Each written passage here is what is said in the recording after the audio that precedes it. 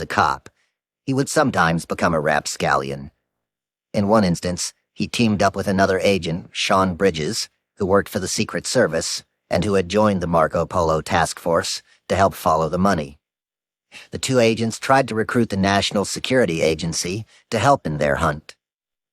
Bridges had an intimidating look to him, with thin, squinty eyes, a black goatee, and short, buzzed hair that made his ears pop outward. There was something about him that seemed to say, "Be careful with this one," but Carl didn't see it. The NSA, or No Such Agency, as it was unofficially called, was rumored to be able to crack into any secure computer on the planet. Carl reasoned that the NSA could help him break Tor and find the Dread Pirate Roberts. While everyone else on the Marco Polo task force knew the agency didn't touch drug-related cases, Carl and Sean were determined to get it involved. So one day, without the knowledge of any of the other agents, the two men set up a secret meeting with one of Sean's contacts at the NSA. They didn't want a paper trail, so everything was done in person. The NSA analysts they met with, while sympathetic to their plight and the numbing hunt for the Dread Pirate Roberts, informed them that the NSA's mandate was only to go after targets that could harm the security of America. "Sorry, we can't help you," the analyst said. "Oh, and by the way, this conversation never happened."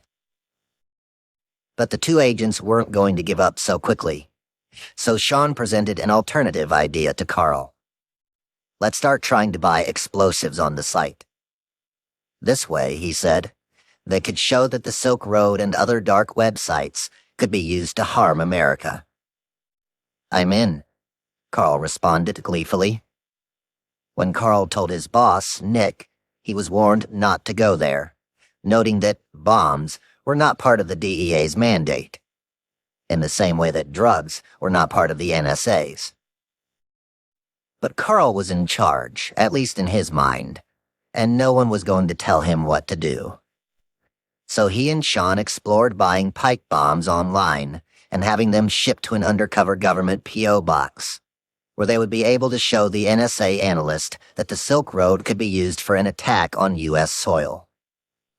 Soon they realized a random discovery of a couple of pipe bombs in the mail might cause a bit of a stir in the Postal Service, and the plan was halted at the last minute. When that detour didn't work out, Carl returned to the goal of befriending DPR, and in doing so, would say whatever he wanted to the site's leader. Not surprisingly, almost anyone who read the chats between Knob and Dredd started to question why they were so detailed. On more than one occasion, Nick, Carl's boss at the DEA, saw the conversations between the two men and was livid. He would call his underling into his office, slam the door shut behind him, and, amid the din of heavy metal music, erupt into an apoplectic rage. Carl found glee in pissing off his boss, so he sat there undeterred. "I'm just doing this stuff to get close to him," Carl told Nick unapologetically, which was half true. "I need to develop trust with DPR." It was hard to assert that this approach wasn't working. There was an argument to be made that Carl was going to bring down the Silk Road before other agents, and it was becoming apparent that there were plenty of others in the U.S. government who wanted that glory, including, as Carl had heard, Jared Deryagian, over in Chicago. It seemed perfectly fine to overlook Carl's peculiar interaction with DPR if it meant the Marco Polo crew was going to win. Which is why when Carl approached his team about doing a controlled drug buy that would be facilitated by none other than DPR himself, no one questioned if it was a bad idea. The plan Carl came up with was to have his online persona, Knob, sell a bulk order of cocaine or heroin to a buyer. And as he suspected, the Dread Pirate Roberts was happy to help expedite the sale. "How much can you sell 10 kilos for?" DPR asked one afternoon. "Of heroin?" "Yes, of heroin."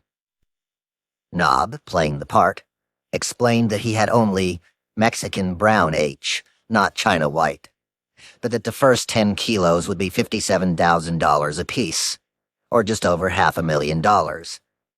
If the sale went well, he would drop the price to $55,000 a kilo, and then to $53,000.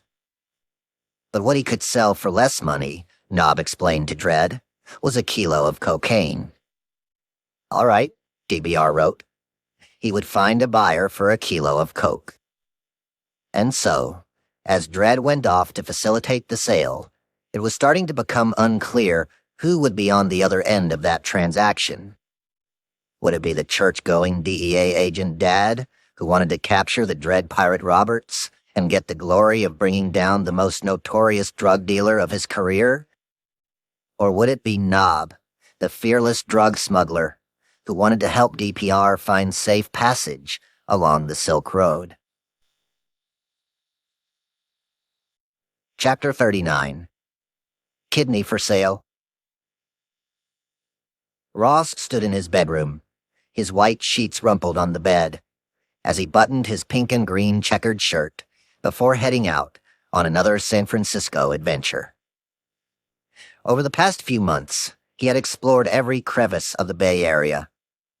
On some days, he had ventured south to Bernal, where he climbed to the peak of a hill. He took long walks past the piers with sunbathing sea lions. He'd gone north with his roommate and best friend, Renee, over the Golden Gate Bridge to Marin, where they hiked the trails amid the redwood trees, clambering through the salty fog and stopping every few feet to marvel at 1,000-year-old trees that seemed to almost touch the heavens. Between explorations, Ross went on boating trips with friends through the choppy waters of the bay, brushing past Alcatraz, the notorious prison that had once been home to Al Capone, the American gangster who fought the U.S. government during Prohibition. But one of the more memorable experiences of his time in San Francisco happened on a Thursday afternoon in early December, when Ross and Renee happened upon the Contemporary Jewish Museum in the South of Market area of the city.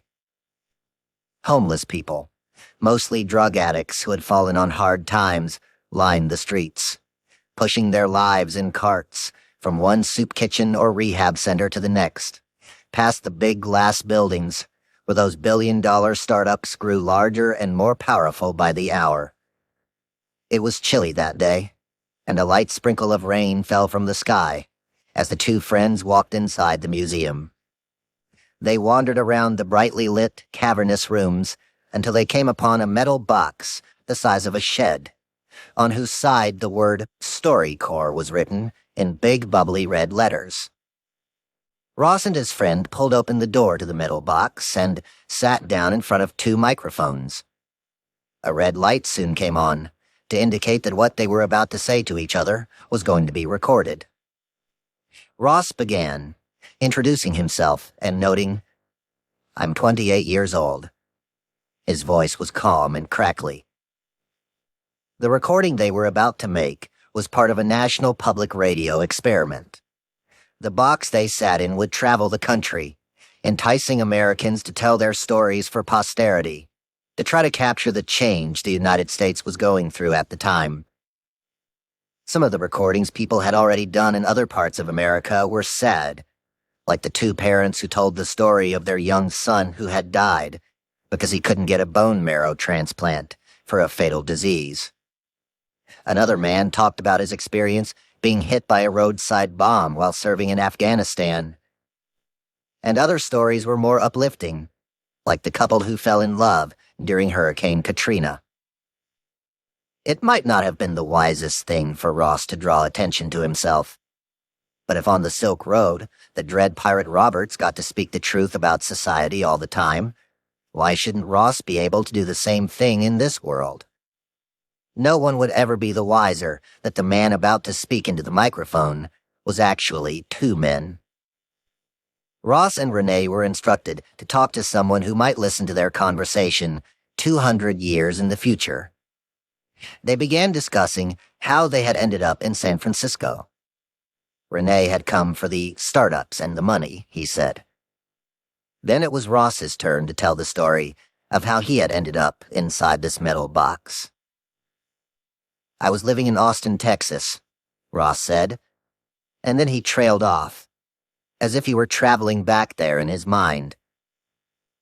And, Ross continued, stuttering slightly as he stared off into the distance. "And, he said again. Renee looked back, waiting for his friend to finish the sentence, seemingly oblivious to where Ross's mind had just wandered off to. As close as Ross had gotten to Renee, he kept the promise he had made to himself a year earlier. He would never tell anyone else in the real world about the online world he had created. He had learned that bitter lesson with Julia. It had been difficult hiding the truth. Friends in the real world would say things to him like, "Why don't you try this business idea, or work on that app?" To which Ross would simply say, "Good idea, dude, I'll think about it." But, as he told his employees on the site, he just wanted to scream at them, "Because I'm running a goddamn multi-million-dollar criminal enterprise." Lying came at a price. To separate those two worlds, and to justify the actions he had to make in each, telling stories to his family and friends in one, and making resolute decisions with vast repercussions in the other, the man in the pink and green checkered shirt had become incredibly adept at separating the life of Ross Ulbricht from that of the dread pirate Roberts. As Ross, he would go on these walkabouts with his friends, or alone, and the biggest decisions he had to make each day were where the adventure would begin and what he would eat for lunch. When he stepped into the role of the dread pirate Roberts, he hid Ross away, and DPR reveled in the power that came with dictating the rules of a world in which hundreds of thousands of people roamed.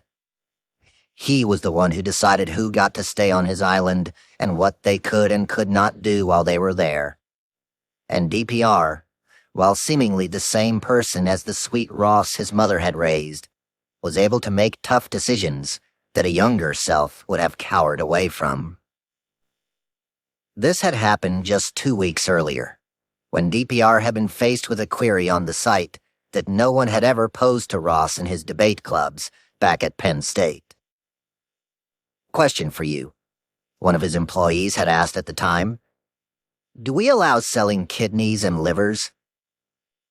Well, that was something Ross had never imagined people might want to hawk on the Silk Road. "Is it listed?" he replied. "Or someone wants to sell?" The employee then forwarded an email that had come into the Silk Road support page from someone who said they wanted to sell kidneys, livers, and other body parts. According to the anonymous sender, the sales of these internal organs would all be consensual between the sellers and the buyers. On the black market, a person's kidney could sell for more than $260,000, though a kidney from a Chinese man or woman would go for only $60,000, and a good liver was $150,000. Almost every part of a person's body was for sale and for a hefty profit. Bone marrow, for example, sold for as much as $23,000 a gram, compared with $60 a gram for cocaine. A family who couldn't get that for their dying son in the broken U.S. healthcare system would happily pay for it on the dark web. "Yes, if the source consents, then it is okay," DPR wrote, then noted to his employee that morals are easy when you understand the non-aggression principle, citing the same libertarian argument he had used so many times in his debates at Penn State. Anything goes in a free market, the principle states, as long as you're not violent toward anyone else without cause. If someone tries to harm you, then you have every right to defend yourself and your personal property, Dredd explained. An eye for an eye was the way of the libertarian world. Selling a liver or spleen on a website was entirely moral and just, he noted. In addition to allowing organs on the site, the dread pirate Roberts had also recently approved the sale of poisons on the Silk Road. So, we have a vendor selling cyanide, wrote another of Dredd's employees. Not sure where we stand on this. He's not listing it as a poison, but it's only the most well-known assassination and suicide poison out there. The employee followed up with, LOL. DPR asked for a link to the sales page. The listing pointed out that while cyanide could be used to kill yourself, in about 7 to 9 seconds, the person selling the acid had noted that with each order, they were including a free copy of the ebook, The Final Exit, which was a how-to guide for suicides. Cyanide did also have some legitimate uses, the seller pointed out, like cleaning gold and silver, and was the perfect medicine to treat leprosy. After a couple of minutes deliberating, DPR said to the employee, I think we'll allow it. And then he reiterated the site's mantra, it's a substance, and we want to err on the side of not restricting things. The Silk Road, after all, was just a platform, no different from Facebook or Twitter or eBay, on which users communicated and exchanged ideas and currency. So who was DPR to err on the side of anything but yes?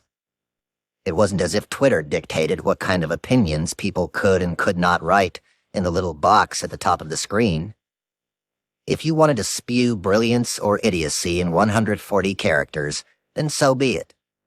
It was your God-given right to say what you wanted on the internet. In the same way, it was your God-given right to buy or sell whatever you wanted and put it into your body, if you chose. That had been Ross's goal with weapons, too, when he started the armory, though he recently had been forced to shut that site down because it had proven too difficult to get guns through the U.S. Postal Service.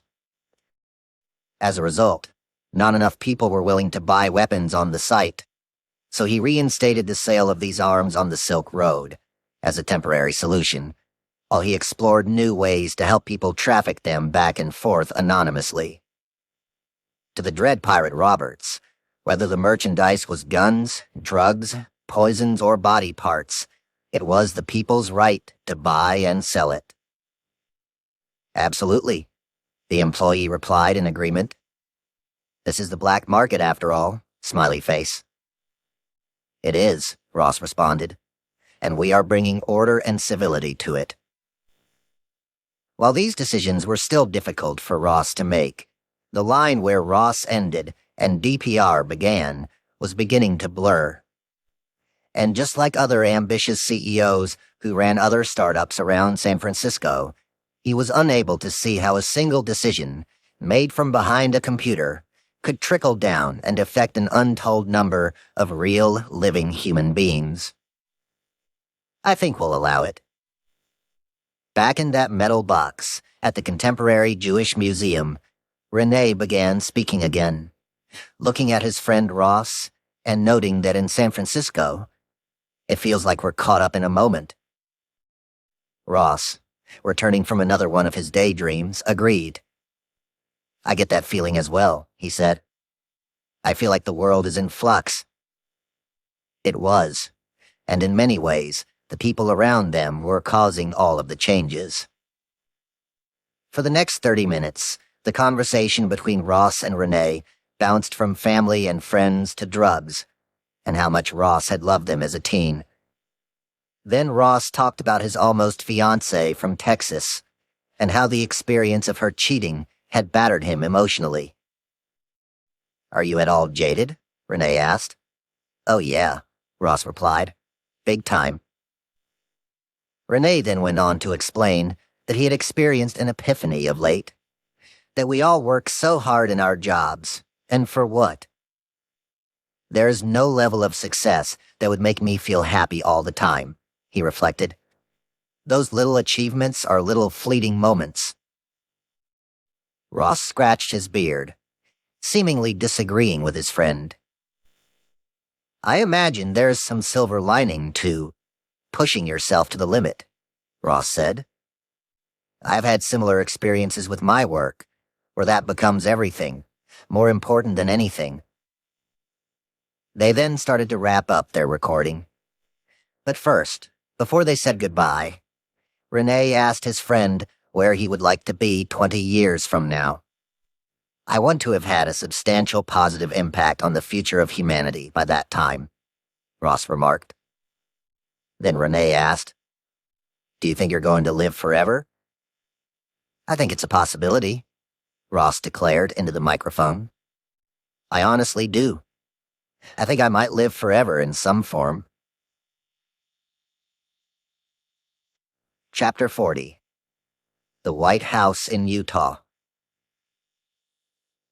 The little house on East 600 North Street in Spanish Fork, Utah, had seen better days. The white slats of siding were chipped from years of neglect, as was the wooden fence on the edge of the property. In all directions, small white steeples rose into the Utah sky, offering endless places of worship. This was, after all, Mormon country, home of the Latter-day Saints. On a Thursday morning in mid-January 2013, every few minutes, the silence was punctured by a car passing through the nearby intersection. And in the distance, there was the echoing rattle of the wind irritating a dozen or so ragged American flags that lined the nearby streets. But there was something unusual about the street that day.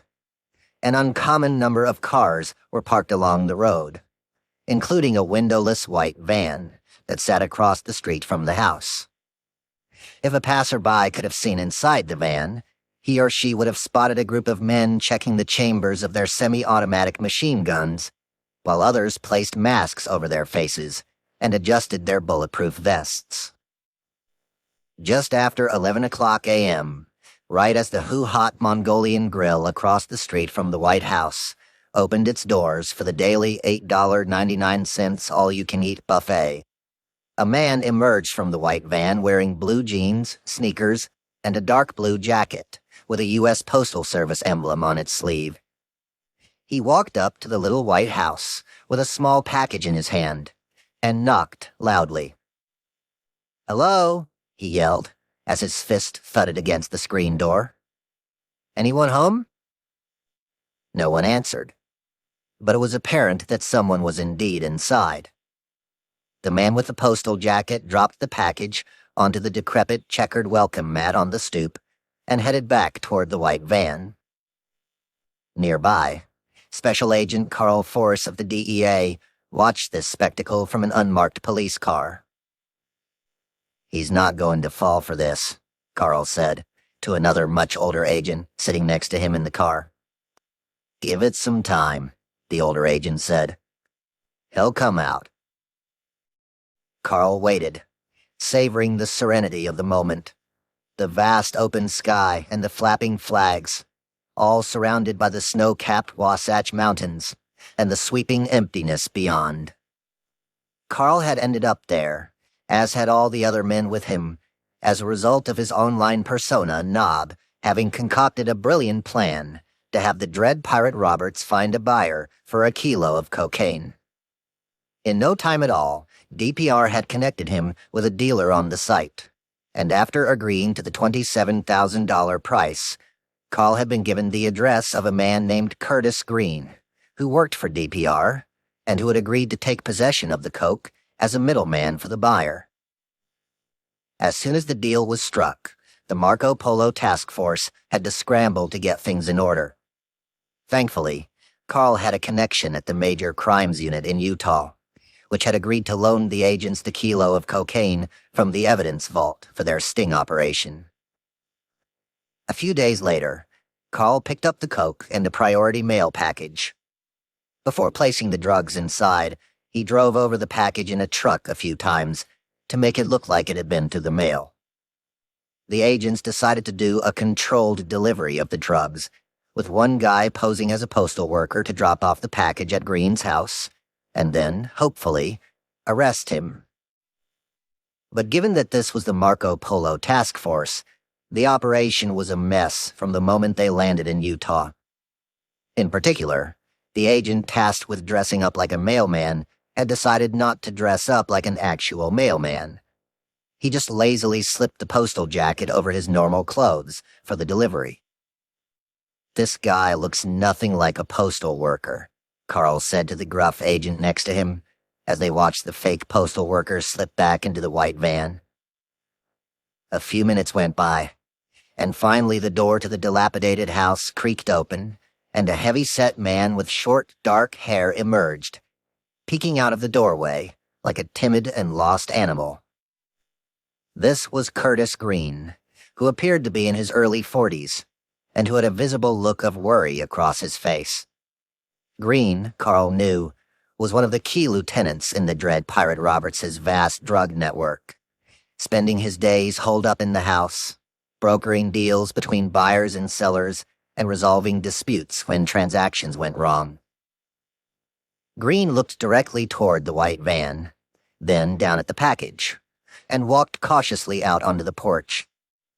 A pink walking stick in hand, he hobbled toward the parcel, then leaned down to pick it up and examine it. The package was a priority mailbox, no bigger than a brick, and there was no return address anywhere. He wore a fanny pack around his waist, and it shifted slightly as he ambled across the porch.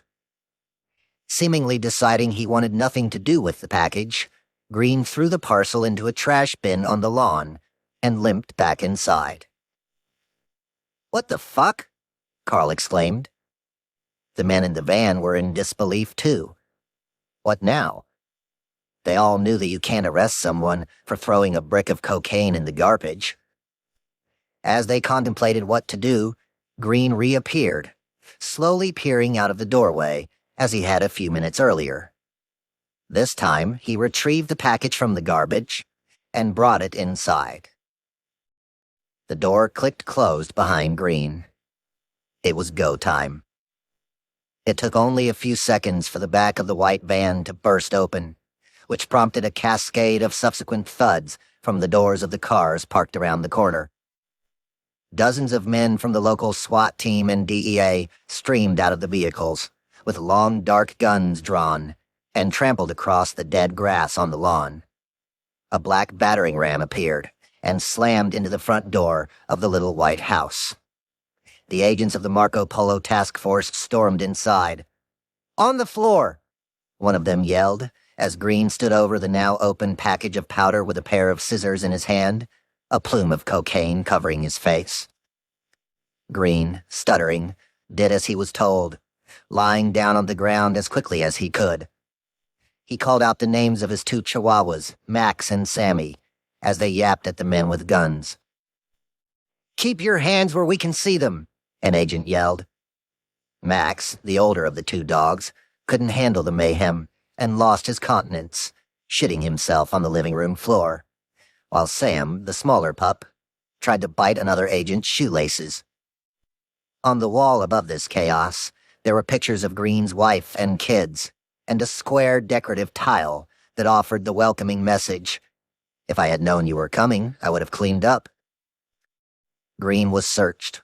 The cops found $23,000 in cash stuffed in his fanny pack, and was read his rights. He was visibly petrified, telling the cops he'd do whatever they needed, tell them whatever they wanted to know, show them how bitcoins worked, and the computer he used to log on to the Silk Road. The cops in the back of the house rummaged through Green's drawers, pulling out his wife's big black dildo that became the butt of several jokes. Other officers went down into the basement, where they found a series of computers linked together for what they were told was Green's Bitcoin mining farm.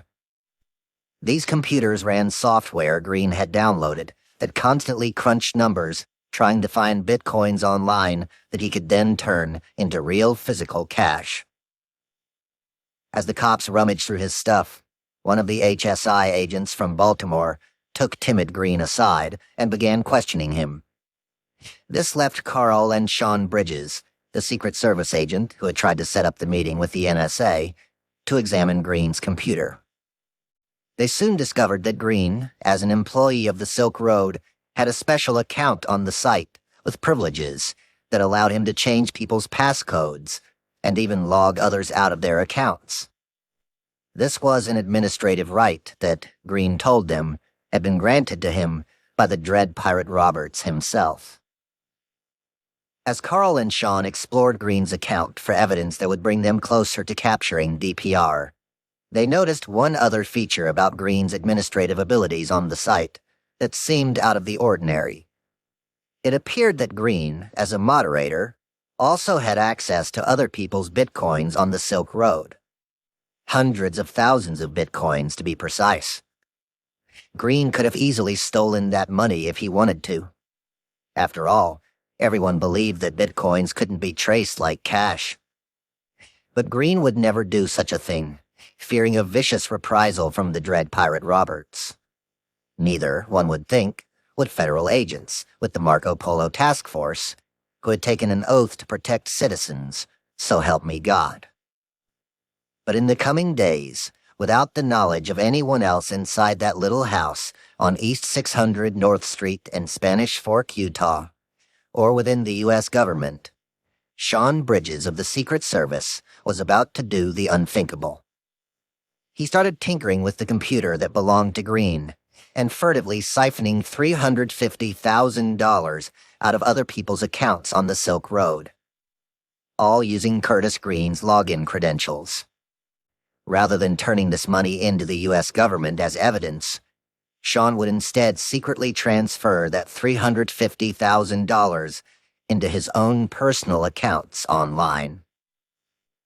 It didn't stop there. It wouldn't take long for do-gooder, church-going dad Carl Force, completely separately from Sean Bridges, to start stealing money from the Silk Road too. But rather than purloin the money, as Sean did, Carl would instead sell information back to the dread pirate Roberts in exchange for hundreds of thousands of dollars in bitcoins. This information would help Ross Ulbricht stay ahead of law enforcement as they hunted for the leader of the Silk Road. Just as he had before, Carl was about to cross the line between covering a criminal and becoming one. So help me God. Chapter 41. Curtis is tortured. The lobby of the Marriott Hotel in Salt Lake City was as bland and soundless as any other. The carpet was as hard as concrete, and the stale smell of coffee hung in the air. In the corner of the foyer, a television played with a ticker streaming below the newscaster who read the latest headlines, noting that new home sales in the United States had fallen by 7.8% over the previous month, and the economy was again sputtering.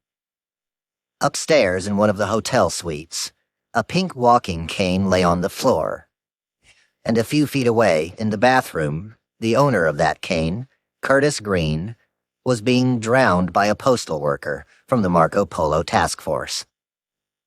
Across from him, as Green's head was held underwater and his arms flailed about in panic, Carl Force of the DEA stood with a digital camera videotaping this torture.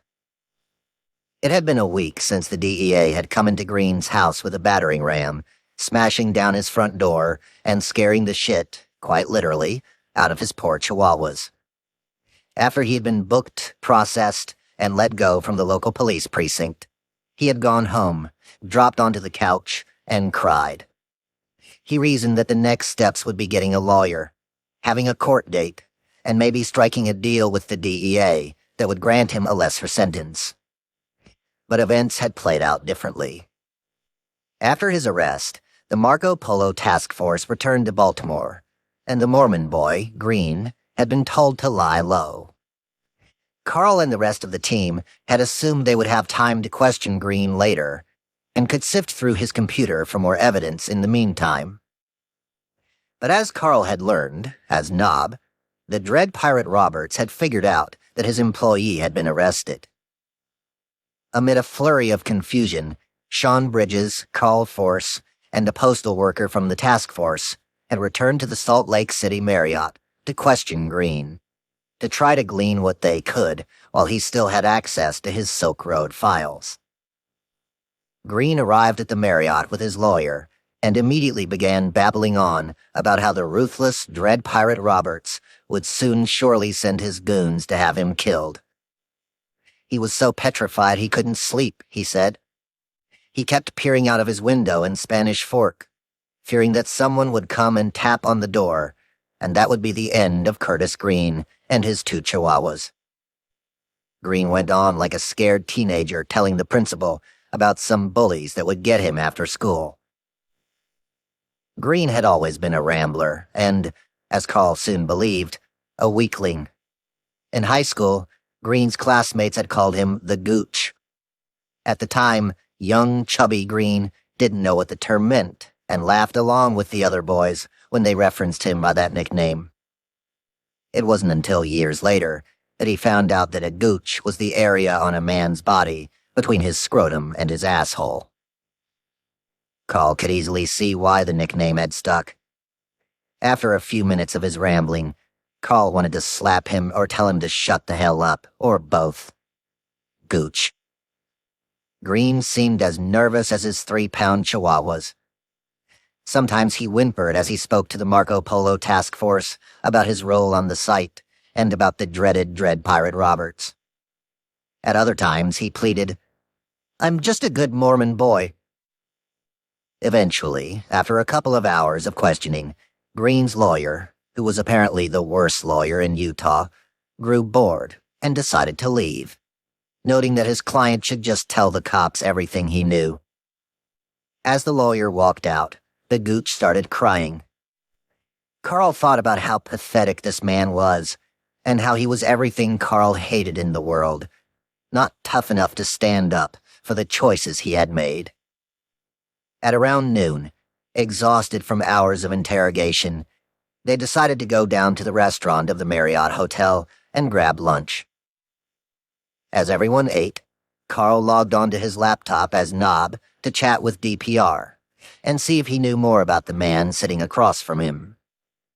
It was then, as Green sat eating French fries and trying not to upset his DEA captors, that Dredd told Knob what had happened. One of his employees had stolen some bitcoins, and he wasn't happy about it.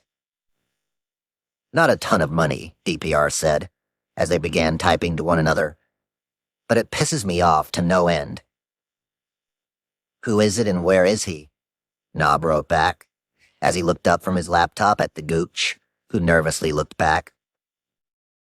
"I'll send you his ID," DPR replied. Knob immediately asked why he had this man's ID. "I had him send it to me when I hired him," Dredd wrote back, "for just this kind of situation." As Carl chatted with Dredd, he played dumb about what had happened with his kilo of cocaine, but he was also surprised that Green had the audacity to steal $350,000 in bitcoins shortly after he had been arrested. "You stole money from DPR?" Carl asked Green, shocked that the gooch would do such a thing. Sean, who had really stolen the money, just watched silently. "No," Green replied, panicked. "You've got to be kidding me. I wouldn't even know how to steal a penny from him." "Just admit it," Carl yelled. And then Sean jumped in too. Sean's glare was intimidating, with his narrow, snarly eyes. "Just admit you stole the money."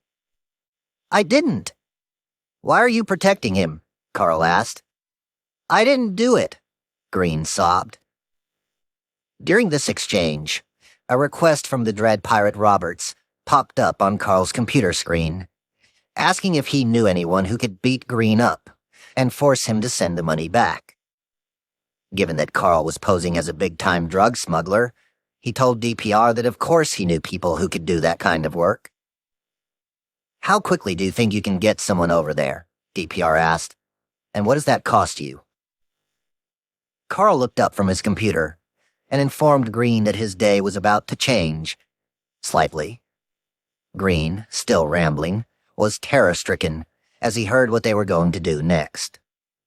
They would have to make the beating look real, Carl informed Green.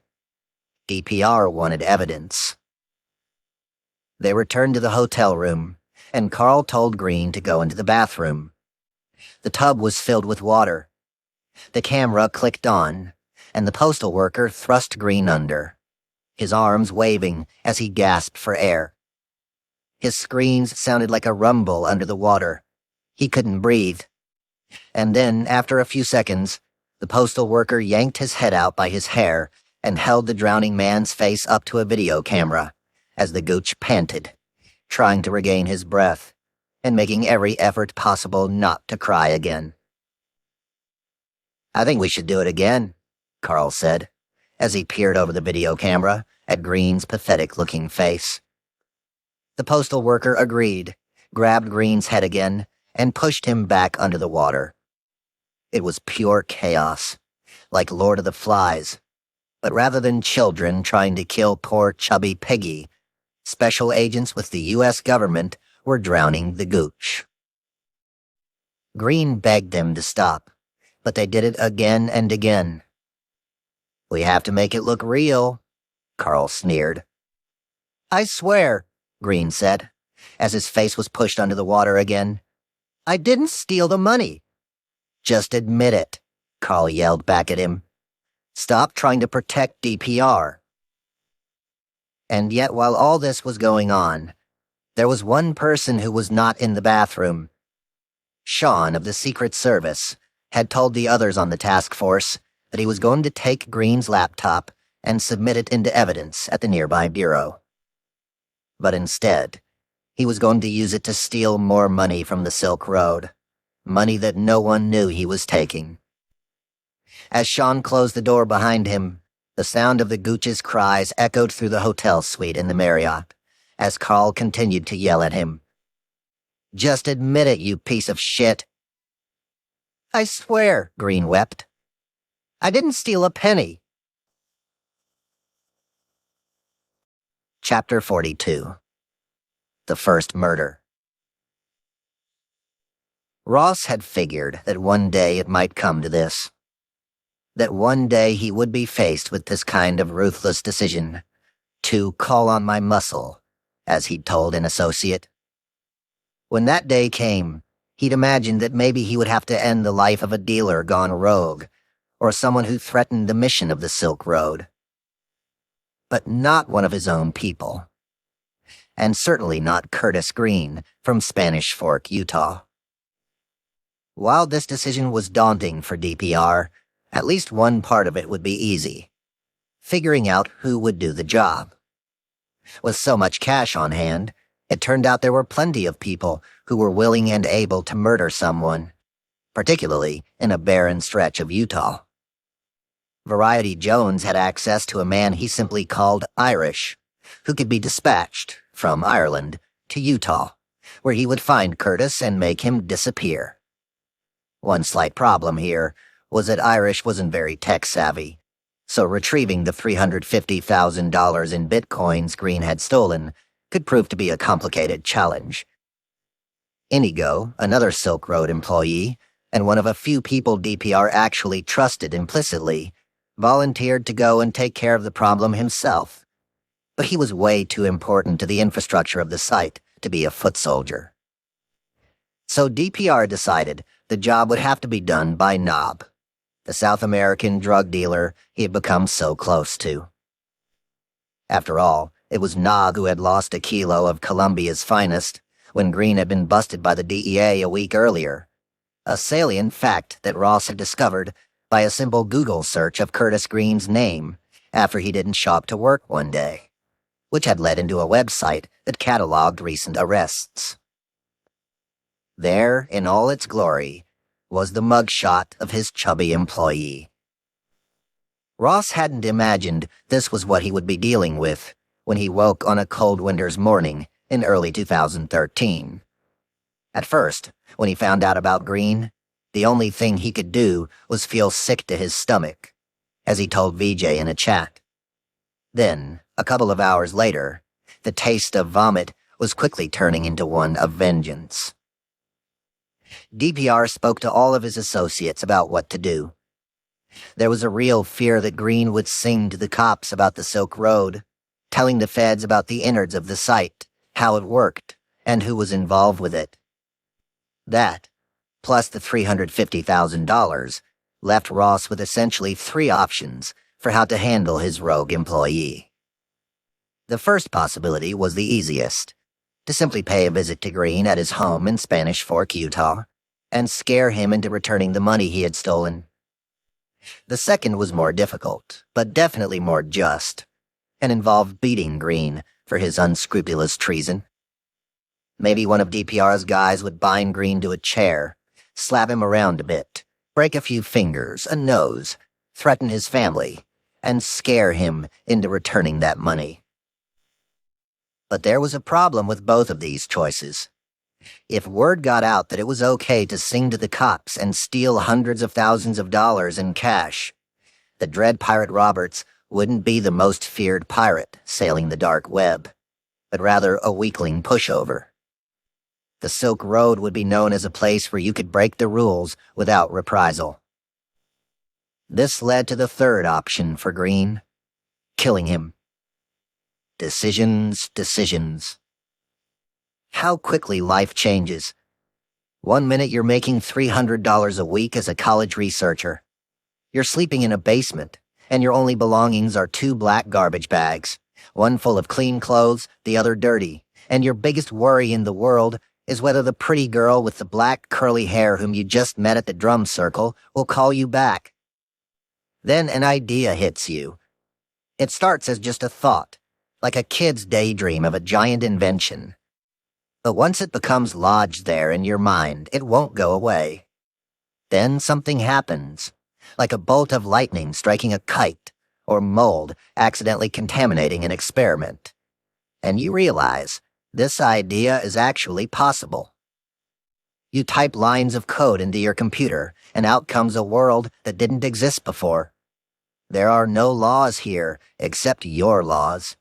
You decide who is given power and who is not. And then you wake up one morning, and you're not you anymore. You're one of the most notorious drug dealers alive. And now you're deciding if someone should live or die. You're the judge in your own court. You're God. But God wasn't ready to end another man's life. At least not yet. So he issued a directive to Nob to go off and find Green and have him roughed up. I'd like him beat up, then force him to send the bitcoins he stole back, DPR wrote to Nob. Like sit him down at his computer and make him do it.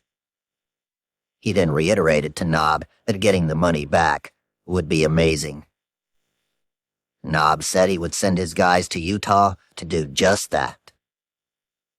But while Nob had set off to find Green, and Ross had issued a pardon of sorts, he still wasn't sure this level of amnesty was the right decision.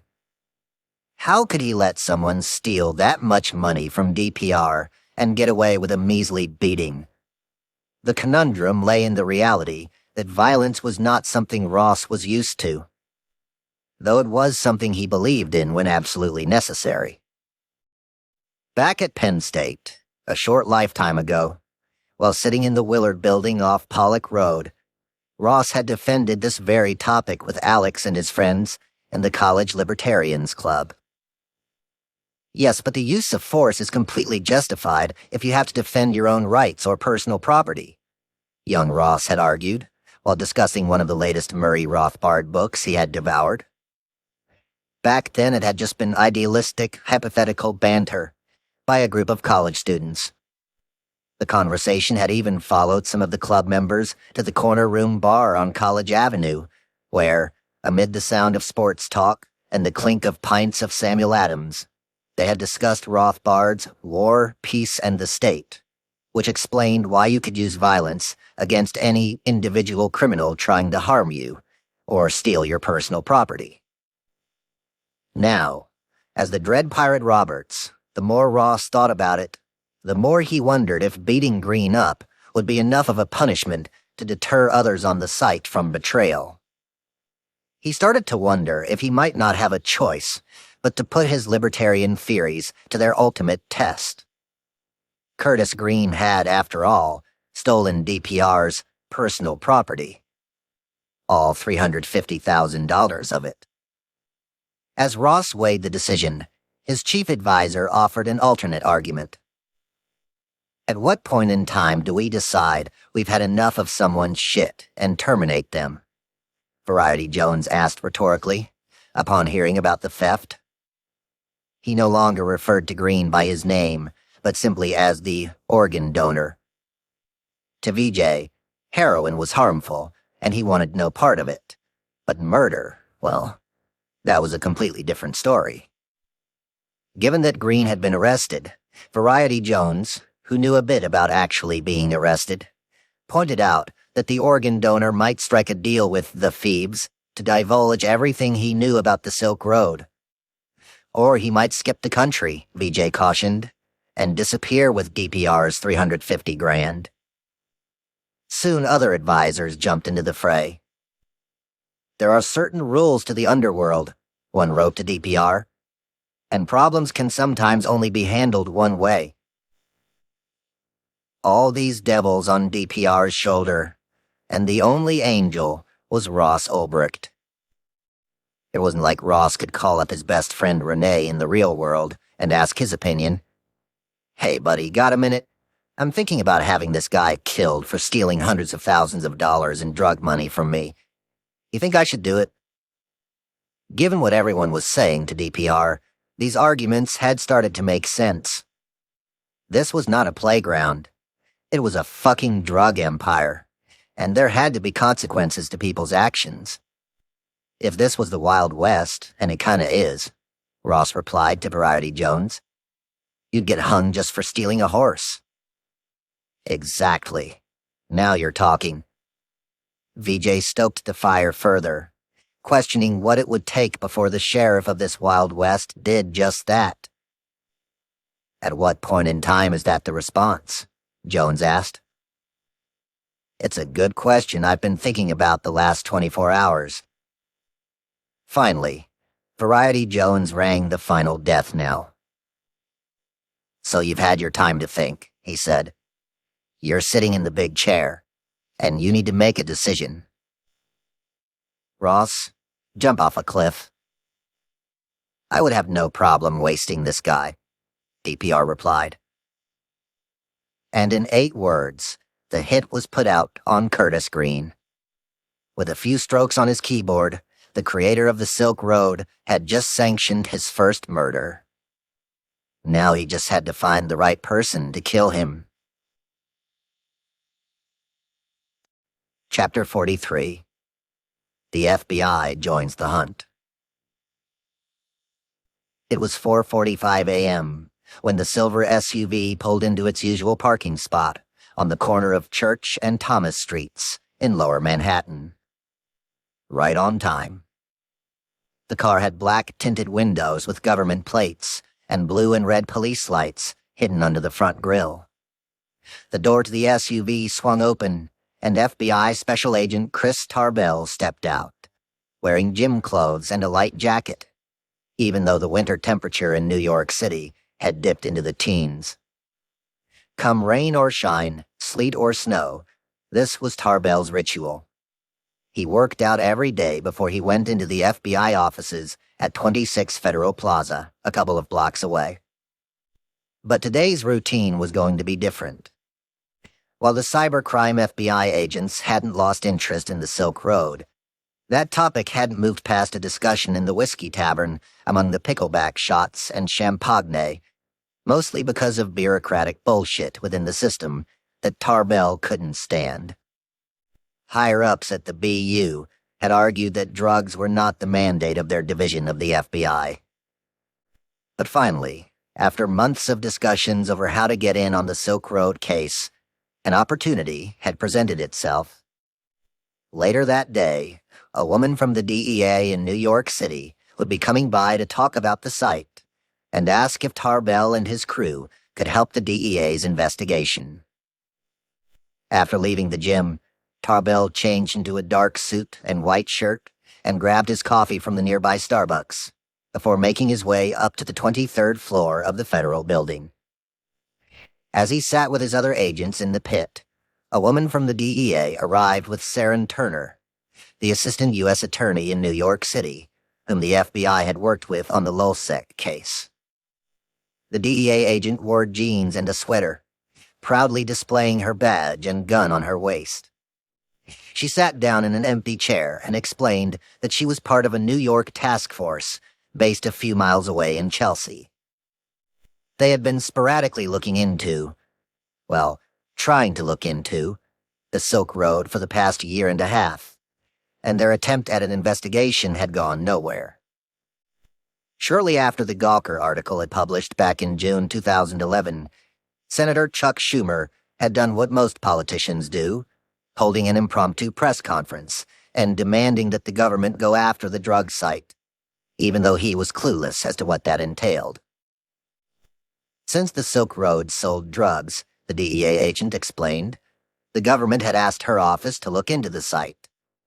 That had been a mistake, it turned out, as her office knew how to do only physical busts with physical drugs, not digital busts with technologies like Bitcoin, Tor, or even the dark web, whatever the fuck that was.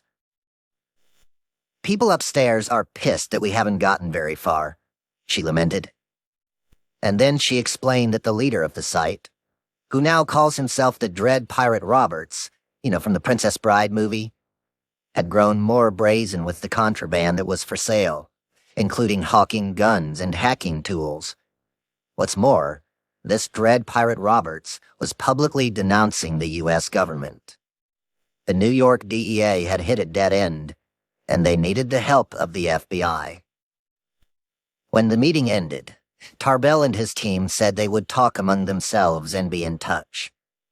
They shook hands and parted ways. Well, Tarbell said to the agents in the pit, there are two problems here.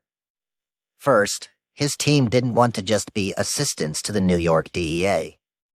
If the FBI was going to go after the Silk Road, the FBI was going to do it alone. The BU didn't work well with others. Never had.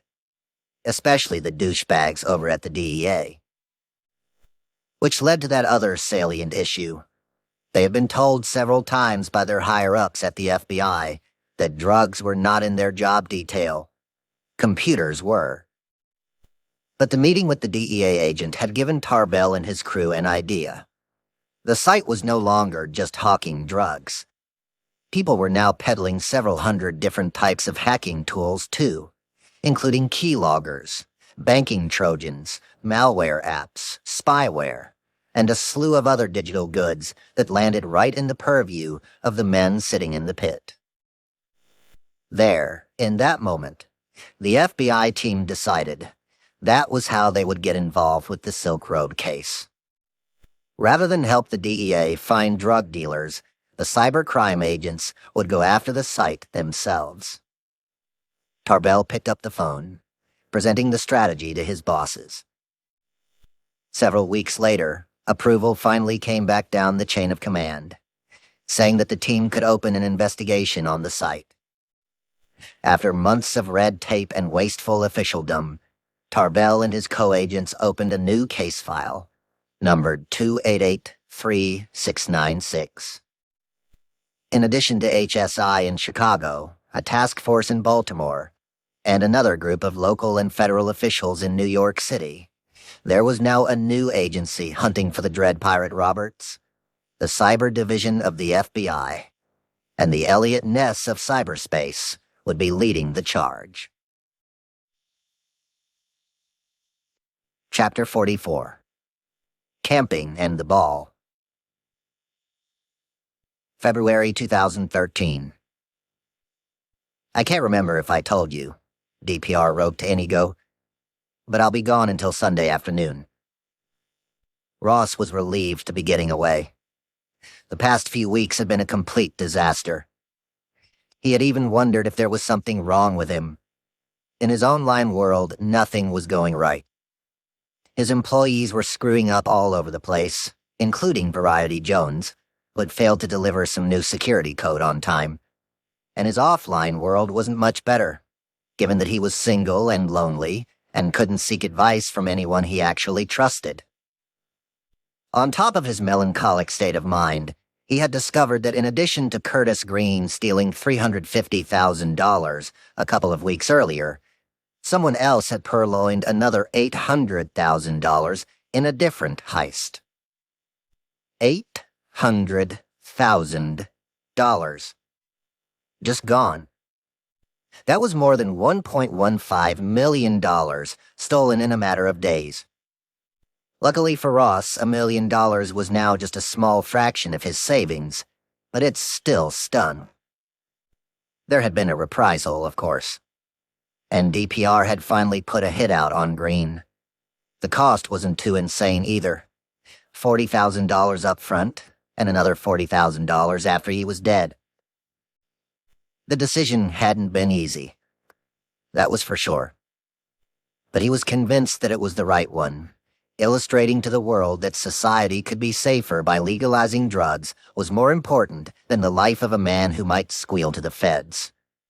Plus, Green had broken the rules of DPR's world. There had to be consequences. Without them, there would be chaos. Before leaving town, DPR sent Inigo one last message, instructing him to hold down the fort for me. Then Ross closed his laptop, leaving DPR hidden within the encryption software he had installed on his computer. There would be no need for him where Ross was going for the next few days. He grabbed his bag and left his apartment. San Francisco's temperature had clung to the high 40s most of the day, yet Ross was dressed as if he were going to the beach, not up north for a 2-day hike in the wilderness. His fellow campers had planned appropriately. Selena, whose birthday they were celebrating, was bundled up with woolly socks and a thick scarf. Renee was wrapped 3 layers thick, like a piece of precious porcelain about to be shipped in the mail. And Crystal, Selena's sister who was in town from Portland, looked like she was going camping in Antarctica. Ross, on the other hand, had decided this trip would require only a pair of thin Adidas shorts and his new, bizarre, bright red Vibram 5-finger shoes, which made it look like he was wearing a pair of gloves on his feet. But in a matter of minutes, the cold ceased to matter to Ross. He felt warm inside as he looked over at Crystal, who was, quite frankly, too beautiful to have him worried about his outfit. Ross instantly had a crush. He was smitten with Crystal. Her long, straight black hair was perfectly braided in the back, revealing her splendid hazel eyes and perfectly puckered pink lips. She looked just like Pocahontas. Once the bags were packed in the car, he hopped inside and it pulled away as the 4 friends chatted in unison. They drove along the 101 and the Golden Gate Bridge came into view. Selena pulled out her camera to snap a picture of the orange towers, which seemed endlessly high. Ross could see the bright blue sky, as vast and open as the ocean he had seen in Dominica. To the right, he could see Alcatraz again, that looming prison in the distance. They continued along the curvy roadways through Sausalito and into Mill Valley, as they made the hour-long drive to the entrance of the hiking trail. The beginning of the trail was a well-worn gravel path that soon turned into a sinuous bridle walkway. Before long, the group found themselves in the thick of nature. Ross and Renee were perfect gentlemen, offering to carry the ladies' backpacks. Each man slipped one on his back, one on his front. They high-fived with delight. On the other side of the world, in Perth, Australia, 16-year-old Preston Bridges and his mates had been planning their own festivities for a while now. Preston had already picked out his outfit for the Year 12 ball and had been in constant discussion with the other kids at Churchland Senior High School about the after-parties they would attend. Preston was a handsome kid, with thick, fluffy eyebrows and flopped-over blonde hair that hung to one side of his face. He had chosen to spend the hours before the festivities on the beach with his mates, jostling in the fleecy, warm water and talking about the evening ahead. He looked like he went for a spray tan, his father, Rodney, joked with him at around 4:00 p.m. when he got home. Preston smirked and bounded off down the hall to change into his tuxedo for the dance. A little more than an hour later, at around 5:30 p.m., Preston walked out of his bedroom for what would be the last time in his life. He looked smart in that black tuxedo, his matching bow tie strung perfectly around his neck. When his mother, Vicky, arrived to pick him up, she noted how handsome her boy looked. His dad snapped a few pictures of them together. In one, Preston turned to his mother, pulled her close to him, and kissed her squarely on the cheek as she beamed. He soon set off for the ball. Ross and his trio of friends finally found camp and set up their blue and white tents on the flat grass of the hillside that overlooked an endless green ocean of Northern California Douglas fir trees. It smelled like pines, and a feeling of calm came over them all, especially Ross. Renee commented that it was like paradise as the group sat down on the slope and watched the world do nothing. Ross snacked on oranges, pistachios, and rice cakes. Soon they built a bonfire.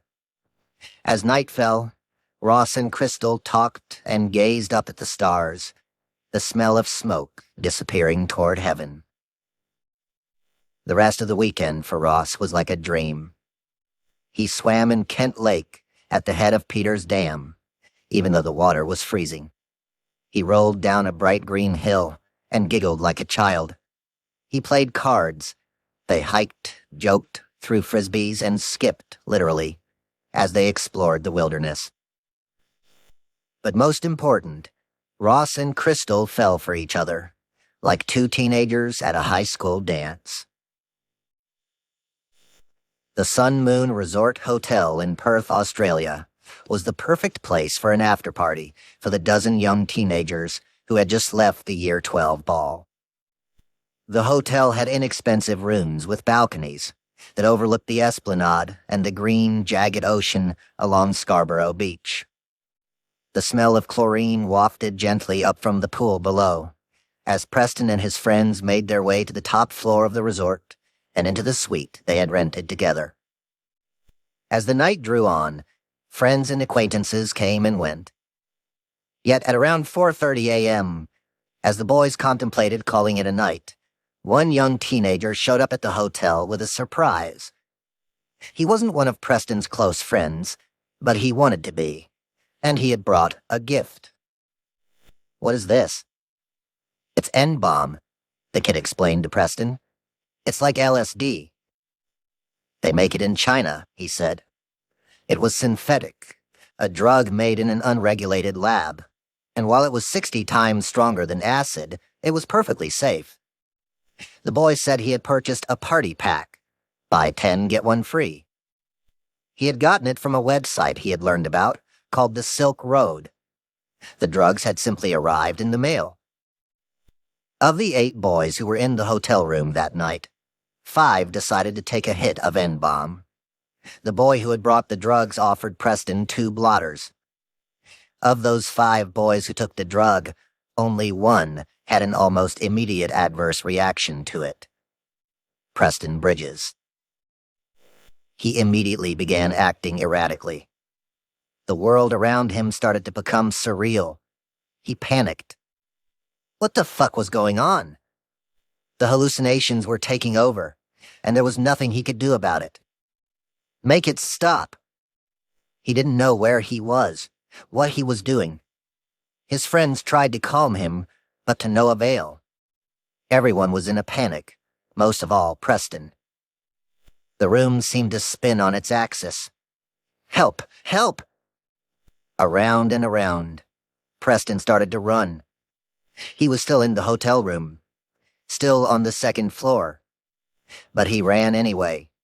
He ran off the balcony and into the air, falling 30 feet, head first, into the parking lot below. Sirens began wailing in the distance. The heart monitor made a slow, repetitive beeping noise as Preston lay on the gurney in the hospital. His thick, fluffy eyebrows and flopped-over blonde hair sat motionless as tubes snaked around him. His tuxedo was gone. Now he was shirtless, with sensors glued to his chest to monitor his vitals. His black bow tie had been replaced by a neck brace. And that classic Preston Bridges smile was no longer there. Instead, a plastic hose had been placed in his throat to ensure that he could breathe. His mother, Vicky, collapsed on the floor when she saw him. His father wept into Preston's sister's arms. As the day drew on, hundreds of kids from school arrived, streaming in groups of 8 into the hospital room as they wept for their friend who lay there in front of them, the soccer-playing, beach-going teen, now motionless. On Monday afternoon, the doctor ushered Preston's family into a small room in the hospital. Then, as tears and shock covered the faces of his mother, father, and sister, the doctor informed the family that at 3:48 p.m., 16-year-old Preston Bridges had died. And then, just like that, the weekend was over. Ross, Renee, Selena, and Crystal packed their bags and drove back through the orange towers of the bridge. Back to San Francisco. Back toward the Silk Road. Ross returned home with a broad smile. He felt renewed as he opened his laptop and logged on to his world. "So everything's smooth while I'm gone?" he asked Inigo. "Yep. Nothing exciting happened." "Good," the Dread Pirate Roberts replied. "Surprising, huh?" Inigo responded. "Like something always happens when you're away. It's like the curse is lifted." Life was looking up. Ross was making plans with Crystal to visit her in Portland in the coming weeks. They were going to stay in a cabin in the woods. They would get massages and order food in a cozy cabin, then romantically nuzzle up to each other over a long weekend. He was so jubilant about the prospect of his new love interest that he had even broken one of his own security rules, telling several of his employees and confidants on the site about the girl he had just met. He even told Knob, his drug smuggler turned hitman, who was currently searching for Curtis Green. "You seem to be in a very good mood," Knob wrote. "I am," DBR replied. "It's a girl," smiley face. "A woman, I should say. An angel." A weekend that had started out shitty had turned great. And the big, fat, sloppy cherry on top was that the Silk Road had made its usual fortune that week, selling drugs to people all over the world, including a party pack of N-bomb to a 16-year-old in Perth, Australia. Part 4. Chapter 45. Gary Alford, IRS. The sidewalks of Manhattan reminded New Yorkers that summer wasn't in sight just yet. Half-frozen, dirty dollops of sludge lined the city streets as wind whipped garbage down the avenues like frigid tumbleweeds. On a mid-February morning in 2013, in front of 290 Broadway, just off Duane Street, a line of men and women waited pensively to pass through a security checkpoint into a massive beige tower. While the mere sight of the building was intimidating enough, the name that hung on the gold placard on its east wall could, regardless of the temperature outside, send shivers down anyone's spine. Internal Revenue Service. This was one of those rare government buildings in which someone who uses a calculator for a living can wield more power than a person who carries a gun. One of those calculator-carrying men was Gary Alford, who arrived for work at that beige tower like clockwork each day. A large and forbidding man with wide shoulders and a square jaw, when Gary stood still, he was completely motionless, like an anvil that had fallen to the floor and couldn't be moved. He was African American, and his dark complexion often seemed even darker against the white of his shirt, which he always wore to work, along with a crisp suit and tie. While Gary looked like a normal IRS employee in his business attire, he was far from ordinary, and had a number of eccentricities that made him stand out from all his co-workers. One of the strangest of these idiosyncrasies was the bizarre fact that he read everything, literally everything, 3 times. It didn't matter what it was. If it had text on its pages, Gary would read it once, then again, and then once more. When he received an email, he would read it 3 times before replying. He would read news articles 3 times. Books, text messages, research papers, someone's tax forms. He did this, he told people, to ensure that he remembered more information than those around him. When he was younger, he had heard that the brain retains only a small percentage of words when you read, so he reasoned that if he started consuming every snippet of text at least 3 times, he would remember more. Sure, it was repetitive, but most of the things Gary did were. Each of his mornings was a replica of the one before. Gary would commute exactly the same route to work, arriving at the IRS offices at exactly the same time and walking the same worn path to the same marble lobby. There was no reception desk or waiting area on Gary's floor, just 2 locked doors, one to the north and one to the south. On the wall of the hallway, there was a poster of Al Capone, the American gangster who controlled the flow of liquor during Prohibition. The mug shot on the poster was there to remind employees that when it came to the Criminal Investigation Division of the IRS, where Gary worked, it was good old math that took down Al Capone in the 1930s, not liquor bottles or smoking guns. And it was the IRS that landed the gangster in Alcatraz Federal Penitentiary off the coast of San Francisco. Like most of his co-workers, Gary had a strong New York accent. He'd grown up in the city, gone to college there, and now lived there with his wife and their fluffy Maltese Yorkie mix, Polly. But unlike other agents he worked with, who had grown up in high-rise apartments or the suburbs of Long Island, Gary had been raised in one of the city's grittiest low-income housing projects. He was born in the Marlborough houses in Gravesend during the summer of 1977. The week of Gary's birth, a brutal heat wave caused a lightning storm, which struck a power station and plunged New York City into complete darkness. Within a matter of hours after Gary entered the world, chaos ensued, with looting, riots, and arson sweeping across New York's boroughs. Gary used to joke with people that, "I shut the city down when I was born." On top of the riots and power outages, New York was also being haunted that summer by a serial killer, nicknamed the Son of Sam. Gary didn't last long in the housing projects. In the 1980s, his family moved farther east to Canarsie. After colorful crack vials from New York's rising crack epidemic had started to line the gutters around Stillwell Avenue, where they lived.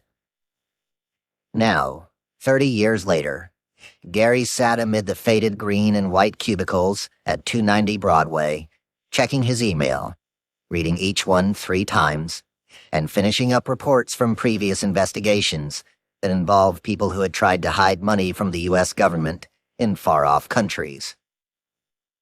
But while Gary's morning had begun like any other, it was about to change drastically. His phone rang with a call from the IRS supervisor, asking the young and ambitious agent to come into his office. As Gary wandered into the room, taking a seat in an uncomfortable lime green IRS chair, his director immediately pounced. "There's a task force we want you to join," the supervisor said. There would be no small talk here. This was the IRS, after all. The supervisor continued, moving into an explanation of who, what, and why. The case, he told Gary, involved a website where you could buy drugs and guns. "What do you know about the Silk Road website?" Gary knew nothing about the site and stared back with wide eyes. "What about Tor?" "Nope, nothing." "And Bitcoin?" Blankness. "Well, that doesn't matter," the supervisor said. "The strike force is a drug task force, and you're going to be leading the money laundering side of the case." A tinge of excitement. "It's a big change, Gary." "You're damn right it is." The strike force, Gary was told, included local and state police investigators, DEA agents, and the U.S. Attorney's Office for the Southern District of New York. That alone made the case seem important to Gary. Finally, Gary was told that he would be moving to a new office in Chelsea, a few dozen blocks north.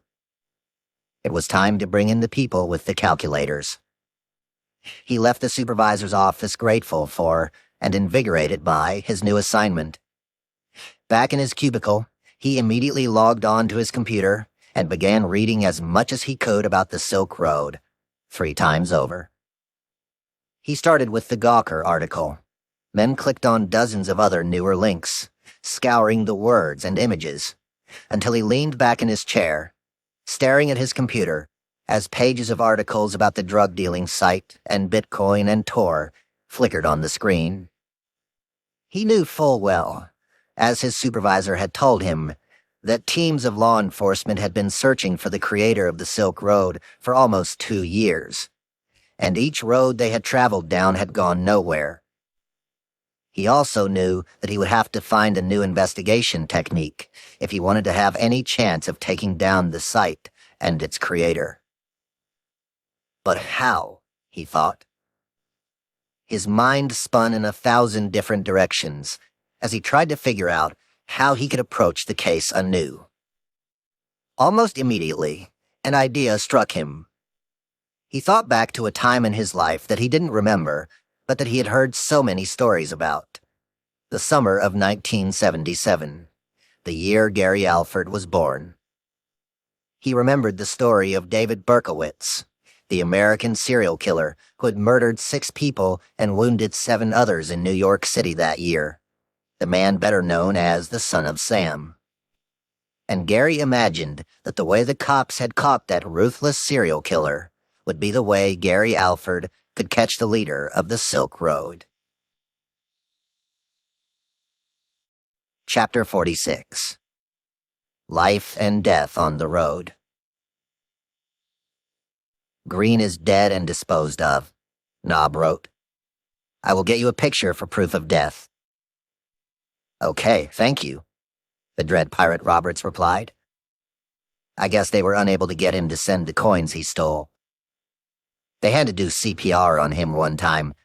Actually, the trick to torture sometimes is keeping the guy alive, Knob wrote back, explaining that Curtis Green, the thief who stole the Dread Pirate Roberts' $350,000 in bitcoins, had been tortured and drowned before he ultimately succumbed to a heart attack. Died of asphyxiation/heart rupture. When Dredd didn't respond to the macabre description of the murder, Knob asked, You okay? A little disturbed, DPR said, but I'm okay. And then he admitted to Knob, I'm new to this kind of thing is all. Variety Jones had reassured Dredd that what they had done wasn't simply the right decision, but the only one. We're playing for keeps, VJ wrote. I'm perfectly comfortable with the decision, and I'll sleep like a lamb tonight, and every night hereafter. Well put, DPR wrote back. Enjoy the rest of your evening, mate. I will, you too, VJ replied. Sweet dreams. When Ross opened his next email from Knob, he was greeted by an image of a lifeless Curtis Green peering back at him. Green's thick jowl hung off to the side, and a pool of vomit had erupted from the dead man's mouth. From the picture, it appeared that Curtis's t-shirt was drenched, likely from the waterboarding Knob's thugs had administered before the thieving Green had taken his last breath. Ross then saved the picture to an encrypted folder on his computer and messaged Knob again, asking where he wanted the final $40,000 to be sent for the hit. Send to the same account? Yes. Ross was obviously torn up by what he had done. Killing someone wasn't an easy decision, but he also knew that this was something he might have to do again in order to inoculate his empire against people who threatened it. There was no fate worse to him than losing control of what he had built. It was, after all, his legacy, the thing people would remember him for 200 years from now. He wanted so badly to leave an imprint on this world, and for people to know, eventually, that he was the one who had done it. Being forced to order the murder of someone was just the price he had to pay to leave that mark. And who the fuck was anyone to judge? All of the greatest people in history had to make such decisions. The President of the United States faced these kinds of choices every day, pressing a button that unleashed a drone over a village in Afghanistan, killing people to protect the Republic. This was the case in business, too. Dozens of Chinese workers who made iPhones had subsequently jumped to their deaths because their working conditions were so dire. But Steve Jobs had to accept those sacrifices because, by fucking God, he was changing the world on a massive, massive scale. This was simply the plight of men and women who wanted to leave a dent in the universe. In addition to the murder, other issues had been pummeling Ross. As of late, hackers had again been targeting the Silk Road on a regular basis, knocking the site offline for hours at a time. While DPR's employees were working tirelessly to build defenses, the only way to get the hackers to stop was to pay them a ransom of $50,000 per week thereafter. What Ross needed right now was a break. Thankfully, the same weekend that DPR paid Knob for his services and it was clear Green was dead, Ross was going to see his new girlfriend, Crystal. Things had really blossomed between them since the camping trip a few weeks earlier. After a night in the woods looking up at the stars and sitting around a campfire, they returned to the city and made plans to see each other as much as they could. Over email and text message, they told stories about their pasts and shared hopes about their futures, though Ross only skimmed the surface of those dreams. He had felt so lonely over the past year running the Silk Road. He had all of this success and no one to share it with. So he fell in love head first with Crystal. A weekend together soon turned into every weekend together. Once, Ross flew up to Portland, where Crystal lived, and they spent an entire day cuddling under the covers in her apartment. On another trip, they set off for an adventure at a nearby campground, where they holed up in a cabin in the woods for the weekend. Ross wearing nothing more than a blue robe and his glove shoes, and Crystal in a green dressing gown. Ross felt alive. He sketched pictures of her. After the trip, she sent him messages of herself blowing a kiss. He sent her notes of adoration back. But he never told her about his website. Never could, never would. In between all of this, he continued to steer the ship of the Silk Road, sneaking off to transform into the superhero who was going to legalize drugs and make the world a safer place. The man who navigated tribulations only people with his level of power had to negotiate. And it was that power at this moment that he needed more than anything to protect. Someone was now dead who had deep ties to the Silk Road and its founder, and it was not a stretch to think that the cops would soon find the body of Curtis Green. It wouldn't be long before they figured out what had happened. The murder, the site, and the cocaine bust would all point law enforcement toward the dread Pirate Roberts. He needed dedicated minions now who could really defend and grow the Silk Road into the biggest enterprise on the planet. As Ross explained to one of his employees, "I'm in it to win it." Then he reiterated what was at stake here. "Before I die, I want the world to be so radically different that I will be able to tell my story in person without repercussion." Ross was fully aware that he needed more soldiers in his ranks to reach that goal. "I'm thinking we may even staff up," he had told VJ, as they discussed moving the operation to the next level. They had killed someone, and they were now running a site that trafficked hundreds of millions of dollars in drugs and anything else illegal. Any one of these felonies could land them in jail for life.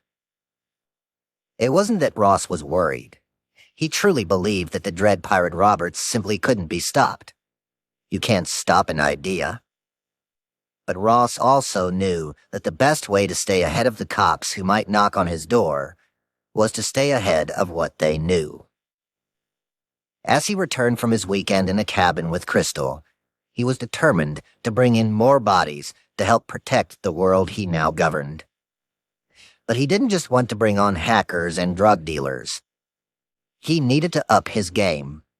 He needed an arsenal of hitmen and muscle if someone else was arrested or tried to squeal to the Phoebes. But most important, Ross needed to find someone inside the government who would be able to keep him apprised of what the feds knew. Maybe a local cop, an agent with the FBI or the DEA, or even someone at the Department of Justice. He was willing to pay this person whatever he or she wanted. There was simply too much at stake not to. He wasn't going to let any more fuck-ups happen. It was time to go to war. Chapter 47. Gary's Big Change. Everything felt completely out of place for Gary as he reported for duty on the DEA strike force he'd been assigned to in New York City. Unlike the IRS's beige downtown office building, which was surrounded by a blockade of federal monoliths and local courthouses, his new workplace was above 14th Street, nestled in among hipster bodegas, cupcake shops, and the Chelsea Elliott housing projects. At the IRS, every cubicle was as tall as a man, which afforded privacy for agents and their spreadsheets. Yet the cubicles in his new office were low and open. As a result, when Gary sat down at his desk, no matter which direction he looked, he found himself gazing directly into someone else's eyes. This was all intentional, Gary was told, designed to get people from different government agencies, NYPD, DEA, IRS, and local and state police, on the task force, talking to one another about their cases. He had no privacy. People in his new office dressed differently too, wearing casual street clothes, like sneakers and t-shirts. Gary didn't own any of these, so he had to go shopping with his wife to buy boots and jeans, which made him feel like he was wearing someone else's clothes. Buttoned-up Gary felt completely out of place. The most dissimilar aspect of the new task force was the open-door policy. People shared the information they had gleaned from their investigations with everyone else. It was all for one, not a cadre of solo IRS suits, counting pennies alone. Before arriving, Gary had done his homework, scouring news articles, forum posts by the Dread Pirate Roberts, and research about the dark web, all to get acquainted with the case he was about to join. While reading these pieces, Gary had come across the first white paper that had been published about Bitcoin, written by the creator of the digital currency, an anonymous man who went by the pseudonym Satoshi Nakamoto. Gary read the paper once and nothing stood out. He read it a second time and still nothing. But the third time he noticed something, in a section of the paper that referenced the gambler's ruin problem, a theory that no matter how much money you have in a betting scenario, the casino, or house, has an infinite amount of money, and therefore if you keep making bets, the house will eventually win. Gary reasoned that the same theory was true for DPR and the Silk Road. The U.S. government was the casino. DPR was the gambler. Eventually, Gary believed, because the Dread Pirate Roberts wouldn't stop playing, he would lose. To say that Gary was excited about this case was the understatement of his career. He was ecstatic. As soon as he was settled into his office, or as close to settled as he could be, he was briefed by his new teammates. This was when he very quickly learned that everyone else was not as enthusiastic about the Silk Road case as Gary was. At least, not anymore. Investigators were burned out and fed up, given that their probe had gone nowhere. To them, Gary arriving with all of this enthusiasm for the case was like a child waking up in mid-August, thinking that it was Christmas morning. His co-case agents immediately noticed something about Gary, too. When he spoke, he would often interrupt himself and utter a rhetorical, "you know," or "right," almost like someone saying the words "rye" and "tight" together very quickly. He did this all the time.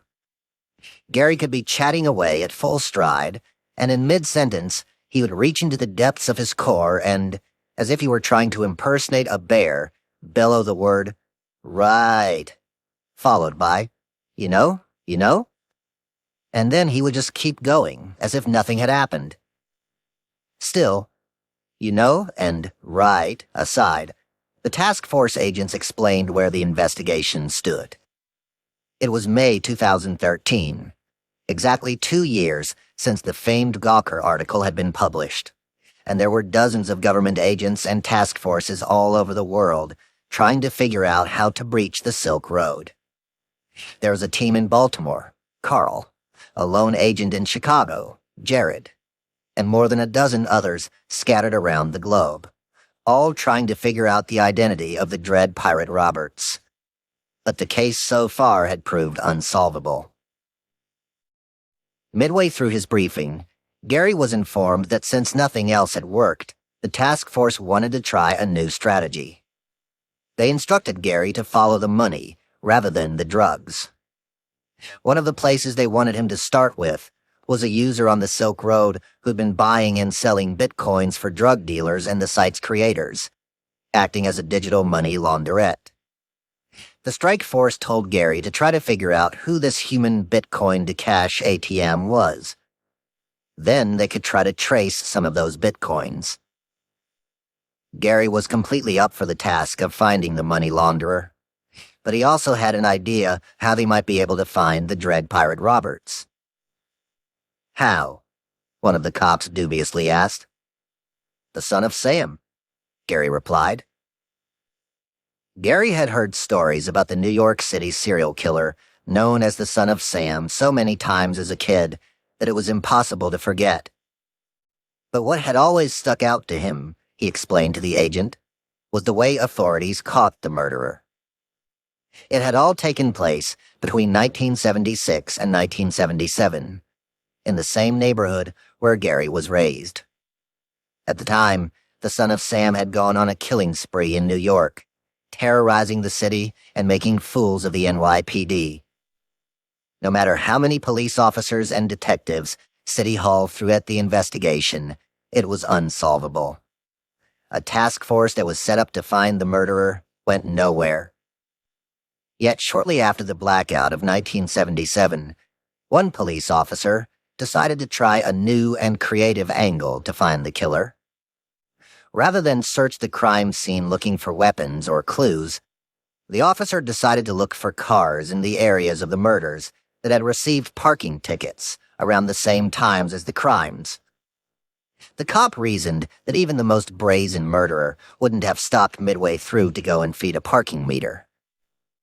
So maybe the Son of Sam had gotten 1 or 2 parking tickets during his attacks. After a painstaking search through tens of thousands of violations, the cops found a pattern. There was a 1970 yellow Ford Galaxy sedan that belonged to a man who lived in Yonkers and had been ticketed numerous times within blocks of each of the murders. When detectives went to the car owner's home, they were greeted by David Berkowitz, a defiant 24-year-old who admitted instantly that he was the Son of Sam. "Well, you've got me," Berkowitz said at the time, and then, with one last barb toward police, "What took you so long?"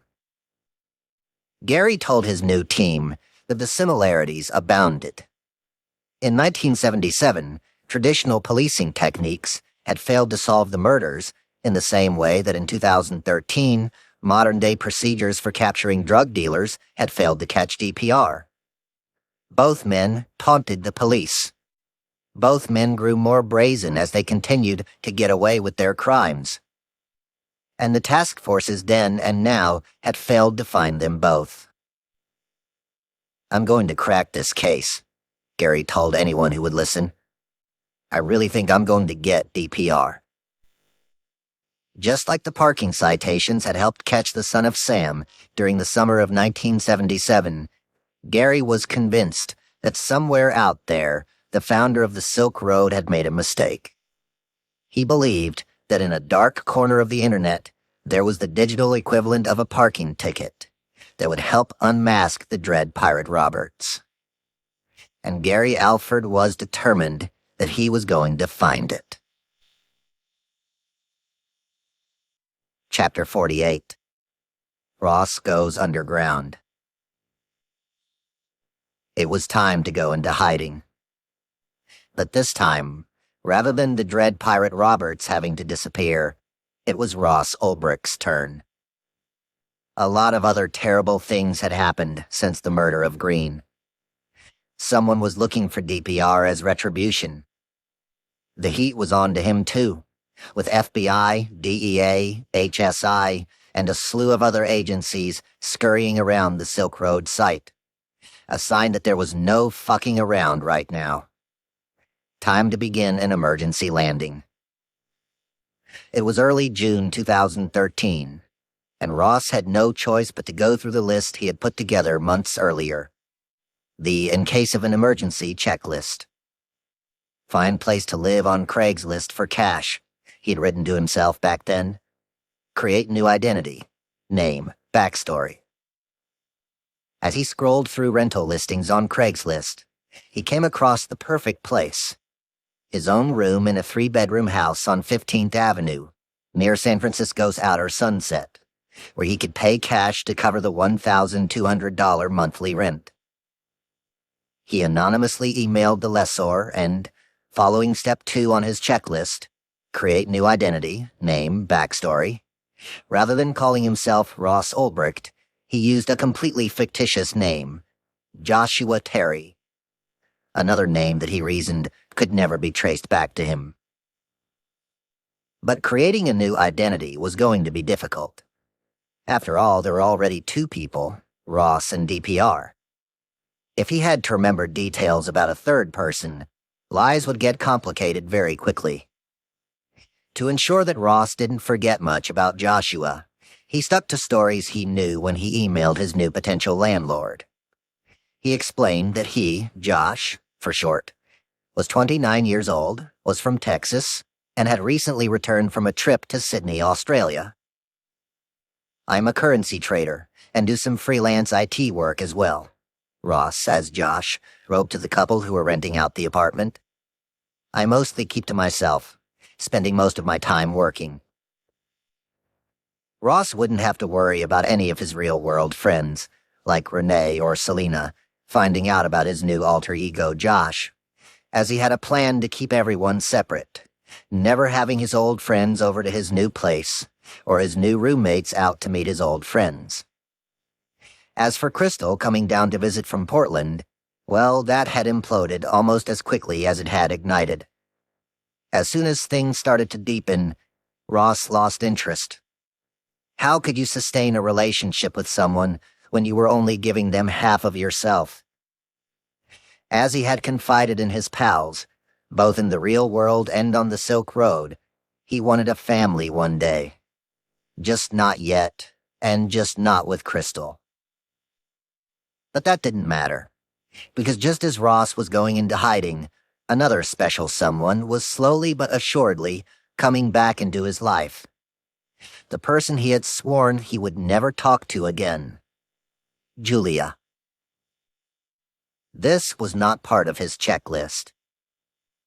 Prior to deciding to lie low for a while, he'd been reading a book on productivity, which offered a message that wasn't too dissimilar to the approach he'd taken in his college days, when he'd trimmed the unnecessary banalities in his life by not showering for a month or eating only a bag of rice for a week. One of the messages in the book was that the reader should reboot their online calendar by starting anew. When he had done just that, the computer had canceled an old event with Julia and automatically sent her a message letting her know. "How have you been?" she wrote back to him. "Still think you are amazing." This led the one-time lovebirds to start emailing each other sporadically.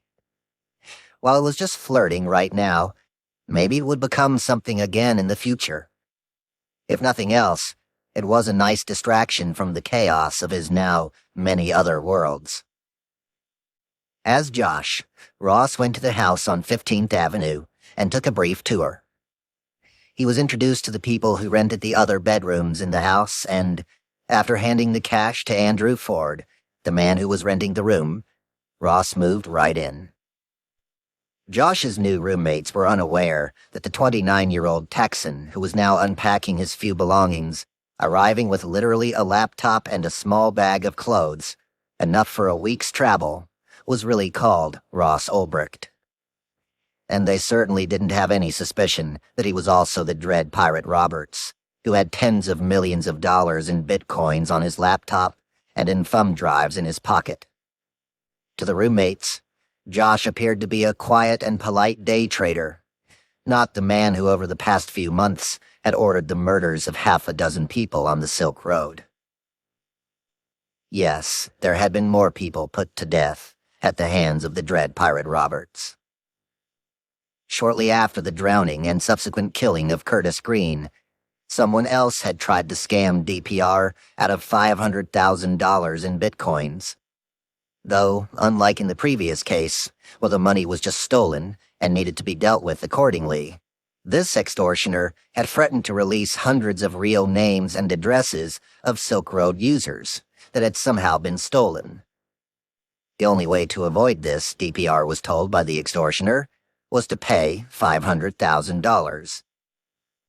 But Ross wasn't going to fall for this again.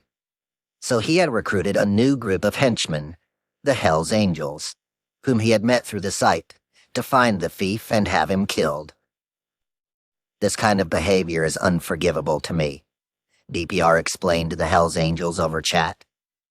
Especially here on Silk Road, anonymity is sacrosanct. The cost for this hit had been quoted as $150,000 for a clean murder. Dredd wasn't happy about this price, as he told the Angels. He had paid half that for a previous murder. Still, negotiating with a group of ruthless thugs wasn't exactly an easy task, and $150,000 was nothing to Dredd at this point. So he agreed to the fee. Over the coming days, a picture of the dead man and an email arrived in DPR's inbox. Your problem has been taken care of. Rest easy, though, because he won't be blackmailing anyone again. Ever.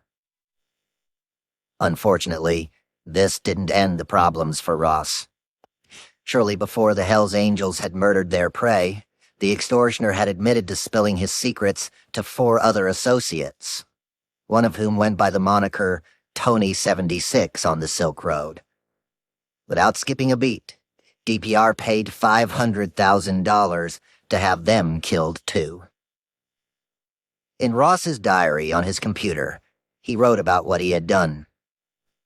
Sent payment to Angels for hit on Tony 76 and his 3 associates, which was followed by an update about some complicated work he had done on the servers of the site that day. Very high load, 300/16, took site offline and refactored main and category pages to be more efficient. It seemed that murder, like code, was becoming easier to execute with practice. To top off all of this chaos, DPR had been issued a death threat from someone called Death from Above, who claimed to know that he had been involved in the murder of Curtis Green. Ross also had another scare when a screw-up with the coding on the site leaked the server's IP address. If someone from the FBI or elsewhere had been watching, they would have been able to figure out where the server that ran the Silk Road was, something Ross had kept hidden for more than 2 years. And so the mix of the murders, the death threats, the Hells Angels, and the heat that came with them made it imperative for Ross to go into hiding. Variety Jones had done the same thing too, moving to Thailand to try to avoid being caught if things went up in flames. VJ explained that he had corrupt cops on his payroll there, so he would know if anyone was coming after him, and would easily be able to scurry away before the Phoebes knocked on his door. While all of this turmoil was raining down on Dredd, there had been a good development. VJ was no longer the only person with crooked cops on his payroll. DPR had managed to hire a couple too. He had put out some feelers to his network on the site, offered up some incentives here, some more there, and it appeared he might have an informant in the government who would keep him apprised of the hunt for the Dread Pirate Roberts, for a fee. The cost, the informant said, was going to be a measly $50,000 for each droplet of intelligence. It was still unclear how this would all play out, and whether the details would help him evade the feds. But it couldn't hurt to try. Thankfully for DPR, the site was bustling with business. By the end of July, the Silk Road was on track to register its 1 millionth user. All in the span of a little over 2 years. Ross could never have imagined that the first small bag of magic mushrooms he had sold on the Silk Road would grow into a site where he was helping 1 million people buy and sell illegal drugs and other restricted goods. Even with all this stress now being catapulted in his direction, this salient fact was amazing to him. So paying an informant $50,000 here, or the Hells Angels $500,000 for a couple of murders there, was just the cost of doing business. It barely put a dent in the site's profits. Thankfully for Ross, he'd become an adept and confident CEO of the Silk Road. There was no question now that he was in charge, and while others supported him, DPR was the final arbiter of every decision and no longer sought the approval of his one-time mentor, Variety Jones. As the boss, Ross often reminded some of his employees that we are out to transform human civilization. And he offered long and inspiring lectures to them, learning how to motivate the troops when tensions tightened, which was exactly what some of his workers needed right now, with all the pressure on the site from hackers and law enforcement. Let me tell you a little parable, Dredd wrote to one employee. It's the Middle Ages in Europe. He went on with the story. A man walks onto a construction site, and he sees a group of laborers carving stone blocks for a building. Most of the men are working slowly, with long, unhappy faces. "What are you doing?" the man asks the laborers, to which they reply, "What does it look like we're doing? We're carving stone blocks." But then the man sees another worker who has a glint in his eye and a smile across his face. This worker seems to be toiling at twice the speed of the others, and his stone carvings are impeccable. So the man goes over and asks him, "What are you doing?" To which this laborer looks back and answers, "I'm building a cathedral to the glory of God." If someone asked you what you're doing, DPR continued to his employee, would you say, dealing with people's problems, or working to free humanity? This was why Ross had to go into hiding, because there was too much to lose. He wouldn't be working from Renee's spare bedroom anymore. He wouldn't be traipsing off to Momi Toby's cafe on Laguna Street to hole up in his favorite coffee shop and work on the Silk Road. With so many government agencies searching for DPR and death from above looking to kill him, it was imperative that he become more careful. So as the bedroom door on 15th Avenue near the outer Sunset closed, the men outside in the living room assumed that their new roommate, Josh, was getting to work trading stocks or doing some freelance IT support. But inside that room, Ross, Josh, and DPR knew that they were all working together to build their cathedral to the glory of God, and in doing so, working to free humanity from the tyranny of the U.S. government. Chapter 49. Carl switches teams. The smell of coffee lingered in the air as Carl sat in his cubicle at the DEA offices in Baltimore, working away on his laptop. Out of the silence, his cell phone rang again. He knew exactly who it was before he even picked up the phone, which displayed a Spanish Fork, Utah area code. It was Curtis Green again, the Gooch. This must have been the 8th time today that Green had called, and it was getting really fucking annoying. "I can't believe you think I stole DPR's money," Green said on the phone in a high-pitched murmur. "I swear I didn't steal anything from him." Carl disagreed. "You're a liar." After listening to Green whine some more, Carl told him to chill out and continue to lie low, as DPR still believed he was dead and, pusting some fear into him, he warned that if the leader of the Silk Road found out Green was really still alive, you could be sure that wouldn't last long. "How long am I supposed to stay hidden for?" Green pleaded. "I haven't been outside in months." He then whimpered that he had nothing to do with the stolen money. Carl, fed up with this nonsense, hung up. After the fake but not so fake torturing in the Marriott Hotel, DPR had asked Knob to have his thugs kill Green. Carl couldn't be bothered to fly out to Spanish Fork, Utah again, so he told Green to fake his own death. The instructions were simple. Dunk your head in water as if you'd been drowned. Then pop open a can of Campbell's soup, a tomato flavor. And then pour that soup out of your mouth, like you died from being held underwater and there was a mucus-like eruption from your mouth. Finally, so we have something to show, have your wife snap a picture of your lifeless body with your cell phone.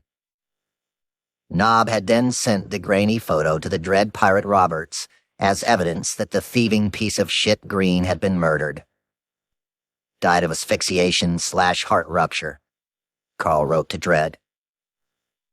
That was supposed to be the end of it. Yet shortly after that interaction, Carl had noticed a change in Dread. It was as if the act of taking another man's life, or at least believing he had done so, had given DPR a taste of power and control that he had never felt before. The leader of the Silk Road had started to become more demanding and more confident than ever. When Carl, in a friendly, "I'm on your side" capacity, tried to warn DPR about the potential consequences of running the site, Dread responded in a recalcitrant tone that Carl had never seen before. "I was not forced into this. I chose it," Dread stated defiantly. "I chose it with full awareness of what the consequences would be." He then offered his intransigent view that the Silk Road would grow so large that it will force governments to legalize drugs. Don't question the Dread Pirate Roberts, because he was willing to do anything imaginable to see that through. Dread had become more stern about smaller issues, too. When Knob was late to a chat meeting they had scheduled to talk business, he was berated by DPR and given a long lecture about the importance of loyalty and honoring your word. Oh, Captain, my Captain. It didn't take long for DPR to go from feeling disheartened by the death of Curtis Green to believing that the murder was Green's own fault. "I am pissed that he turned on me," he wrote to Knob. "I'm pissed I had to kill him. I just wish more people had some integrity." Carl agreed wholeheartedly. "Integrity is probably the hardest thing to find in people," he wrote, pointing out that loyalty, fear, greed, and power are traits that most of us possess, but integrity is rare. It seemed that integrity was a rare trait in Carl also. Over the past couple of months, just like his co-case agent who had stolen $350,000 from the site, Carl had been trying to come up with a way to get money out of the Silk Road for his own personal gain, too. This was the opportunity of a lifetime, Carl reasoned. No one would ever find out. These were bitcoins. They couldn't be traced. It was just like digital cash. And so he came up with a plan. Several plans, actually. One afternoon in the summer of 2012, he wrote to the dread Pirate Roberts with a proposition.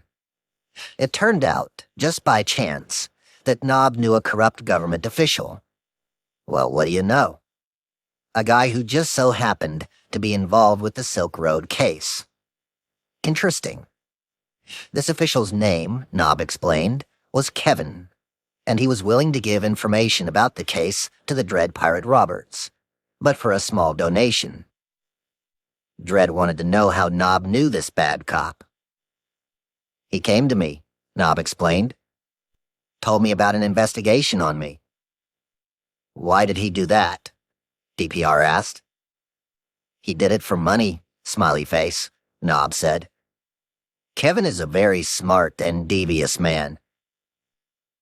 In the same way that Carl had borrowed what he knew about drug smuggling in South America when he created the fictitious character Nob, he was now borrowing from his own demons to create Kevin, an unscrupulous government agent who got a thrill from breaking the rules and was now about to cross one of the most sacrosanct lines in law enforcement.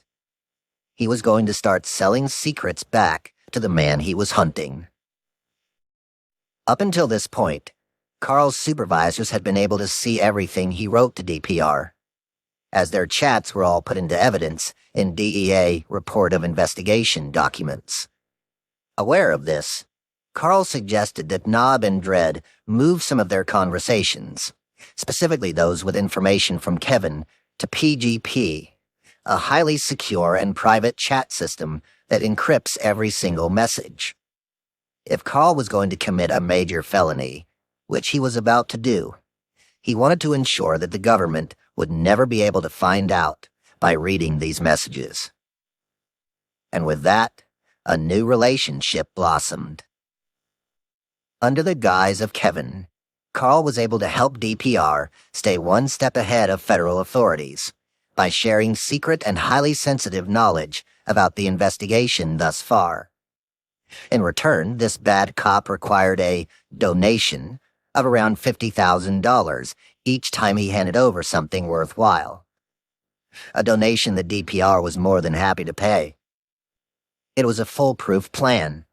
The messages were encrypted, so no one except Carl and DPR could ever read them, and the payment was in bitcoins, so no one could ever trace them. Carl would offer information about the investigation to the dread Pirate Roberts, surreptitiously sharing the names of people who might be suspects in the case, or of drug dealers on the site who had been arrested and might have turned. Pertinent information that would help DPR stay ahead of the feds. In exchange, the man Carl was supposed to be pursuing would pay him $50,000 here, $100,000 there. Money that for Carl would eventually add up to $757,000. For the dread Pirate Roberts, it was money well spent to ensure that if anyone in law enforcement ever figured out who he really was, Ross could run before they knocked on his door. Chapter 50. A parking ticket on the internet. For months, Gary Alford read everything about the Silk Road that he could get his hands on. Every single thing. At least 3 times. He had become obsessed with the idea that he could find the dread Pirate Roberts. Then, on the last Friday in May 2013, as he lay in bed with his laptop, Gary's obsession gave the first hint of paying off. It had been the end of a typically long week working with the New York task force, searching for DPR. Gary came home that evening and enjoyed a meal with his wife, and then the couple trudged upstairs to bed. Mrs. Alford fell asleep almost instantly, and their dog, Polly, was curled up on the edge of the bed, gently snoring. A lot of the decorations in the Alfords' bedroom were red.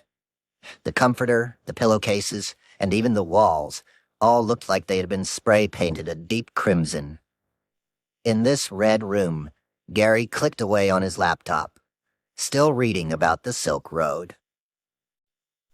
Over the past few months, Gary had put together a few assumptions about who DPR might be. Dredd also knew the American political system incredibly well, which meant he probably lived in the United States. And he must have an impressive computer science background to have built such a website. Then there was the biggest clue of them all. Gary had read early posts, 3 times each, by the Silk Road creator, in which he said that buying drugs from the streets, where other people could rip you off or beat you up, was dangerous, and buying from the Silk Road would be much safer. Gary, who was black and had grown up in the housing projects, immediately took offense to this. "What does he mean by other people?" he said to his wife when discussing the case. Clearly, he had reflected, he hadn't grown up with these other people because if he had, as I have, he wouldn't be calling us other people. But while he was irked by the statement, it gave him that final and most important clue, that DPR was white, and likely from the suburbs. Even with these leads, Gary had narrowed his search down to about, maybe 20 million people. Still, it was a clue. Like all the other agents in law enforcement working on the case, Gary had already corralled a list of names that he thought could possibly be the Dread Pirate Roberts. These names included a programmer who had very libertarian-leaning views, someone who worked with Bitcoin, and yet another was a man who managed an online web forum. But the chance of DPR being any of these people was slim. So late that evening, as he lay on his red bed, his head on his red pillow, Gary had an idea. He wondered about the first person to ever write about the Silk Road on the internet. As far as everyone knew, it was Adrian Chen, the blogger for Gawker, who had published the notorious first story on the Silk Road. Maybe, Gary thought, Adrian Chen was really the Dread Pirate Roberts. If so, then maybe Adrian Chen would have written about the Silk Road somewhere else before he wrote about it on Gawker. So Gary went to Google on his laptop and read the Gawker article again, 3 times. On his last pass, he saw something interesting in a link that he hadn't seen before. That instead of .com, the Silk Road's URL was followed by .onion, which was the domain used on the Tor web browser. With that, Gary went back to Google, typed silkroad.onion into the search box, and then filtered by date, saying he wanted to see only results from before June 1st, 2011, the day the Gawker article was published. This time, only a handful of blue links appeared. Click, click, click again. And out of nowhere, he saw a post on a forum called The Shroomery that had been posted at exactly 4:20 p.m. on Thursday, January 27th, 2011, the same week the Silk Road had allegedly opened for business. He clicked the link and began reading. "I came across this website called Silk Road," someone had written on the Shroomery back in 2011. He continued to skim the Shroomery website, which explained how to grow magic mushrooms, until he noticed that the author of the comment about the Silk Road called himself Altoid. Gary sat up in bed. "Where are you going?"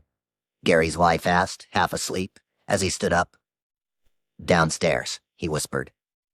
The blue glow of his laptop left the room as he walked across the hall. Polly jumped down and scampered behind him. He sat on the couch in the living room and continued to look further. He went to Google again, this time typing in silkroad.onion and Altoid, and a couple more blue links appeared. Click, click, click. And there was another post on a separate forum that talked about the idea of creating a heroin store that would allow people to buy H on the internet using Tor and Bitcoin. And as on the other site, there was a post written by Altoid. What an awesome thread. You guys have a ton of great ideas. Has anyone seen Silk Road yet? Altoid had written around the same time, in January 2011. It's kind of like an anonymous Amazon.com. Over the coming days, Gary contacted these forums and, using his government credentials, requested the names and email addresses that were associated with the Altoid accounts.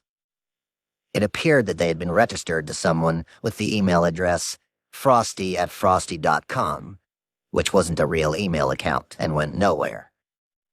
But as Gary dug further, he discovered that the Altoid username had another email address associated with it that had since been deleted, but still existed in the forum's database. The account, he discovered, belonged to a Ross Ulbricht at gmail.com. Another search showed that Ross Ulbricht was a white male from the suburbs of Texas in his late 20s. But there was something missing from the profile of this new suspect. Ross Ulbricht had no computer science background. Of course, being the first person to ever post about the Silk Road online by no means meant that this was the man who had created the Amazon of drugs. For all Gary knew, dozens or even hundreds of people might have already been discussing the site in private chats or on unsearchable areas of the internet before Altoid wrote about it on those forums. But it was enough to add Ross Ulbricht's name to a handful of other suspects Gary had been collecting, all people who might be, in some way or another, involved with the Silk Road. While he didn't know it at the time, Gary had just discovered the equivalent of a parking ticket on the Son of Sam's car. Except this one was on an obscure post left on a forum on the internet. Chapter 51. Tarbell finds a mistake. Chris Tarbell bolted out of the U.S. Attorney's office at 1 St. Andrews Plaza in New York. He was walking at a brisk pace toward the FBI headquarters across the street as he reached into his pocket and grasped a tiny gray thumb drive that could change the world. At least, Chris Tarbell's world. He could barely contain the excitement at the reality that the thumb drive he held possibly contained the servers for the Silk Road. The drive had arrived in the mail that morning, shipped from authorities in Iceland. If the server it contained was not encrypted, it could possibly lead the FBI to the dread Pirate Roberts. When the FBI had opened the official investigation into the Silk Road a couple of months earlier, Tarbell and his small team of federal agents were already 1,000 steps ahead of every other government group working the case. The cybercrime agents had, after all, spent years hunting for and arresting people on the dark web, taking down hackers, pedophiles, identity thieves, and even terrorists, many of whom had adopted these technologies as silent weapons. The FBI agents also knew that, more often than not, the malevolent people they hunted made mistakes. Sometimes small and seemingly innocuous blunders, but mistakes nonetheless. Often all the agents needed to do to crack open a case was to find one of these. Which was what Tarbell had recently done. Given his background in computer forensics, Tarbell could scour technical forums online that discussed the code that held the Silk Road together, and actually understand what people were saying. Soon after opening his investigation, Tarbell noticed something that other experienced programmers had seen online. That a recent update to the Silk Road server had left a small but potentially fateful mistake open on the site's login page. The error appeared to leak the server's IP address, a series of numbers that was akin to a home address, but, rather than pointing at a house, pointed at a server, even a hidden one on the dark web. Upon investigation, it turned out the mistake was a real clue, and after a few hours running software that took advantage of the error, Tarbell was able to pinpoint the IP address that housed the server that stored the Silk Road, which was, it turned out, in Iceland. Hours after he found the error, the dread Pirate Roberts saw it too, and patched the hole. It was a huge break in the case, but it was unclear what, if anything, was on that machine. In one scenario, the server could tell the FBI the who, what, when, and where about the people who ran the site. But if the server was encrypted, which it likely was, or even deleted by the time they reached it, the clue could amount to absolutely nothing. It had taken several weeks, a quick trip overseas, some legal wrangling, and a few beers with some Icelandic cops to get Iceland to hand over all of the information on the server. And then in mid-June, a copy had arrived by mail at the U.S. Attorney's Office on a gray thumb drive, likely swimming alongside some drugs that had been purchased on the Silk Road. Tarbell, now holding that drive in his hand, swept past the security guards at the FBI building. He clicked his key card and charged toward the 23rd floor, looking for Tom Kiernan, the computer scientist he worked with in the cybercrime group. "I got it," Tarbell said gleefully when he found Tom in Lab 1A. The computer station in the lab was a long bench with monitors, keyboards, and hard drives in every direction. The two men pulled up chairs in front of one of the machines as Tarbell handed Tom the drive, watching with rapt anticipation as he placed it in the computer. Tom's fingers started rapidly dancing on the keyboard, opening the folders and delving into its content.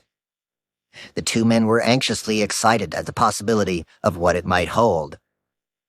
And then Tom's expression crumpled. He turned to Tarbell despondently and said the last two words on earth that either of them wanted to hear. "It's encrypted." On the screen in front of them was an endless string of random characters, numbers, and letters that looked like complete gobbledygook. Thousands of lines of unintelligible garbage. Tarbell was deflated as he picked up the phone and called Saren Turner at the U.S. Attorney's Office, the man who had just handed him the drive, leaving a voicemail that said to, "Call me back as soon as possible. There's a big problem." "Fuck," Tarbell blurted out as he slammed the phone down. "It's game over." After a few pointless attempts at unlocking the folders, which was akin to trying to break into Fort Knox with a paperclip, Tarbell reluctantly wandered back to his desk, dejected. In the afternoon, Saren called him back. "What are we going to do now?" Saren asked. "I honestly have no idea," Tarbell replied. "I'm not sure there is anything we can do."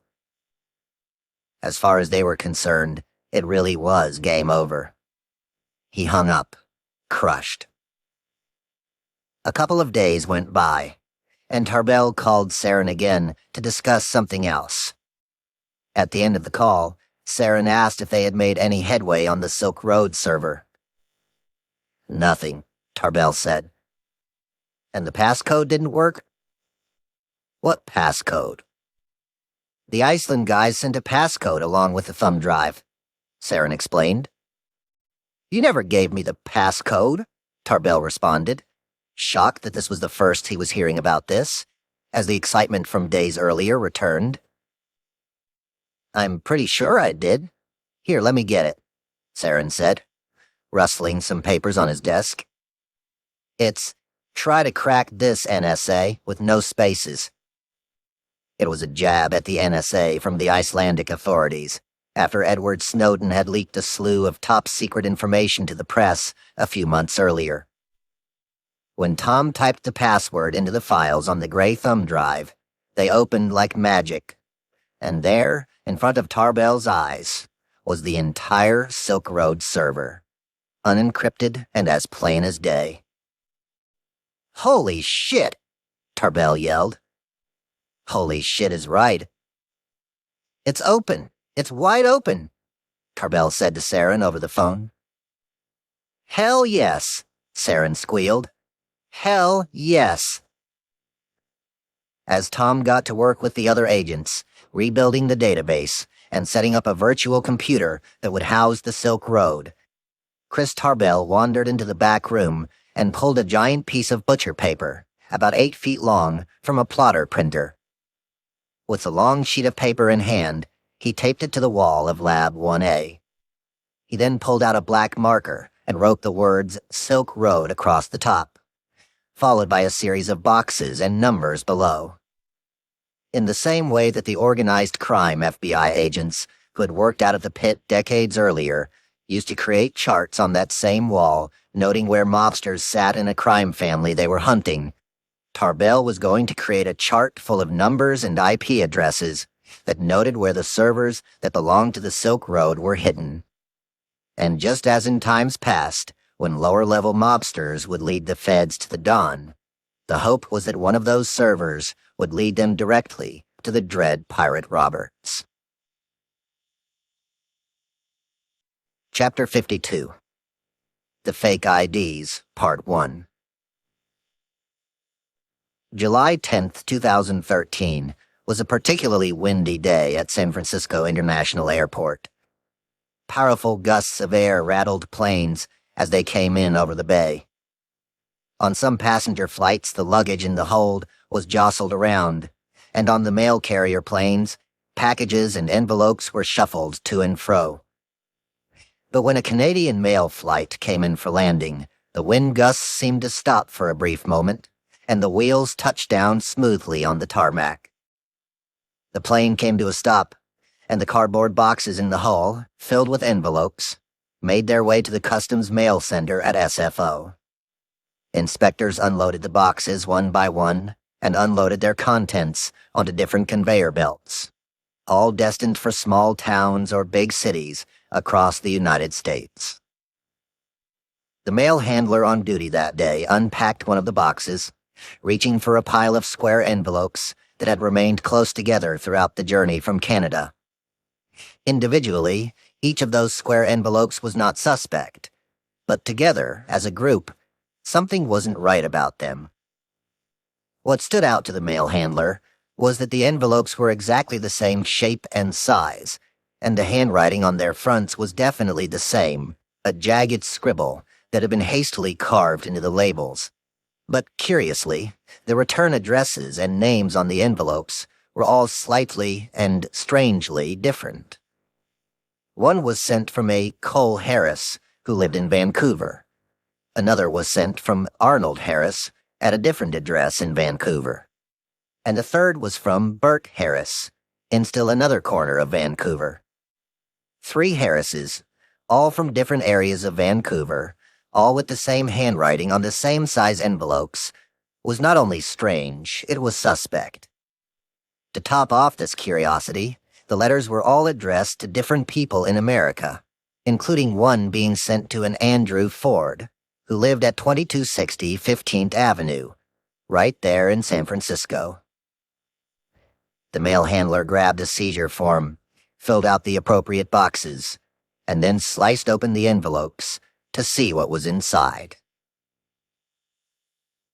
Ross had been working around the clock on the site, trying to manage all of the new issues that kept arising, some from disgruntled customers, others related to employees who still weren't working to their full potential, hackers, dealers who were being arrested by the feds, and packages that were being seized or stolen somewhere along their routes. He was also gathering anti-law enforcement intelligence from someone called Kevin, who told him that the feds were starting to arrest some of the biggest vendors on the site. Luckily, Ross was safe from all this chaos, hiding out as Josh in his sublet near the outer Sunset, and able to work around the clock without any questions from his roommates. Though he did take a few breaks to watch Louis C.K. comedy clips and V for Vendetta again, and to read books with libertarian messages that reminded him of his mission.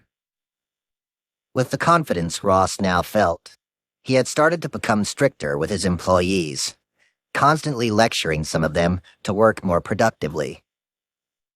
"I can do better," one underling nervously acknowledged after a recent lecture. To which Ross replied, "I'm sure you can."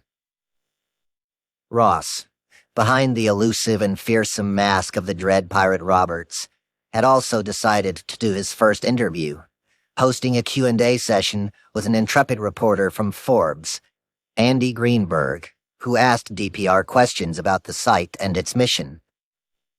Ross decided to do the Q&A as a text chat, so he could run every question by Variety Jones, and the two could answer them together. It was the perfect opportunity to spread Ross's libertarian message, and more important, it was an opportunity to implement VJ's plan to suggest that there could be more than one Dread Pirate Roberts.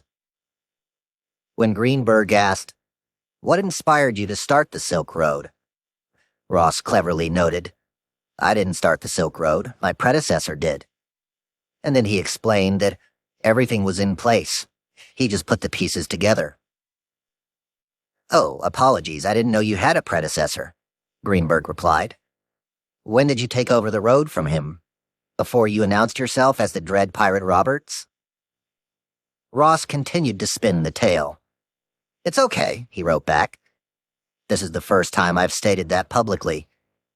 He told Greenberg that the original creator of the Silk Road was compensated and happy with our arrangement, and that it was his idea to pass the torch, in fact.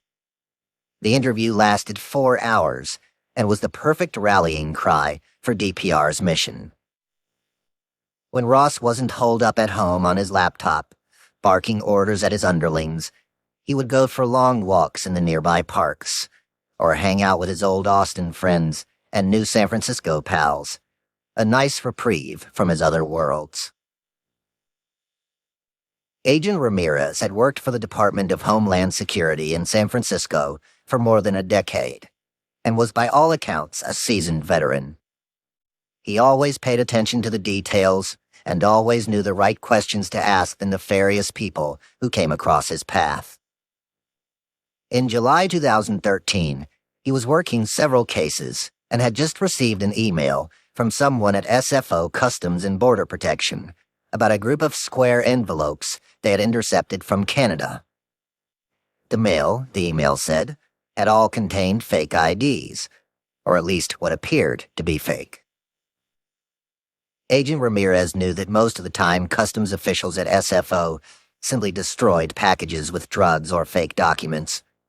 It was just easier than passing them off to Homeland Security agents. But one of the envelopes had contained nine fake IDs. This was a major red flag. Who needs 9 fake IDs? 1, sure. 2, the agent could understand. But 9? The addressee on the particular envelope that was supposed to receive the IDs was an Andrew Ford, who apparently lived at 2260 15th Avenue in San Francisco.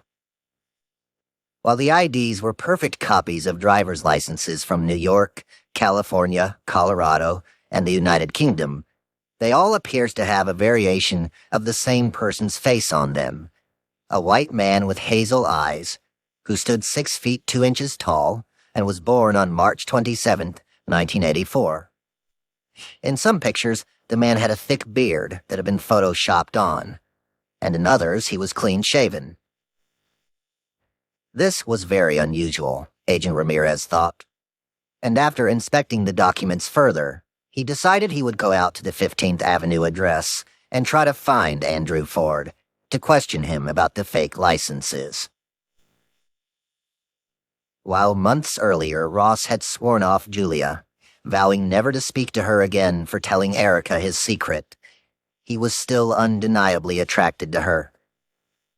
So after they reconnected, he invited her out to visit, a weekend of romance and diversion that Ross needed to take the edge off things.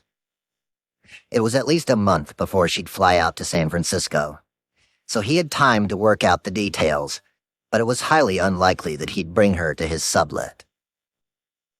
The home along 15th Avenue where Ross was subletting wasn't much to look at. It was a medley of Spanish elements, with a white exterior and brown terracotta roof, combined with 5 whatever was on sale at Home Depot that week windows in the front of the house. The front door was glass, and the front yard was a pathetic patch of stark green plants that stood about 6 inches tall. Ross, being Ross, didn't care how things looked. For him it was all about the privacy of the house, which was close to the edge of the city, near the beach. Agent Ramirez looked at the map on his phone as he pulled up to 2260 15th Street in San Francisco. He parked and then scanned the building, wondering if Andrew Ford was home. The house was situated in DuBois Triangle, smack in the middle of the city, and was a long rectangular shape, painted blue and gray on the outside. There was no yard in the front, and the entrance to the house was a thick wooden door. Agent Ramirez spent several hours staking out the place, waiting to see if the man in the fake IDs would walk outside to check his mailbox so they could talk to him. But he never showed up. So the agent got out of his cruiser and knocked on the bright blue door with one hand, as he held a photo of the fake IDs in the other. The packages Ross had been waiting for should have arrived days earlier, but they still weren't there. He had walked down the orange brick steps to check the mailbox daily, but nothing. Of course, he wasn't looking for mail that had his name on it, but rather anything that had been sent to Andrew Ford, the man Ross was subletting his room from, and that had come from Vancouver. The Canada Post website wasn't much help either. When Ross typed in the tracking number he had been given for the packages of fake IDs he had bought, all he could see was that the envelope was still in transit. After Agent Ramirez waited for a few minutes, the door to 2260 15th Street opened, and an older Asian man stepped outside. "Hi, my name is Agent Ramirez," the officer said. "Is Andrew Ford home?" The older Asian man looked at Agent Ramirez, assuming that he was trying to sell him something, and tried to shoo him away. "No," the Asian man yelled angrily. "No, he no live here." The agent asked again, "Andrew Ford?" This time holding up a photo of 9 fake IDs, each of which had a picture of Ross Ulbricht on the front. "Is there an Andrew Ford who lives here?" "No," the Asian man vehemently responded, quickly closing the door in his face. "Now go away." Just as Ross didn't talk to his roommates, he chose not to talk to his neighbors either. He just stayed in his room, working on his laptop. If he had talked to the people who lived next to him on 15th Avenue, he would have heard the horror stories about packages getting muddled up in the mail. He might have even heard the tale about the history of the street he lived on. The story about how in the late spring of 1909, the mayor of San Francisco had set up a commission to renumber the houses and roads of the city after years of confusion over the similarity between the streets and avenues. While the commission was started with noble goals, it set entire neighborhoods into feuds with one another, with residents arguing over which streets would be renamed and which would not. In the end, the numbered streets and the numbered avenues remained unchanged. As a result, packages that were being sent to 15th Avenue sometimes ended up at addresses on 15th Street, and envelopes that were mailed to people on 15th Street sometimes ended up at homes along 15th Avenue. And in mid-July 2013, an agent from the Department of Homeland Security ended up at the wrong address too, accidentally searching for the man who had purchased 9 fake IDs at 2260 15th Street, instead of the address that had been written on the envelope, 2260 15th Avenue, the address where Ross Ulbricht lived. Chapter 53. The Deconfliction Meeting. Every year around this time, Gary took the day off from work to celebrate the week in 1977 when the lights went out in New York City, the day he was born. But this year, just a couple of days before his birthday, he was asked to go down to a classified location near Washington, D.C., to attend a highly classified and incredibly important meeting. Possibly the most important of his career. The gathering, he was told, was a deconfliction meeting about the Silk Road, and it would be held by the highest brass at the Department of Justice, the top echelon of the legal system in the United States. Apparently, the DOJ had called the meeting because all the factions of government that were investigating the Silk Road, which included almost all the factions of government, were not playing well together. Agents weren't sharing evidence. Government resources, aka people's tax dollars, were being squandered on the investigation. Even people within the same agencies weren't communicating, with DEA agents in Baltimore not sharing their findings with those in New York, and HSI agents in San Francisco not talking to those in Chicago or Baltimore. There was also relentless bickering among agencies. These squabbles were routine within any big investigation, but with the Silk Road, they were monumentally worse. Everyone wanted the fame and glory of bringing down the big target. Hence the deconfliction meeting. Gary woke up the morning of his birthday, kissed his wife goodbye, and got into his Ford Explorer to begin the 5-hour drive to D.C., where he would present his findings so far on the case. As the road signs zipped by and the clouds in the sky darkened, Gary was somewhat giddy that he would be able to stand up in the meeting in front of all these big and important people and explain that he had found a few people who might have been involved in the Silk Road from the beginning. It was unclear if any of them was the dread pirate Roberts, but he could lay out his cards and at least have a discussion about them.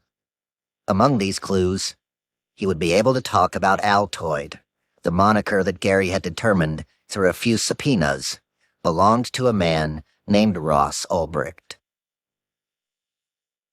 Chris Tarbell had decided he wouldn't travel down to the deconfliction meeting the Department of Justice was setting up.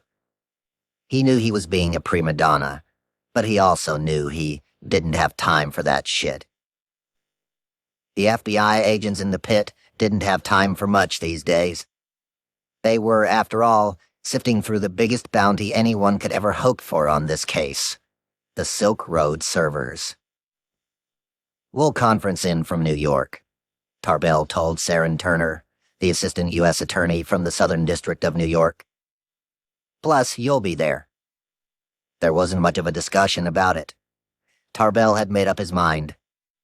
But to ensure they didn't piss off anyone at the DOJ, they decided to send down 2 other agents on the case.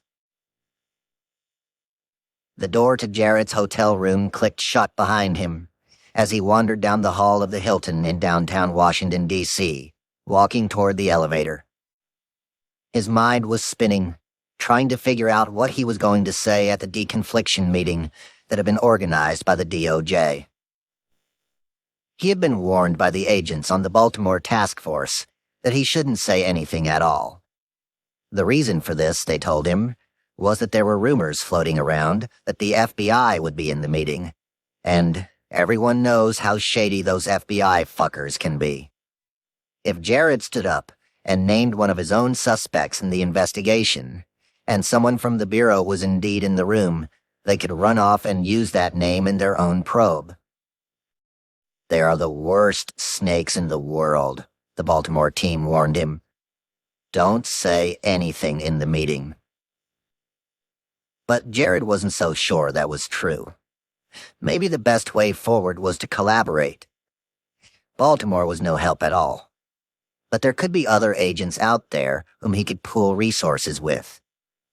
His go-it-alone attitude had gotten him far in the case, but he was starting to question if it could get him all the way. As Jared drove toward the secret facility in D.C., where the meeting would be held, he couldn't figure out what to do. He didn't know if he should tell everyone about his recent arrests, or about the other accounts he had taken over on the Silk Road, or about the more than 3,500 seizures that now took up every crevice in his office, piled from floor to ceiling. Fuck, he thought. What am I supposed to do? The conference room was massive, with enough seating for more than 35 people. In one corner, Gary sat, staring at the morass of people, most of whom he had never seen before. In another corner, Jared inspected the screen on the wall, which displayed the faces of 2 men, both in another location, who were staring down at everyone. And from that screen, Tarbell looked out at the sea of government employees who were now taking their seats. Wow, there are a lot of people in this meeting, Tarbell thought. Sure is a good use of government money. Okay, let's get started, a man said as the room quieted down. Let's go around and introduce ourselves. I'll start. I'm Luke Dembowski with the Department of Justice. The room went quiet instantly, as if someone had pressed a mute button somewhere. Luke Dembowski was high up in the U.S. government. He was someone you didn't interrupt or fuck with. Everyone knew that. The ground rules of the meeting, Dembowski explained, were that everyone needed to be open and honest about where they were in their investigation. Then the DOJ would decide who got to lead the case going forward. Shall we begin? Dembowski said, looking directly at the Baltimore investigators in the room. A woman from the Baltimore task force stood up, introduced herself, and began presenting the evidence the Marco Polo task force had gathered over the past year and a half. She read off a few bullet points. They were mostly negligible, about a couple of informants the team had arrested, and then wrapped up almost as soon as she had begun. What about the undercover account you have? Luke Dembowski asked, referring to the undercover drug smuggler persona knob, which Carl Force from the DEA, a man who was, curiously, not present at this meeting, had been managing for the past year, and everyone at the DOJ was very aware of. We can't talk about that, she replied. Then she said, That's 6E. People in the room looked around in shock. Every member of government there knew that 6E meant part of a current grand jury hearing, which was a way of keeping the investigation sealed. But it made no sense to pull 6E in a meeting with the DOJ. The whole purpose of this meeting is to put your cards on the table, Dembowski declared when he heard this. It's 6E, the woman said again, nervous yet defiant. She didn't want to talk about the case, not because she was protecting someone in that grand jury investigation, but because she didn't want the other people in the room to steal any of Baltimore's work. In a matter of minutes, a screaming match erupted, with the DOJ attorneys demanding information on the Baltimore investigation, and the Baltimore task force petulantly reiterating 6E over and over. Dembowski, losing his patience, said it was time to take a break. When everyone returned to the room, it was Jared's turn to speak. He was anxious. While he had walked into the room that morning, determined that he wouldn't share much about his investigation, fearing the FBI would steal all the work he had done, Jared had just changed his mind. After that debacle he had just witnessed, with Luke Dembowski telling the Baltimore task force that their behavior was completely improper, Jared decided he was going to take a chance and tell the room everything. He stood up and spoke for more than 40 minutes, explaining that he had seized almost 3,500 packages of drugs. He shared the techniques he had developed to spot this incoming mail, and how he knew which drugs had been purchased from the Silk Road by matching package contents to photos and locations on the site. He talked about dealers he had arrested or questioned, including people from the Netherlands, and others from all over the United States. He described the vendor accounts he had taken over on the site, and he explained the inner workings of the Silk Road, with charts and illustrations showing who was whom. Finally, he talked about a recent account he had commandeered that had belonged to a high-level employee on the Silk Road, and showed how the account had allowed Jared to be a fly on the wall in the meetings DPR held with his underlings. Back in New York, in the middle of Jared's presentation, Tarbell looked at the lead attorney sitting next to him and said, I want to work with that guy. The attorney nodded his head in complete agreement. By the end of Jared's presentation, everyone was in awe at the work he had done. His choice to speak had worked to his benefit, and the Baltimore agents, by comparison, looked worse than they had 40 minutes earlier. But the grand finale was about to begin. When it was the FBI's turn to speak, Tarbell and his crew had decided that the assistant U.S. attorney from New York would explain the FBI's investigation thus far. And yet, as he stood up in the conference room and began speaking, no one had any clue what they were about to hear. "We have the server," Saren Turner declared abruptly. The room fell silent. Not a single word was uttered. In New York, Tarbell sat in the conference room looking at the screen, with a giant, shit-eating grin on his face. In a matter of seconds, as people realized what they had just heard, agents from all corners of the room began to speak, asking when they could get access to the server. "We don't know what we have yet," Saren said. "Let us take a look at it first." He noted that they had gotten their hands on the server only a couple of weeks earlier, and their computer scientists were still rebuilding it, so they could search through its content. After a discussion about this major revelation, Luke Dembowski said the meeting would be coming to a close, and he would be in touch with people individually to figure out how to move forward. Until then, he instructed all of the agents in the room to keep pushing forward with their individual cases. "Anyone have anything else?" Dembowski asked, as he peered around the room. No one said anything, including Gary Alford of the IRS. "Okay, thanks for coming, everyone," Dembowski said. "We'll be in touch about the next steps." The rain started with small sprinkles on Gary's car window. A few drops here, a few there. The wipers made them disappear. Then there were more. Hundreds, millions, maybe. The windshield wipers thrashed back and forth, but did nothing. Absolutely fucking nothing. All the cars on the freeway just stopped, unable to see a few feet in front of them, and Gary pulled his SUV over to the side of the road.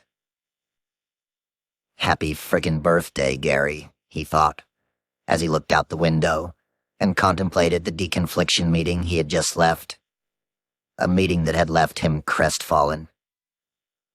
When he'd been assigned to the Silk Road case, Gary had thought he was the star young agent the government was bringing in to help take down the online drug empire.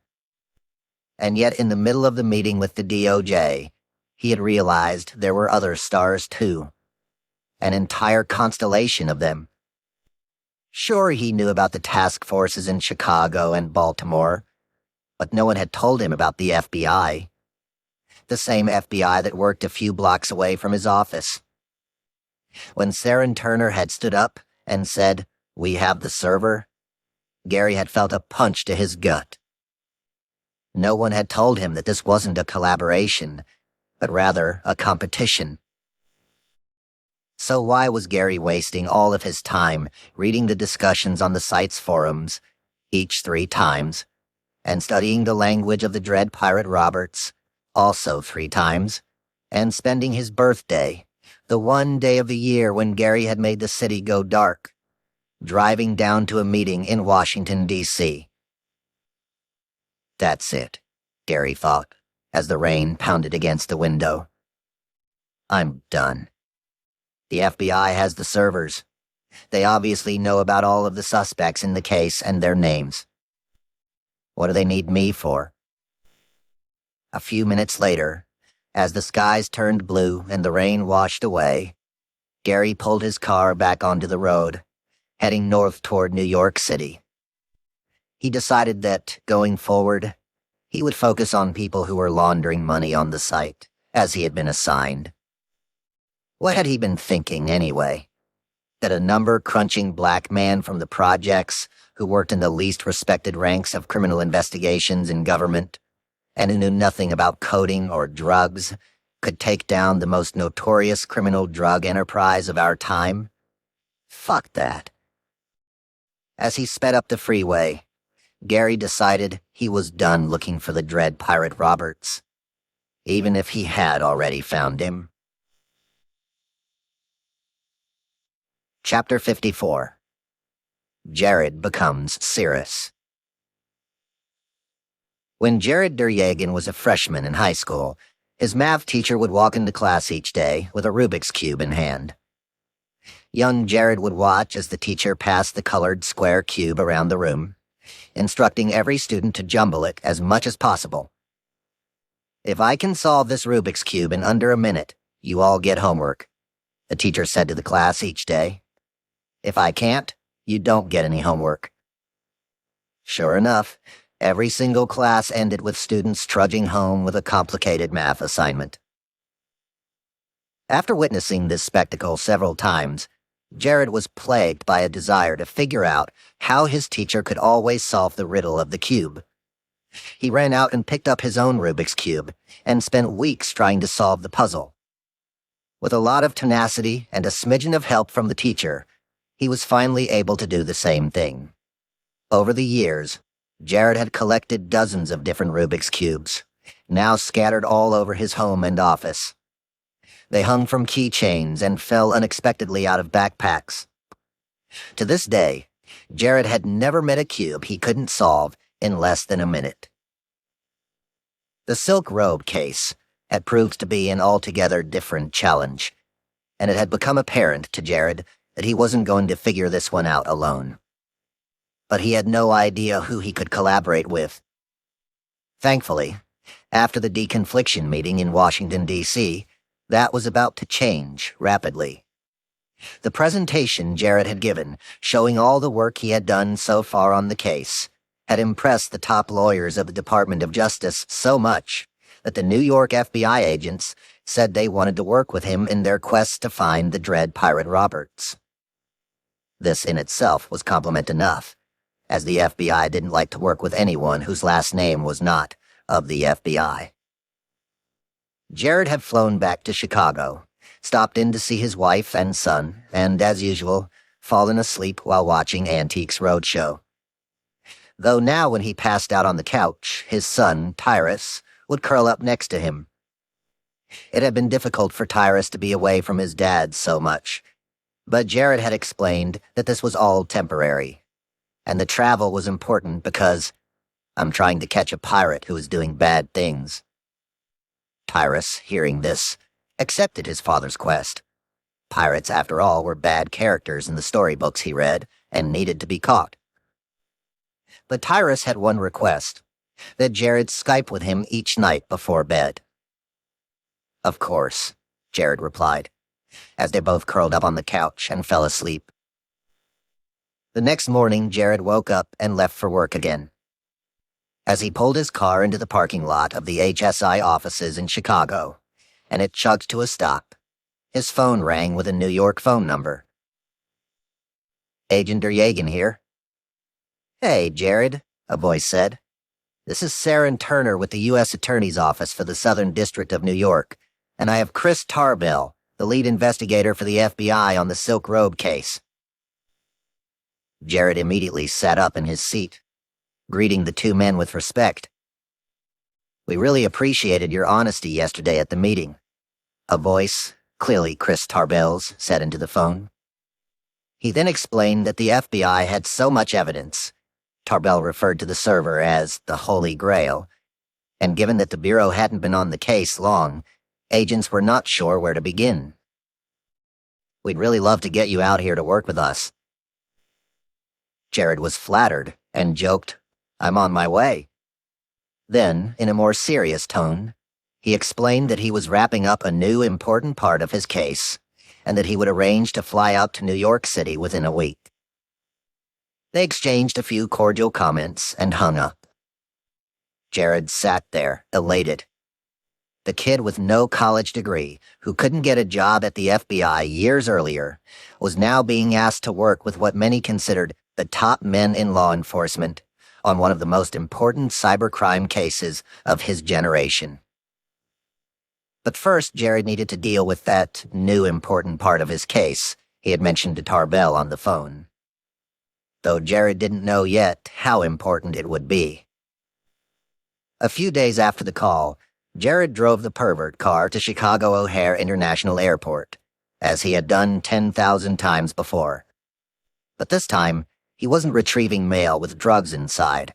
He was picking up a passenger who was landing on a flight from Texas. "Excuse me," Jared said, as he brushed by people at the airport, holding his Homeland Security badge in the air. As he approached the jet bridge, there, waiting for him, was a young, timid woman from Texas with dark hair, whom Jared had held at gunpoint a few weeks earlier.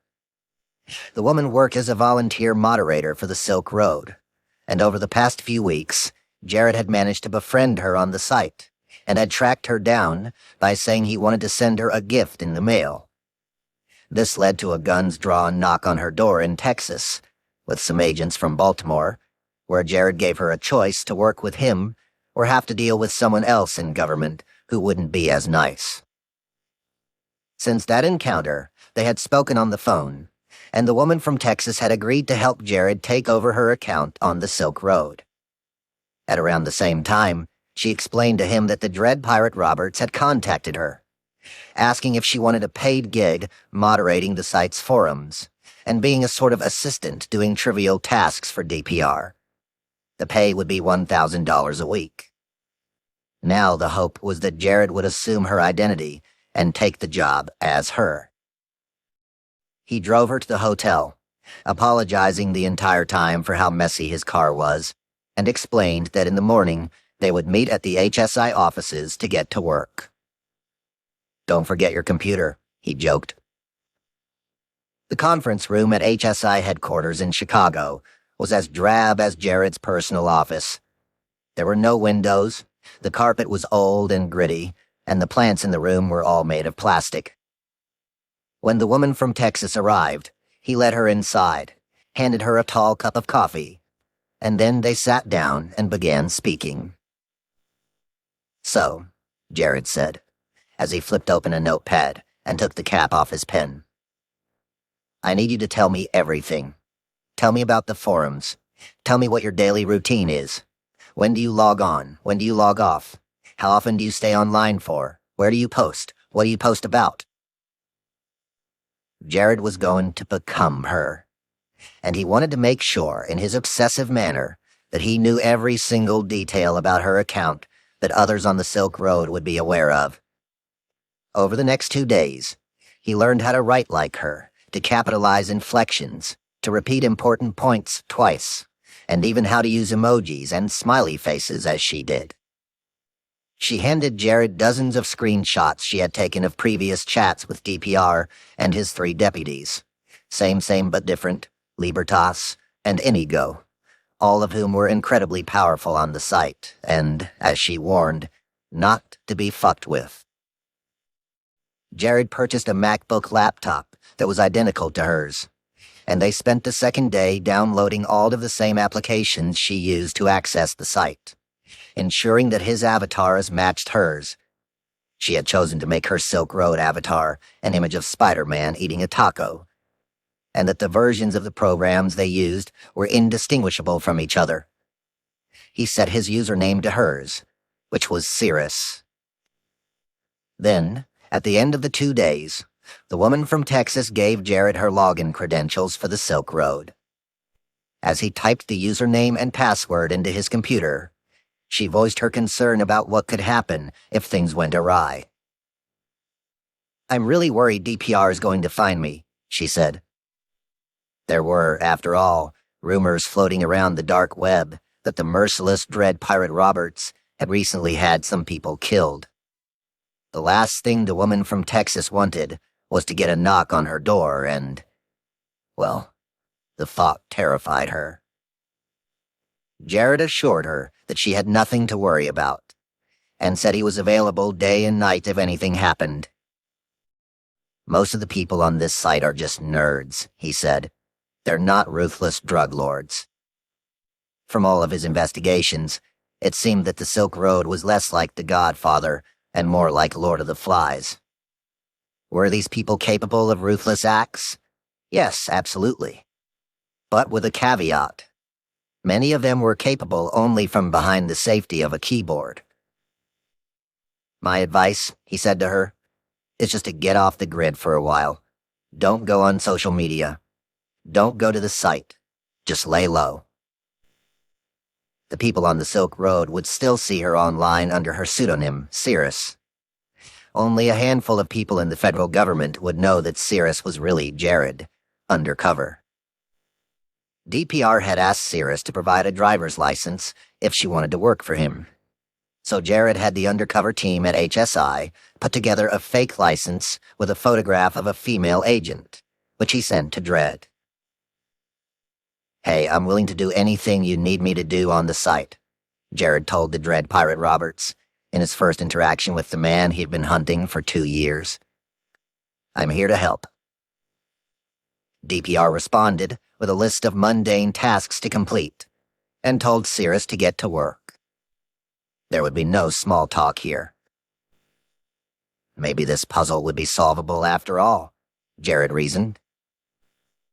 As he dropped the woman from Texas back off at O'Hare, Jared was invigorated by the fact that he was no longer just an employee with the Department of Homeland Security. He was now also undercover as a worker for the Silk Road. And his boss wasn't just any underling on the site, but rather the most ruthless pirate of them all. Chapter 55. Julia is saved. Hallelujah. "Jesus told me I need to pray for you," the Spanish lady said, as she placed her coffee cup on the table next to a slew of images of mostly naked women. "So I've been praying for you, just as Jesus told me to." Julia looked back at the lady and began to weep. A stream of black mascara flowed down her cheeks as she buried her face in her hands. To anyone who hadn't seen her in a while, Julia appeared much thinner than usual, and her eyes were welted with worry. Life hadn't been easy over the past year. First there was the depression and the alcohol. Then came the older man with money who could protect her. He liked skinny girls, so Julia became skinnier, developing an eating disorder to placate her new boyfriend. Then it became apparent that the protector had a drinking problem. Before long, he threw her against a wall in one of his drunken rages. Soon afterward, a Spanish woman stopped by Julia's studio to pick up some books, then explained why she was really there. "Jesus told me I need to pray for you." Julia wept. Her life goals were not that far-fetched. Julia hadn't wanted to change the world. She had just wanted her world to be changed. Was it so difficult to find a good man to marry who would give her a child or two, a white picket fence, and, most important, see that those children grew up differently from how she had? There was a dream in her mind where that good man was Ross Ulbricht, and it ended with them both living happily ever after. Sadly, that fairy tale had never materialized. After the Spanish woman who knew Jesus arrived at her studio, the kind lady invited Julia to church. Later that morning, Julia sat at the back of the congregation and heard angels in her ears. She was mesmerized by the place. The rays of light streaming in through the windows, the answers everyone else seemed to have. The pews in the church were filled with Bibles, and the people who read them sang hymns about the Lord. As she listened to the messages from the church's preacher, Julia felt like this could be her white picket fence, that Jesus could be that good man she had always been looking for. That afternoon, she canceled her client meetings and went back to the church again. But this time things were different. Unlike in the morning, when Julia had arrived at the chapel sad and gloomy, she was now glowing. The pews were packed that afternoon, brimming with more than 150 churchgoers. As she stood listening to the sermon, and as people waved their hands in the air and screamed to the heavens, "Praise the Lord," and "Amen, Jesus," a group approached Julia and asked, "Have you been baptized?" "No. But can I? Will you? Jesus recently told someone to pray for me." The group gently led Julia to a tub in the middle of the chapel. They wrapped her in a black robe, and the entire congregation started to chant, "You pass through death and into life." But then something went wrong. The tub in the middle of the church was broken, and there was no holy water to fill it. Everyone continued chanting as they stood there, trying to figure out what to do. Out of the crowd, someone cried out that they should take the unbaptized girl to a nearby apartment and baptize her in a bathtub. The congregation streamed out of the wide front door, leading Julia through Austin's streets, the chants growing louder as Julia, in the black robe, was summoned into a small apartment nearby. "In the name of the Lord Jesus Christ, you will live forever," they yelled in unison as they walked with her through a dark and dingy living room into an even smaller bathroom. The bath was filled with water, and Julia wandered past the 24 chanting churchgoers who now surrounded her inside a bathroom that was big enough for one. They placed young Julia in the tub as the water continued to rise like an ocean tide. "In the name of the Lord Jesus Christ." They pushed her backward, her head sinking under the water as the liquid surrounded her face and muffled the sound of the sermon. "You will live forever." When a hand lifted Julia's head out of the water, she was saved. She felt a sense of relief that she had never experienced before, a hope of a future that was different from the past. She was elated. And then, as Julia wandered outside, she looked up at the open and tranquil sky and wondered if she would ever have the opportunity to see Ross again in person. And if so, was there a chance that he could be saved too? Chapter 56. The Fake IDs, Part 2. The gray Jeep Commander drove along California Street in San Francisco, weaving in and out of traffic. Inside the big SUV, one man steered the vehicle, while the other studied the map on his smartphone, offering instructions to go left here and right there. It was late afternoon on July 26, 2013, when the Jeep pulled up to 2260 15th Avenue in San Francisco. Pulling the Jeep to a stop, Dylan Critton, an agent with the Department of Homeland Security, reached for his bag and a printout of a California driver's license. Dylan looked like he was born to work in law enforcement. He had a cop's buzz cut, broad shoulders, and a face that could easily have been hammered out from a single cinder block. As he got out of the SUV, he looked up at the house in front of him, a sort of Spanish-style place with a white exterior and brown terracotta roof. A day earlier, Dylan had been asked by his old buddy from the Department of Homeland Security, Agent Ramirez, to follow up on a lead about 9 fake IDs that had come in from customs agents at San Francisco International Airport's mail center. Agent Ramirez had almost given up on the IDs before he realized that he had gone to the wrong home 2 weeks earlier to do a knock and talk, driving to 2260 15th Street instead of 2260 15th Avenue. Now it was Dylan's turn to go to the right place. With his partner by his side, Dylan ascended the front steps and looked through the glass front door down a long hallway. At the exact moment he lifted his fist to knock on the door, he saw a man, wearing nothing but a pair of shorts, appear in the hall in front of him. Dylan froze, his fist a mere inch from the door, stopping before it touched the glass. Ross Ulbricht froze too. Dylan looked down at the piece of paper in his hand, then back at the man now standing half naked in the hallway. Without any question, they were the same person.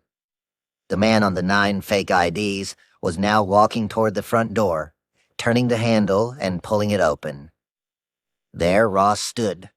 No shirt, no shoes, just a pair of dirty khaki shorts, looking at the strangers in front of him and seemingly assuming, hoping even, that they were at the wrong house.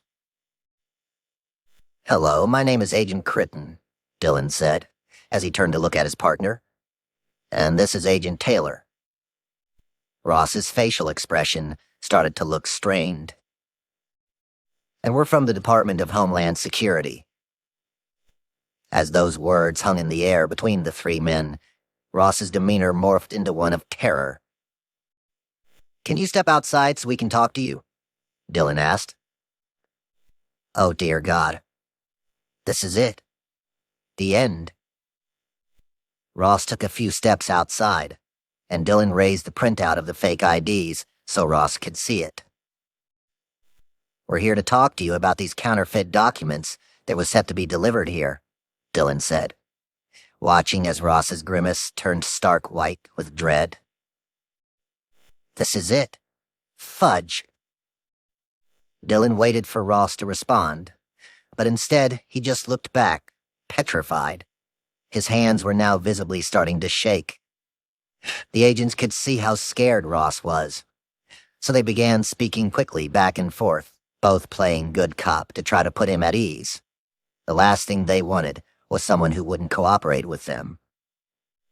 "We're not here to arrest you for having fake documents," they began. "We just want to talk to you a little about the IDs." As they spoke, assuring him that they were just there to talk, Ross's hands stopped shaking, and the color started to return to his face. "So you're not going to arrest me?"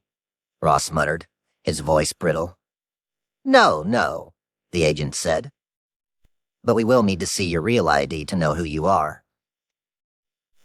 Ross hesitated, but knowing he didn't have much of a choice, he went to his bedroom, returning with his real Texas ID. Again, he asked, "So you're not here to arrest me?" "No," Dylan explained, as he scrutinized the license with Ross Ulbricht's name on it. "We just want to talk about these IDs and make sure you are who you say you are, so we know you're not a fugitive." Dylan also explained that as agents, their job was to find the people who made fake IDs, not necessarily those who purchased them. Hearing this, Ross realized that his worst fears were simply fears. These agents were completely unaware of whom they were standing in front of. As he became aware of this reality, he started to feel confident. "I understand that you don't want to make a statement acknowledging these documents are yours, because that could incriminate you," Dylan said, giving Ross an out, so the agents could continue asking him questions. "So, hypothetically, if I needed these kinds of documents, where would I get them from? Just tell me in hypotheticals."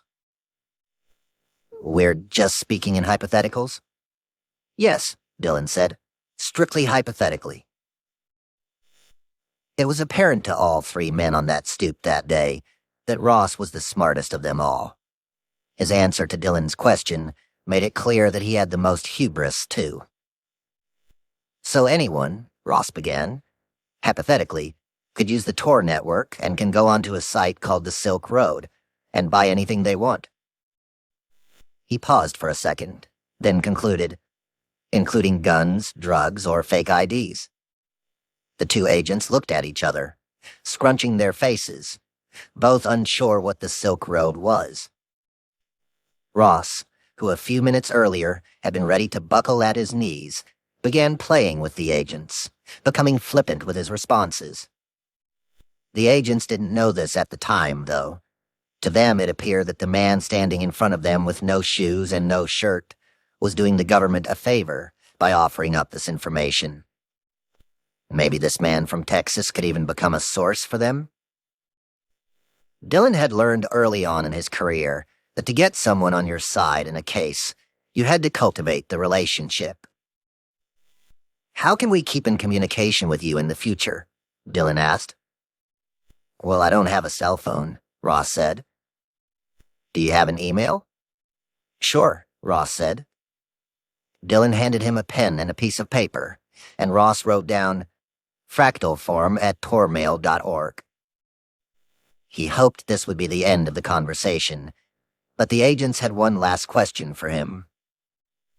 "Before we go," Dylan said, "we think you're a smart guy, a clever guy.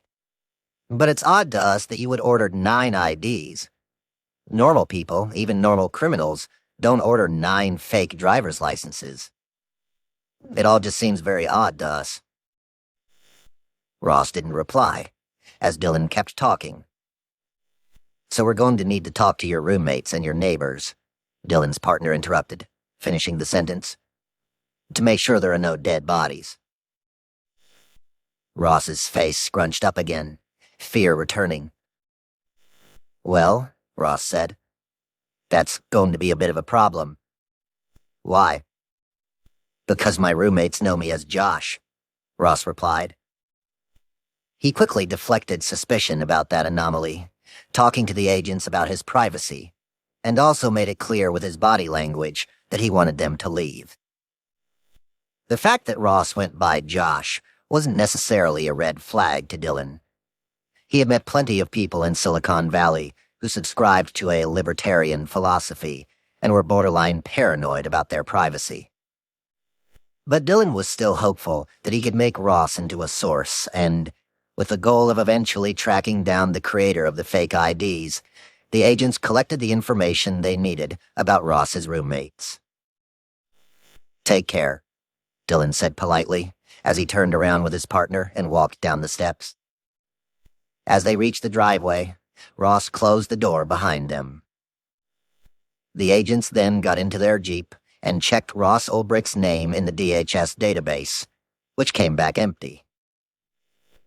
"That guy sure was smart," Dylan said to the other agent, who agreed, as he pulled away. "There is something to this Silk Road thing. We should really look into it." Inside the home on 15th Avenue, Ross rushed down the hallway and back into his bedroom. He knew he had to do something before the agents realized the email he had given them was fake, or before the Department of Homeland Security called Andrew Ford, the man he was subletting the apartment from, and told him that Josh, his tenant, was really Ross, and that he had been ordering illegal documents from a website that sold drugs, guns, hacker tools, and fake IDs, and having them mailed to 2260 15th Avenue in Andrew Ford's name.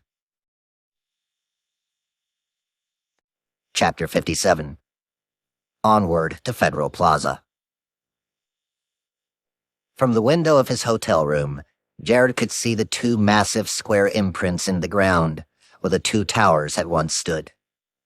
Cranes and trucks and construction debris surrounded the holes now, and yet a mere decade earlier, 2,606 people had lost their lives there. As he looked out at the transforming landscape, a million thoughts climbed through Jared's mind. He replayed the moment the planes tore into those towers. Explosions and fire, and people left with no choice but to jump to their deaths. He thought of those firefighters and police officers who had clambered inside to help whomever they could. And then everyone turning to dust, right at the foot of where Jared now contemplated the totality of it all. He thought about the families who had lost their mothers and fathers and sons and daughters that day. Tears began welling up in his eyes as he reached for his phone to video chat with his son, Tyrus, to tell him he loved him and to update him on the hunt for the bad pirate he was searching for. After Jared hung up, blowing a kiss from that New York hotel room to his son's bedroom in Chicago, it was time to get back to his laptop, working undercover for DPR. Jared hoped that he could help stop an attack on America that happened not with 747s flying into buildings at 600 miles per hour, but rather in slow motion through a website that wanted to topple the country's democracy.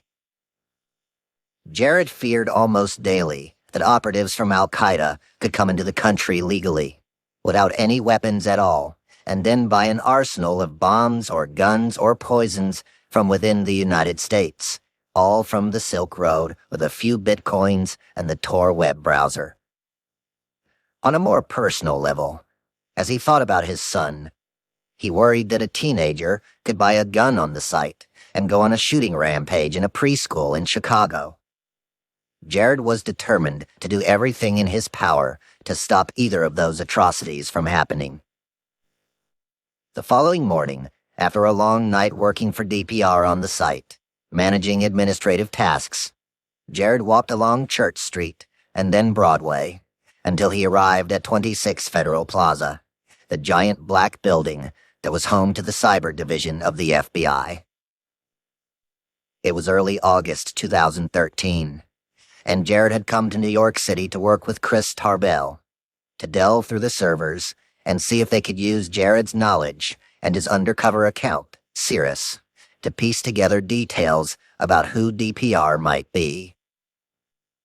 Tarbell met Jared in the lobby and helped him negotiate getting his laptop and phone into the FBI offices. Under normal circumstances, the FBI police, who protected the building, barred anyone from bringing devices inside, even other agents from within the government, for fear that a virus or some kind of surreptitious surveillance software could make its way onto the FBI network. But Jared wasn't just any other government agent, Tarbell insisted. He was working undercover and needed access to his computer at all times. The FBI police relented. For the past few weeks, Jared had had to stay online almost perpetually to mimic the behavior of the woman whose identity he had co-opted. He had been forced to take his laptop on family outings, to birthday parties, and even to his son's weekly swim meet. Parents of other kids, unaware of why Jared was on his laptop all the time as Tyrus swam laps, were not impressed. When they reached the 23rd floor, Jared was given a brief tour of the cyber division before Tarbell led him past the pit and back into Lab 1A. "You can set your computer up right here," Tarbell said, pointing at the table in the middle of the room where the agents often ate lunch. "And over here is the computer that has the Silk Road server on it." As Jared unpacked his bag of gadgets, he noticed an 8-foot-long piece of butcher paper that had been pasted on the wall. In black marker, someone had written the words Silk Road across the top. There were IP addresses all over the place, with descriptions underneath explaining what each series of numbers represented. One was a server for the chat clients of the Silk Road, another for a server that stored the hundreds of millions of dollars in bitcoins, and another, called a Mastermind section, for the site's administrator. As Tarbell explained, this was all the information that had been gleaned from the servers. To mess with Tarbell, his co-case agents had created a mock chart next to the Silk Road version that had pictures of all the characters from The Princess Bride, including Princess Buttercup, Wesley, and Prince Humperdinck, with nonsensical arrows pointing between each. As Jared studied the Silk Road chart, he saw the name of a coffee shop called Momi Toby's in San Francisco. When he asked why it was on the chart, Tarbell explained that one of the servers they found had been erased. Wiped clean of evidence like a murder scene that had been disinfected with bleach. But when the person who had expunged the drive logged out of the server, they had accidentally left one tiny clue behind: the IP address of the place where they had logged in to do their cleaning. In other words, the Dread Pirate Roberts might have wiped the murder scene down, but he had left the corner of a thumbprint on the front door when he walked out. This digital fingerprint led the FBI agents to a small bistro-like cafe on Laguna Street in San Francisco called Momi Toby's. Whoever the Dread Pirate Roberts was, he was either living in San Francisco or had spent some time there. But that was it. One measly clue that possibly pointed to the whereabouts of the Dread Pirate Roberts. "Not much I can do with it," Tarbell said to Jared. "What am I going to do? Send an FBI agent into a coffee shop in San Francisco and tell them to look for someone on a laptop?" Still, they had been scouring the internet traffic from the cafe, looking for other leads. After getting acquainted with everyone and being subject to a few of Tarbell's would-you-rather jokes, Jared sat down at the computer, which was now an offline replica of the Silk Road, and he began searching through its contents. He saw the chat logs where DPR had paid the Hells Angels to have people killed, and he saw other messages between DPR and Carl, as Knob, that were, curiously, encrypted. and couldn't be read. "That's strange," Jared said to Tarbell. "You think Carl Force is trying to obstruct our investigation?" "No clue, but something doesn't feel right." Still, they had bigger things to worry about than a petulant and possibly rogue DEA agent in Baltimore. Jared spent the next few days with the FBI crew, working in Lab 1A, delving through the server, listening to Tarbell's unrelenting jokes, and then ending the evenings at the Whiskey Tavern a few blocks away, where Jared learned what pickle juice and cheap whiskey tasted like. As those nights would come to an end, and everyone else went home to their families, Jared would plod back to his hotel room overlooking the sacred ground of the World Trade Center, and he would transform into Cirrus, the online forum moderator on the Silk Road, and spend the evening undercover working as an admin on the site. A couple of days went by, and Tarbell told Jared that some guy from the IRS is swinging by later, Gary Alford or something like that. He wants to take a look at the server. "Sounds good," Jared replied, then looked back at his computer as he continued chatting with the Dread Pirate Roberts as Cirrus. A few hours later, Tarbell entered the lab with an African-American man in his wake. "Jared, this is Gary Alford from IRS," Tarbell said. "Gary, this is Agent Duryagan from HSI Chicago." Jared looked up at Gary, taking in his wide figure, and as he was about to say hello, Gary looked back at Jared with confusion and frustration. "Why does he get to bring his devices up here, but I have to leave mine downstairs?" Gary asked Tarbell. Tarbell had no desire to explain that Jared was working on his computer undercover, and simply replied, "Different rules for different folks." Gary didn't like this answer, and seemed even more annoyed now than he had been a few seconds earlier. Jared then watched Gary peer up at the butcher paper on the wall with the words Silk Road written across the top. He was inspecting it, noticing all the Princess Bride jokes in the corner of the page, and the IP addresses sprinkled everywhere. Gary seemed to be even more annoyed when he saw this, as if there was a party going on that he hadn't been invited to. Tarbell then introduced Gary to Tom Kiernan, the computer forensics expert, who said he would help Gary dig through the Silk Road server. Tarbell then sat back down at the table in the center of the room, unaware, or not caring, that Gary was crestfallen that he wasn't involved in their investigation. In a sulky mood, Gary got to work searching for people laundering money and bitcoins on the Silk Road. But he kept looking over at Jared and Tarbell, and then over at the big sheet of butcher paper. Finally, Gary spoke up again. He had also noticed the words Momi Toby's Cafe on Laguna Street in San Francisco written under one of the IP addresses, and he asked what it was. Tarbell, his head buried in his computer, explained that it was the one place that the Dread Pirate Roberts had logged into the server. The only clue they had tying DPR to a location. "Huh," Gary replied. "I have a guy in San Francisco." "Oh yeah?" Tarbell said nonchalantly. "He'll have to give us his info." Gary seemingly didn't like this answer either. Jared watched this interaction take place, and he felt somewhat bad for Gary, who was visibly perturbed. But Jared also knew exactly what Tarbell was thinking, because Jared was thinking the same thing. A guy in San Francisco didn't mean anything. There had been 24 people whom agents from across the country had suspected of being the Dread Pirate Roberts at one time or another, and half of them were in the Bay Area. With this retort from Tarbell, Gary peered back at the server and ignored Tarbell and Jared for the rest of the afternoon. A few hours later, Gary stood up and walked out. He decided in that moment that this was clearly Tarbell's investigation, and there was no room for him to be any part of it. Based on the mountain of evidence Gary had seen on the server, the butcher block paper on the wall with all those IP addresses, and Jared's undercover account, Gary decided that there was clearly no reason for him to send the FBI the name of his guy in San Francisco.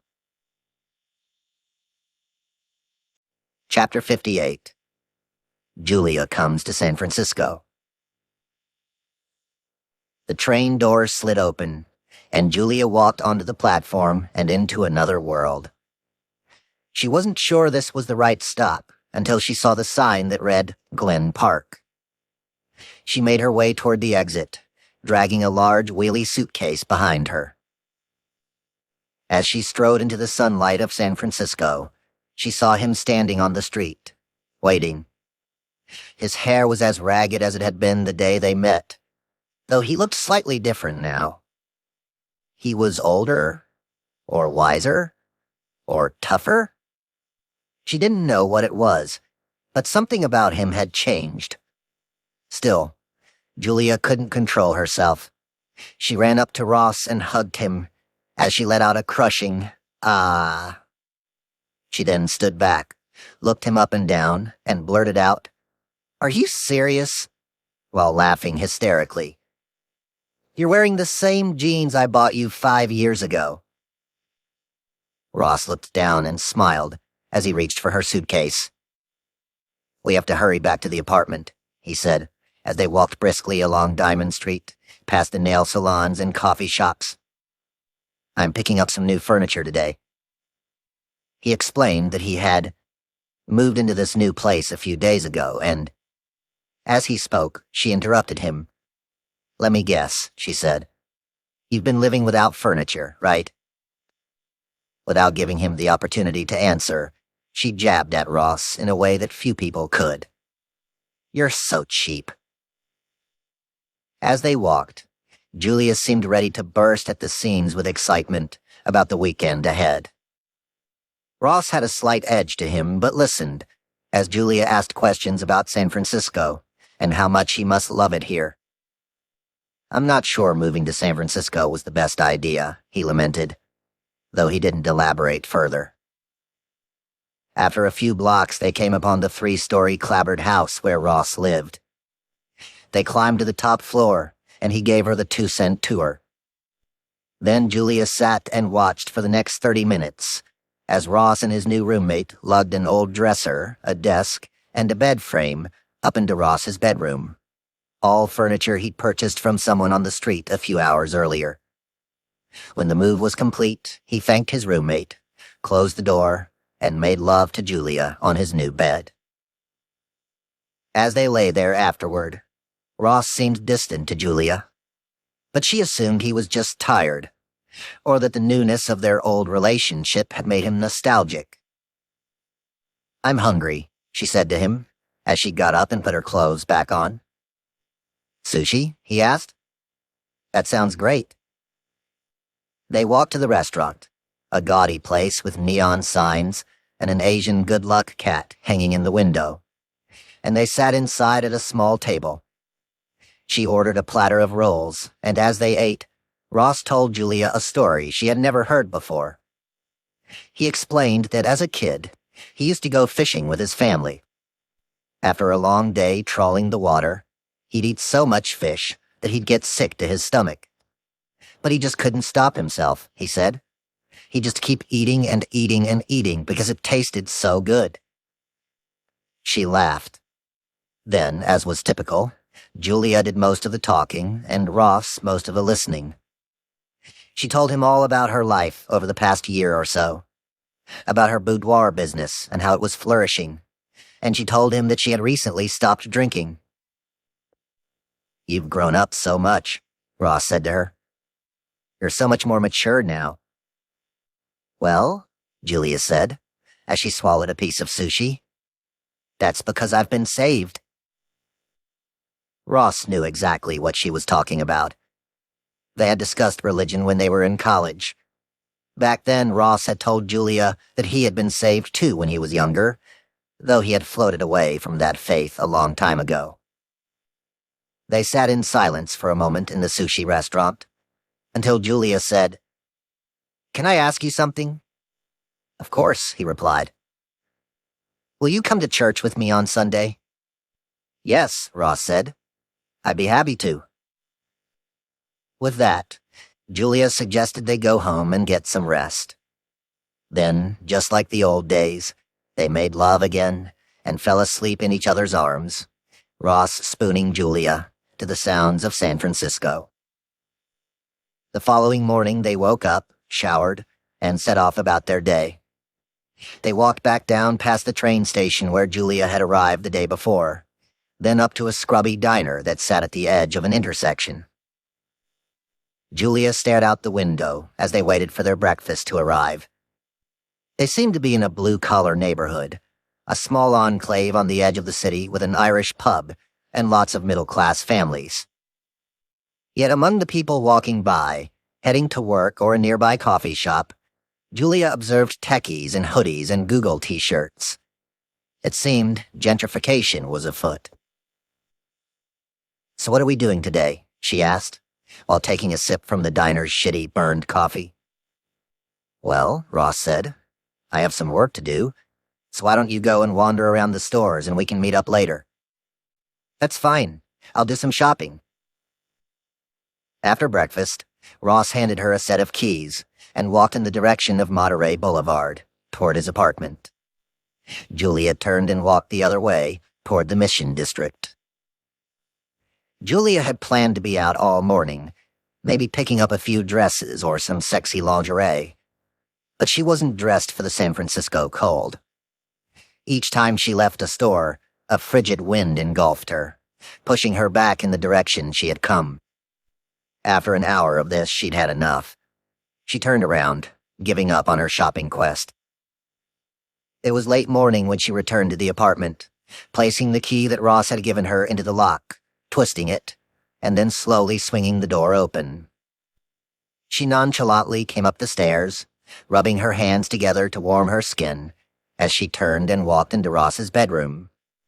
When she entered, she saw him standing there, his back to her, his laptop open on his standing desk. And in a brief moment, she saw something that took her back to their time together in Austin. A dozen black and white windows open on his computer, some with chat logs, others with code, and a website with a small green camel for a logo in the corner. In mere milliseconds, she knew exactly what he was doing. "Hi," she said from behind him. Startled, he quickly tapped a single button on his laptop that made the screen go dark, and he turned around. "What are you doing?" she asked. "Nothing," he said, flustered and nervous. "Just some work." They stood in silence for a moment. But she knew. And he knew. Ross hadn't given up the site, as he had once said. He was still very much involved in the Silk Road. Julia knew then that she had two choices: stay and accept him for who he was, or turn around and leave. Or perhaps there was a third way. Chapter 59. I Am God. "How does this look?" Julia asked Ross, as she twirled around in a floral yellow dress. "Hot. You always look hot." She slipped on some sneakers and told him to hurry up. "We're going to be late for church," she said. "We'll be fine," he assured her. It was Sunday morning, and as they walked to the bus, Julia wondered if she should mention something to Ross about the Silk Road. She had assumed when she arrived in San Francisco that he was done with the site. That's what he had told her time and again. But there had been so many clues in the few hours they had spent together. His skittishness, especially around his computer, the way he answered questions about work, and then catching him on the computer. Sure, he still lived like a pauper, renting a cheap room on the outskirts of the city with furniture he had bought on the street, and he still wore the same clothes he had worn in college. But that was Ross. His cheapness didn't prove or negate anything. On the bus ride to church, Julia explained that the congregation where they were heading had a belief system that everyone can talk to God. Therefore, she said, There wasn't one pastor reading the sermon. Everyone took it in turns, each reading a passage for 2 minutes before the piano dinged and someone else stood up to take the pulpit. "It's a little culty," she joked, "but it's really quite beautiful." The church looked more like a 1980s office building that belonged to an obscure spy agency than a place of God. It was 2 stories high and painted a strange lime green color. Dozens of white security cameras pointed down from every direction. The only signifier that this was a place of worship was the dark lettering across the top that read, "Meeting Place of the Church in San Francisco." Services had already begun when they rushed inside, Julia ushering Ross into a pew in the back of the room. As they settled into the wooden seats, prayers were being chanted by the mostly Asian parishioners. "Oh, Lord," and "Jesus, praise the Lord," ricocheted through the large room. Almost immediately, the congregation was asked to please rise. "We're going to read from the Tree of Life," the first parishioner said, beginning the passage in the Bible where Adam and Eve are deceived by a serpent. The story was one that everyone in the church had heard before, one Ross had been told as a child, as had Julia. In it, God instructs Adam and Eve not to eat from the tree in the middle of the garden, for if they do, they will die. But a snake arrives with a different message. Now the serpent was more crafty than any of the wild animals the Lord God had made, the parishioner read aloud. "You will not certainly die," the serpent said to the woman, "for God knows that when you eat from it, your eyes will be opened, and you will be like God, knowing good and evil." There was a ding of the piano as the next parishioner took the pulpit. "Oh, Lord, hallelujah."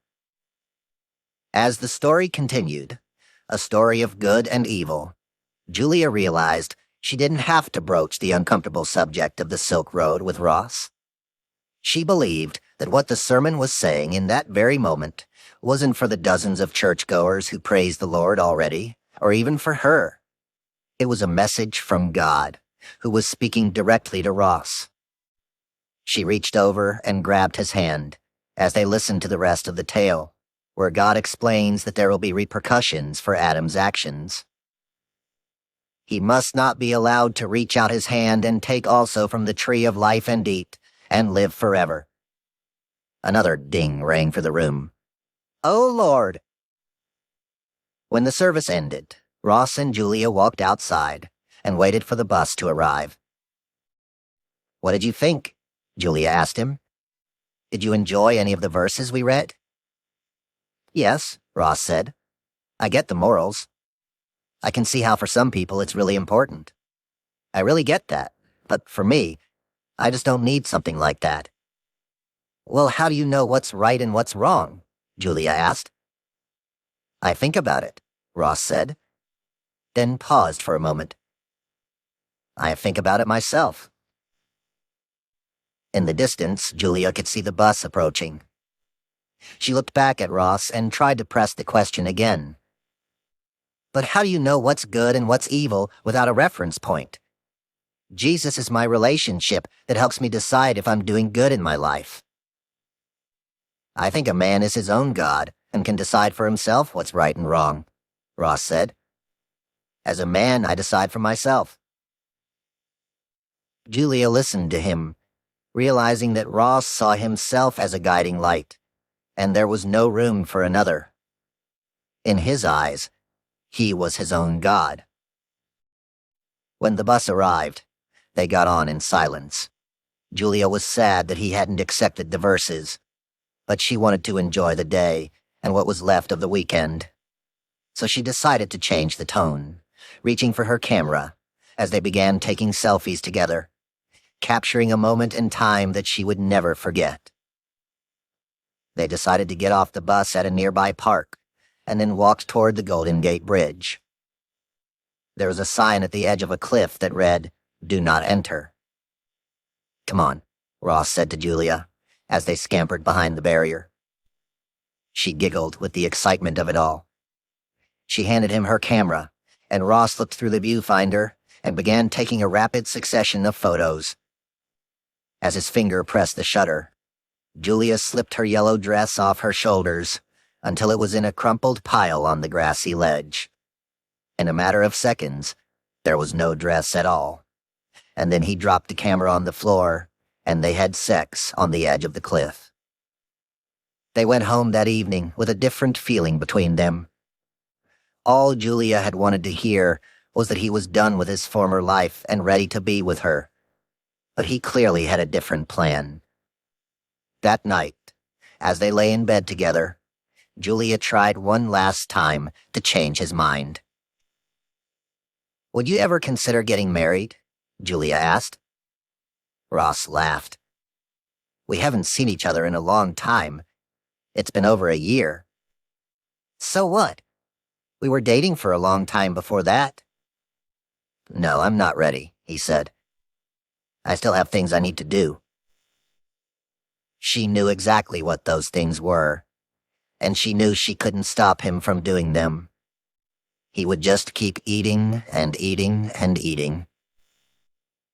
Usually Ross would cuddle Julia. But tonight Ross turned around and stared pensively at the wall.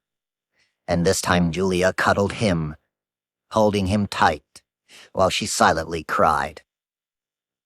In the morning they woke up. She packed her things for the airport, and he helped her with her bags as they set off toward the train. They stood there where they had greeted each other at the beginning of the weekend, and Ross kissed her as the cold fog swept by. "I love you," she said. "I love you too." "Will you come to Austin and stay with me?" "Maybe next month," he replied.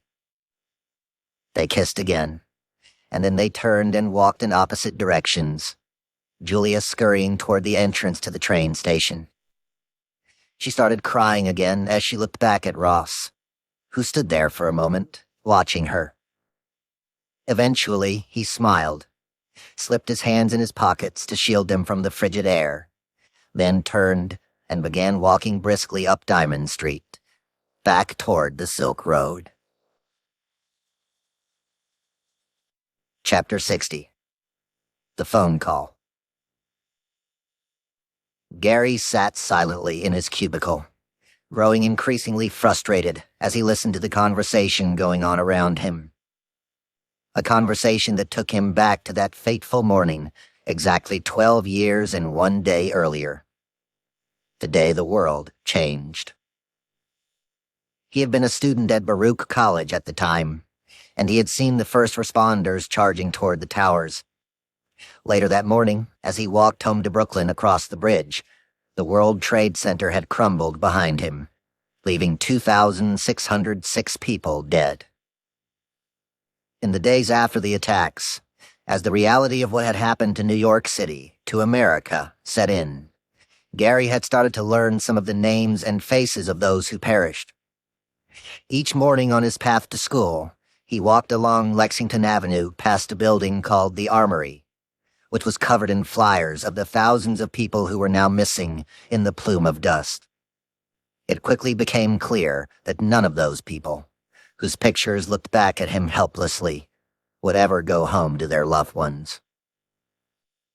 As was true for all New Yorkers, the stories people told of that day could feel palpable to Gary. But nothing was as real as the conversation taking place in front of him right now, over a decade later, on September 10th, 2013, between the two men on the task force who were now sitting next to him in adjacent cubicles. These two men, it appeared, had run toward the towers that fateful day, and then spent weeks digging through the dust and debris for survivors, mostly finding death. "You getting your medical tomorrow?" Gary overheard one of them, an NYPD detective, in the cubicle in front of him, say to another from New York's Clarkstown Police Department. As Gary listened, the two men talked briefly about their breathing issues and other ailments that still lingered 12 years later. They talked about other first responders they knew who had developed serious illnesses, some who had even died. As Gary overheard this, He grew increasingly irate as he thought about what terrorists had tried to do to America in 2001 and what he saw the dread Pirate Roberts trying to do to America in 2013. Gary had read all of DPR's writings 3 times and had seen the dread Pirate Roberts proclaiming to his legion of followers that the government's time was coming to an end, that the state was the enemy, that people should have utter disdain for federal authorities, including everyone who sat in the room with Gary at that moment. The same men and women who had run toward the World Trade Center on September 11th, and who tomorrow would have to go to the hospital for health checkups for their heroic efforts. As these thoughts all piled up atop one another, Gary had had enough. He spun around in his chair, looked directly at another detective on the Silk Road Task Force, and with vexation in his voice proclaimed, "I think I'm right, you know? I think it's him." "What are you talking about?" "It's him, Ross Ulbricht," Gary said. "You really think you're going to find him from a Google search?" Gary's coworker said. Gary had suspected that Ross Ulbricht might be in some way involved with the Silk Road, and had mentioned it to his coworkers months earlier. But the lead had gone nowhere. They couldn't pursue a case against someone based on the mere fact that they had posted about the Silk Road on the internet. But after Gary had seen the IP address from a cafe in San Francisco on the wall at the FBI office, the city where this Ross Ulbricht character apparently lived, he had become convinced that he was at least involved, if not actually the dread Pirate Roberts. "Yes," Gary said, his hands animated, his voice growing louder. "I'm right. I'm telling you, I'm right." After a few minutes laying out the facts again, Gary stood up and announced that he was going to go back through the case again, starting from the beginning. Just as he had read every email, blog post, news article, and forum posting 3 times, Gary was going to go back through his investigation 3 times, from start to finish. Maybe, he reasoned, he had missed something. He wandered away from his cubicle and around the corner to a woman nearby who worked for the Department of Homeland Security. "I need you to run Ross Ulbricht's name," Gary told her, as he sat down in an empty seat nearby, requesting the same background check he had done on Ross months earlier. Gary didn't expect the woman would find anything new. He just wanted to see if some small detail had floated by unnoticed. A speck of DNA, a parking ticket, anything. After a minute, the records loaded onto her screen. The woman first reviewed Ross's travel record, noting that he had gone to Dominica, a data point that Gary knew about and that he thought was suspect, as criminals often hid money in the Caribbean. She kept going through Ross's file, and then she stopped suddenly. "You know there's a hit on this guy?" the woman said. "What?" Gary asked, confused. "Yeah, there's a hit on this guy from a few weeks ago." Gary was in shock as he heard the word hit. He was simply trying to dot his I's and cross his T's 3 times over. "You want me to read it?" the woman asked.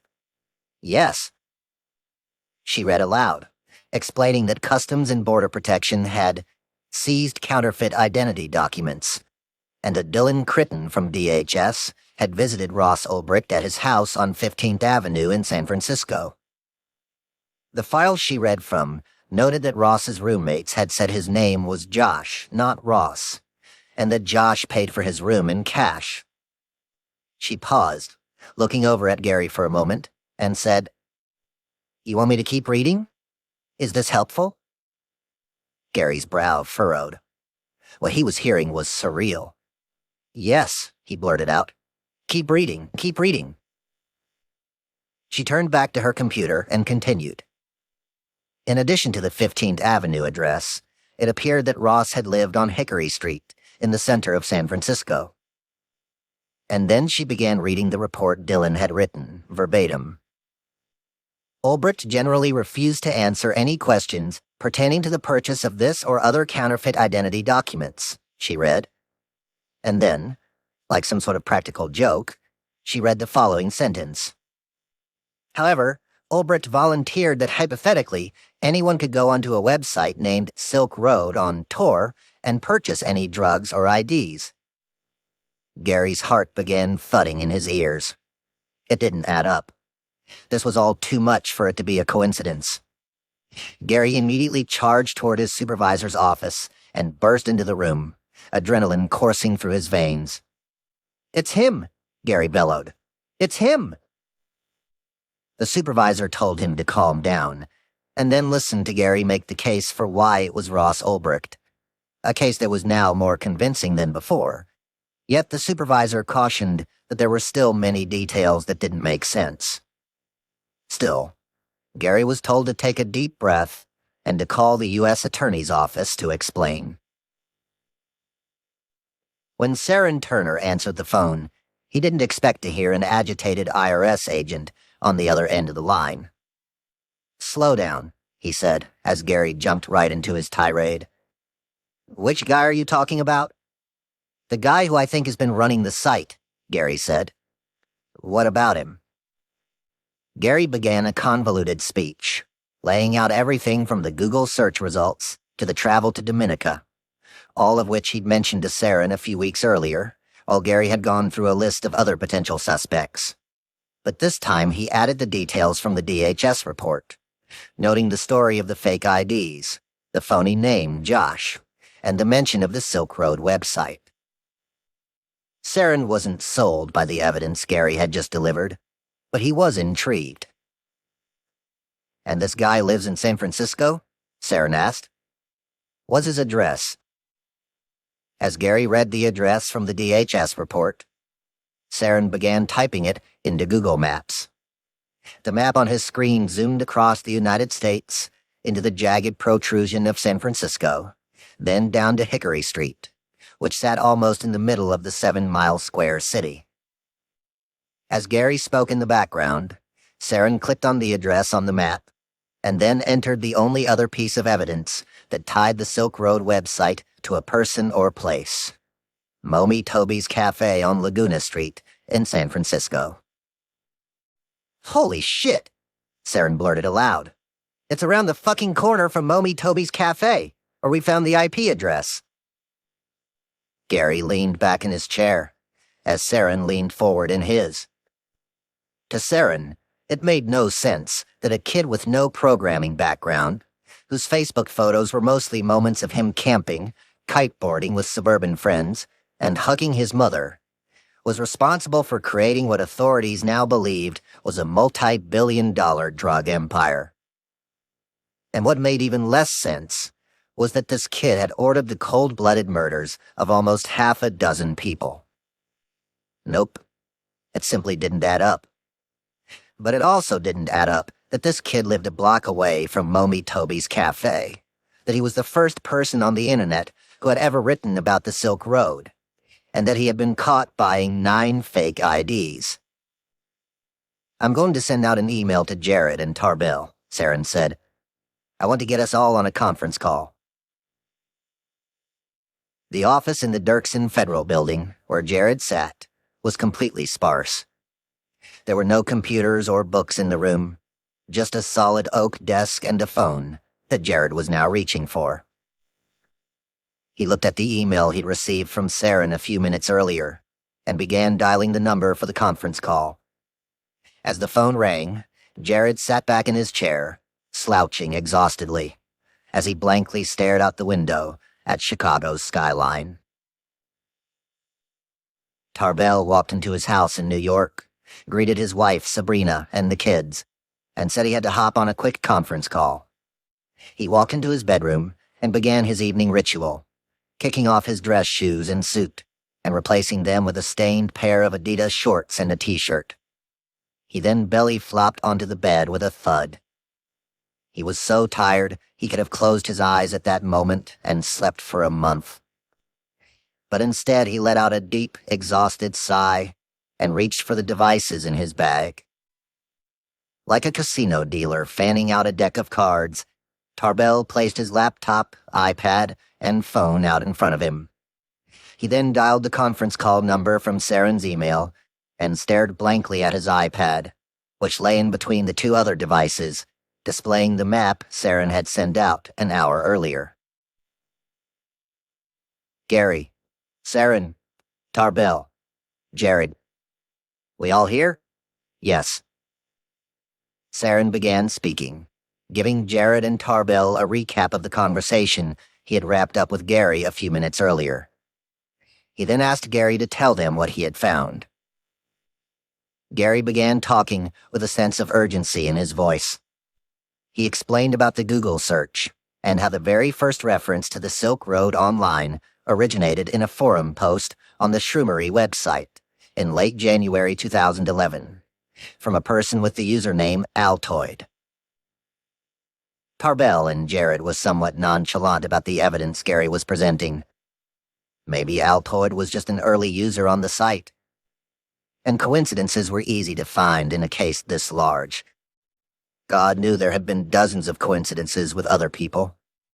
Agencies had ruminated over the leader of the Silk Road being the CEO of a Bitcoin exchange, a Google engineer, or even a professor at a U.S. university. Others had believed it was an inner-city drug dealer, or possibly the Mexican cartels now working with programmers.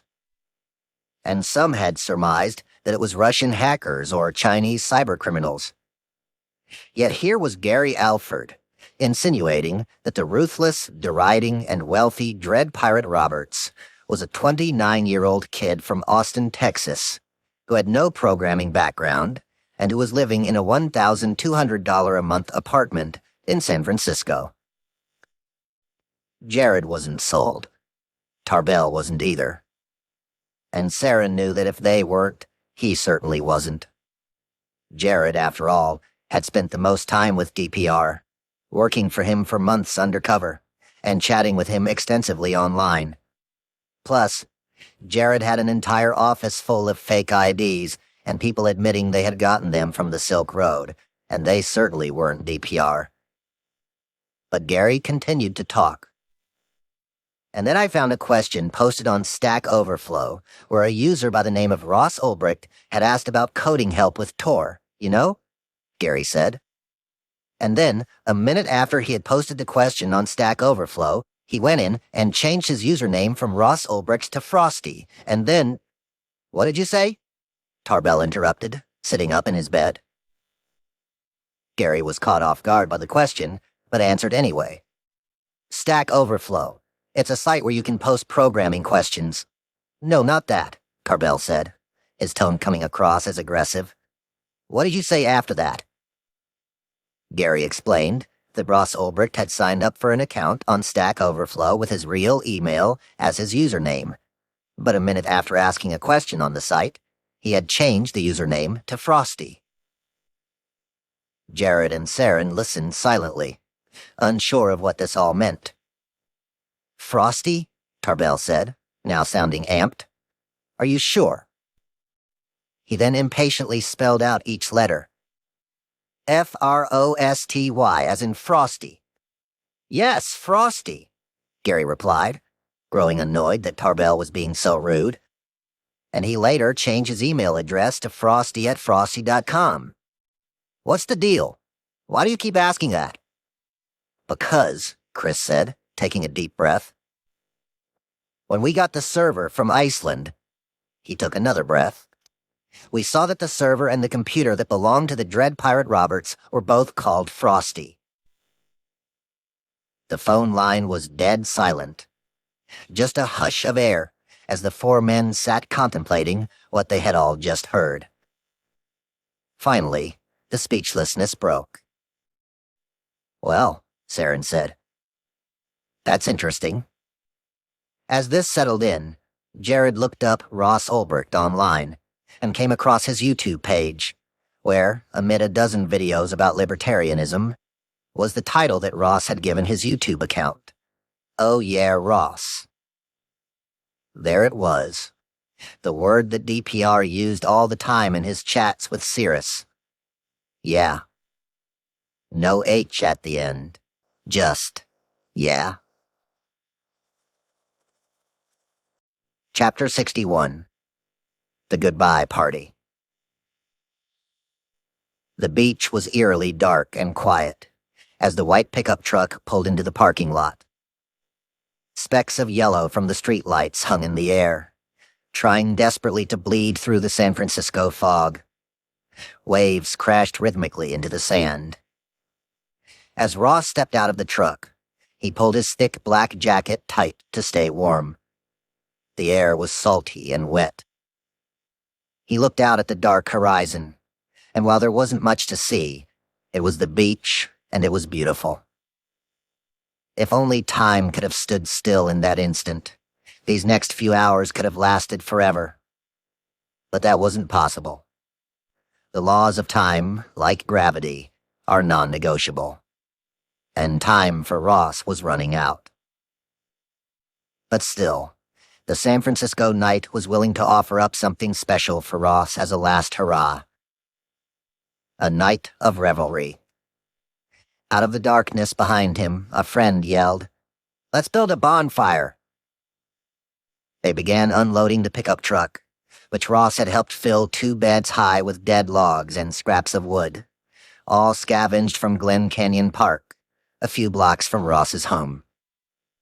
His new roommate, Alex, was there. Renee and Selena, too. Other friends were in town from Austin, a dozen people in all. The fire was lit and soon began to roar. Champagne was popped open, beers too. A joint was passed around. Ross grabbed his djembe drum, his hands slapping the goblet-shaped leather as loud thuds hit the air. The sounds were reminiscent of his days in college, when he had joined the Nomo group at Penn State. If it hadn't been for that drum circle, he might never have met Julia in a nondescript basement at school. If it hadn't been for the libertarian club he had joined, he might never have become who he was today. He had sailed 1,000,000 miles since then and helped 1,000,000 people along the way. The Ross of back then had been an idealistic, lost soul. This Ross had changed the world. The other Ross had been worth a few $100s. This one was valued at a few $100 million. That guy had read the works of influential libertarians like Rothbard, Mises, and Bloch. And yet now Ross Ulbricht was a ghostwriter for the most influential libertarian of them all, the Dread Pirate Roberts. Or maybe it was Ross alone penning those words. In many respects, the two of them were now indistinguishable. Sweet Ross was still in there somewhere. He had recently seen a piece of trash caught in a tree in the park, and had climbed the branches, higher and higher, to rid the park of the dangerous plastic bag. But his kindness had come with consequences. "I have poison oak rash from head to toe," he had emailed Julia a few days later. "I wish you were here to comfort me." Frowny face. Still, the ointment that could fix the pain would come soon enough, when Ross would be able to see Julia again. He had booked a flight to Austin, planning to leave in a couple of weeks. He was done with San Francisco. What choice did he have? The city knew too much. He would go to Austin first, find another hiding place. Probably somewhere far, far away, where he could see his vision through. Maybe it would all be a new beginning. The site was making more money than he knew what to do with. He had tens of millions of dollars on thumb drives scattered around his apartment. The problems, though abounding, had simply become daily work obstacles for Ross. When he wrote in his diary that he had loaned a dealer $500,000, or had Variety Jones deploy one of his soldiers to deal with another problem, or paid hackers or informants $100,000 apiece, it was just a day in the office for Ross. Murders, extortion, reprisals, and attacks had all just become the job. Sure, it was stressful at times, but in Ross's alternate universe, he was king.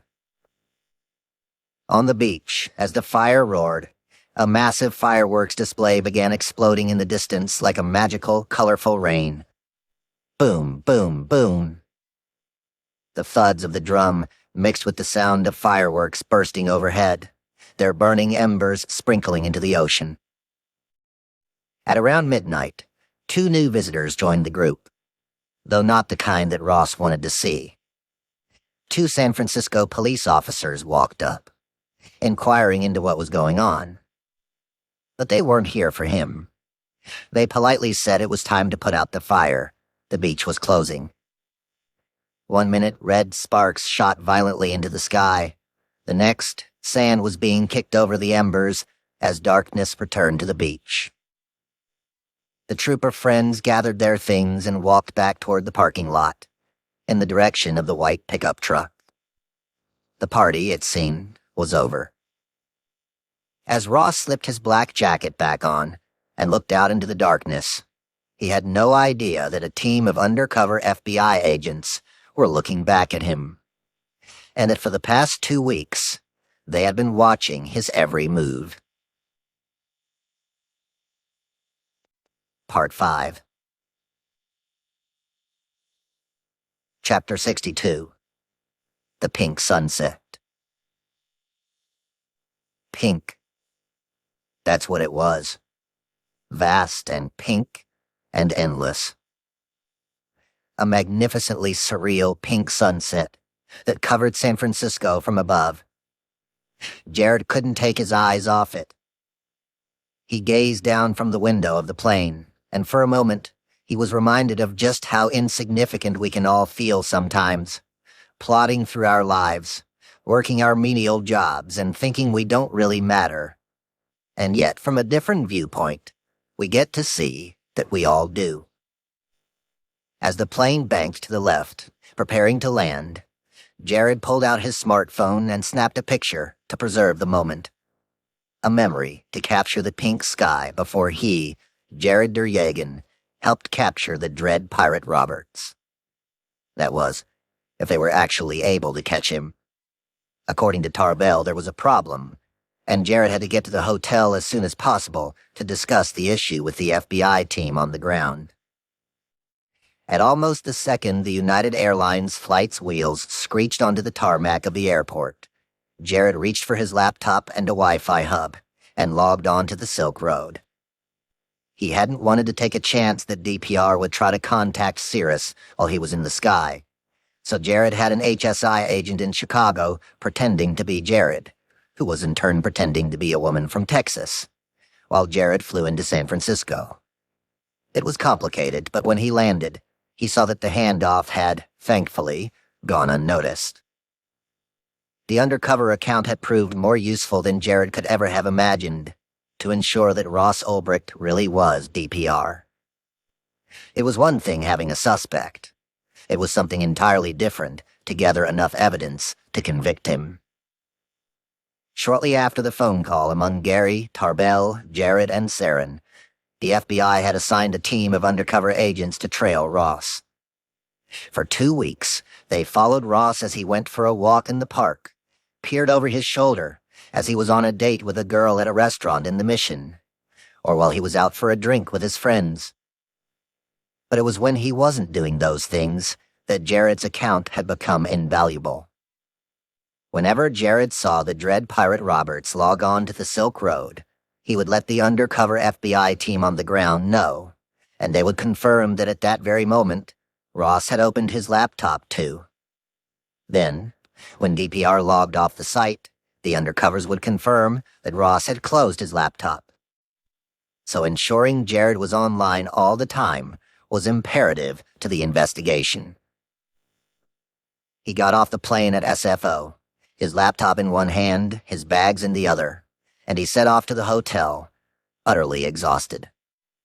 He hadn't slept more than a couple of hours at a time since the phone call 3 weeks earlier, and there was no sign that was going to let up any time soon. Jared checked into his room at the hotel and made plans with Tarbell to meet at the steak restaurant in the lobby to go over the logistics of the coming days. Tarbell introduced Jared to a large ex-Marine called Brophy, who was a badass special agent with the New York FBI, and had come out to San Francisco to assist with the actual arrest. Tom, the computer scientist from the New York office, whom Jared had met before in New York City, was there too. Tom had one job, which was to keep Ross's computer powered on and logged in if they captured him with his hands on the keyboard. But there was a problem with that part of the operation. As they ordered beers, Tarbell explained that the local FBI team in San Francisco was going to be responsible for the arrest, as this was in their jurisdiction. This was standard FBI procedure. And that the local agents wanted to go into Ross Ulbricht's house with a SWAT team. Oh, fuck. Yeah. Tarbell had made this mistake before, during his LulzSec bust, and he knew that they could arrest Ross Ulbricht 10,000 times over. But unless they caught him with his hands on his laptop, they might not be able to prove that they had captured the Dread Pirate Roberts. All it would take was a glimpse of a Fed or the sound of a footstep, and Ross could touch his keyboard, encrypting the evidence on it. Sure, they could tie him to the site with the logins from Momi Toby's cafe and the surveillance the Feds and Jared were building together, but a good lawyer could say that was all coincidence. "What are we going to do?" Jared asked. "I'm going down to the local FBI office tomorrow to try to talk them out of going in with SWAT," Tarbell replied. "You think it'll work?" "It has to." But Tarbell knew it would be a tough sell. As the FBI briefing reports noted, the Dread Pirate Roberts was dangerous. From what Tarbell and his crew had pulled from the servers, it appeared that DPR had had people murdered, several people, and that he had ties to the Hells Angels and other hitmen. For all they knew, DPR was going to go down with a fight. Maybe a fight to the death. And the higher-ups at the Bureau weren't going to risk losing a single FBI agent if that proved to be true. To top it off, the director of the FBI had briefed the White House about the sting, which meant the President of the United States would know if the operation was a success. Brophy, the gruff agent, interrupted. "I should have grabbed him today."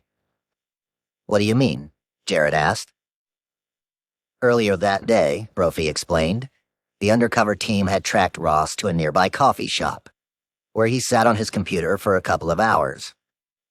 Brophy walked into the cafe and sat right next to him, and while Brophy was big enough that he could have taken him right then and there was a chance that Ross wasn't logged into the Silk Road, and they would have captured him simply checking his email.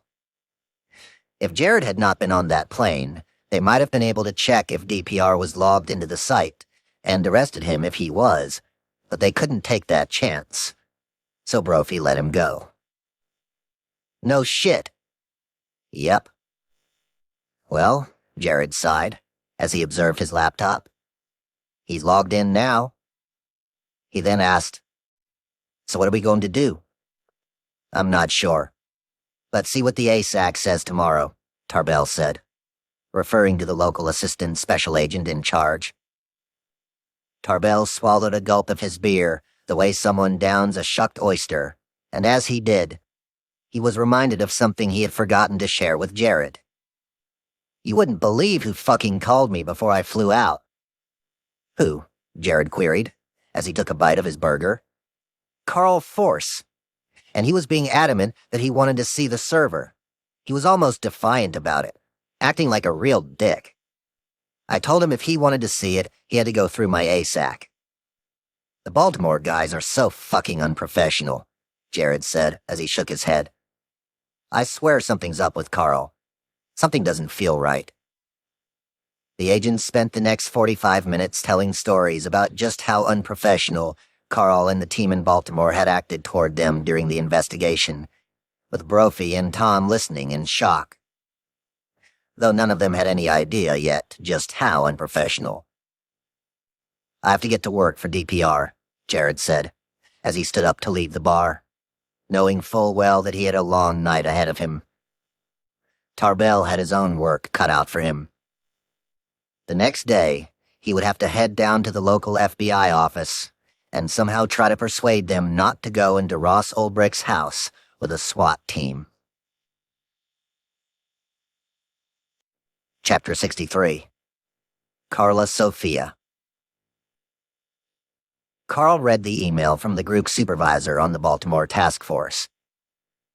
Baltimore is to stand down on all SR activity for 1 week, pending outcome of FBI New York takedowns next week, the message said. It was soon followed by more severe instructions. For right now, the important thing is that we do not do anything that could in any way possible interfere with the arrest of DPR and the collection of evidence in the course of that arrest and search.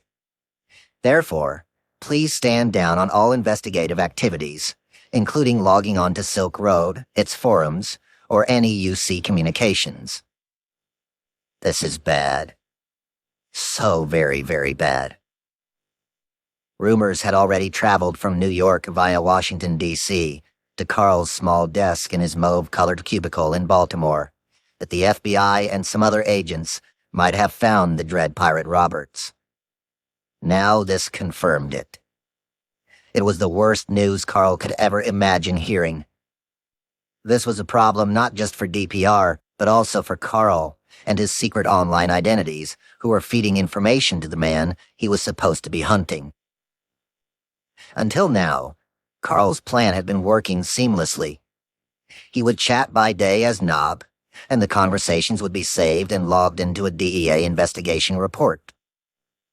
Then he would send those very thorough and detailed reports to Nick and the other agents on the Marco Polo task force. A job well done. Good work, Carl. Yet as dusk turned to dark, Carl would log on to his computer as Kevin, the government agent, and, for a fee, surreptitiously send Dredd messages that were not recorded and put into a report. When the two lines crossed, and the Dread Pirate Roberts, unaware of what was going on at the other end of the connection, discussed payments for information, Carl would scold Dredd, reminding him to use PGP, the highly secure messaging platform. In the few instances that DPR slipped up, Carl would pretend that there had been a technical glitch in his daily report. Agent's note: SA Force was unable to make several video recordings of the above messages due to problems with the SR site. It had all worked perfectly, until the lies started to pile up atop one another, and Carl started to mix up who he was supposed to be and when he was supposed to be them. Rather than slow down, or even stop crossing the line, Carl decided to move that line even further away, and he started creating more fake accounts and machinations to take more money. Before the email came in telling him to stand down, Carl decided to create another fictitious online persona, one that wasn't Knob the drug smuggler or Kevin the dirty DOJ employee, but a new character called French Maid. Under this new guise, Carl sent DPR another message, offering to sell more information about the investigation into the site. I have received important information that you need to know ASAP. Please provide me with your public key for PGP. This was the point where Carl's lies were too complicated to track, and everything he was saying became jumbled in his own mind. As a result, Carl was about to make an irreversible mistake. In a message to DPR, while pretending to be French Maid, he accidentally signed the message with his own name, Carl. A short while later, when Carl realized what he had done, he quickly followed up with another message to Dredd. Whoops, I'm sorry about that. My name is Carla Sophia, and I have many boyfriends and girlfriends on the marketplace. DPR will want to hear what I have to say, winky face. XOXOXO. Luckily for Carl, the Dread Pirate Roberts could care less who Carl or Carla was. Dredd just wanted the information that was for sale, and gladly handed more than $100,000 to French Maid for more information that could help him keep the feds at bay.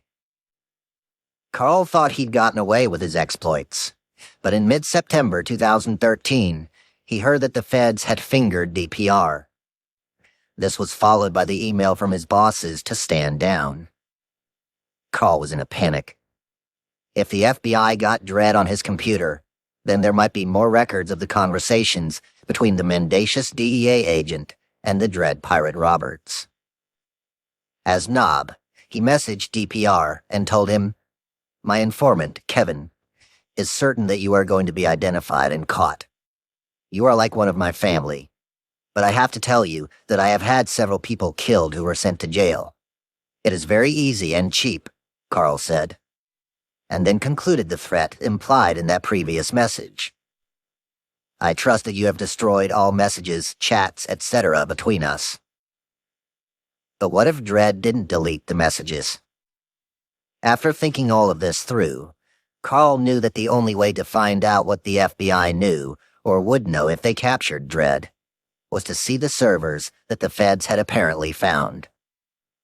So he came up with another idea, another lie, and he called Chris Tarbell from the FBI, whom he had never spoken to before. "Hi, this is Special Agent Carl Force from the DEA in Baltimore," he barked at Tarbell. "When can I come up and look at the server?" "Who is this?" Tarbell replied. "Special Agent Carl Force from the...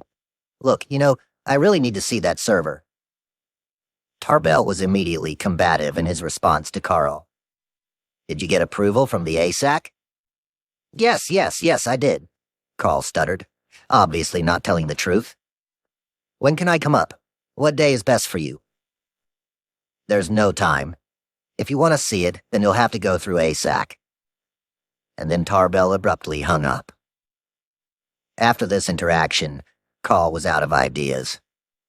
All he could hope was that DPR had done what Knob had requested and wiped the messages from his computer.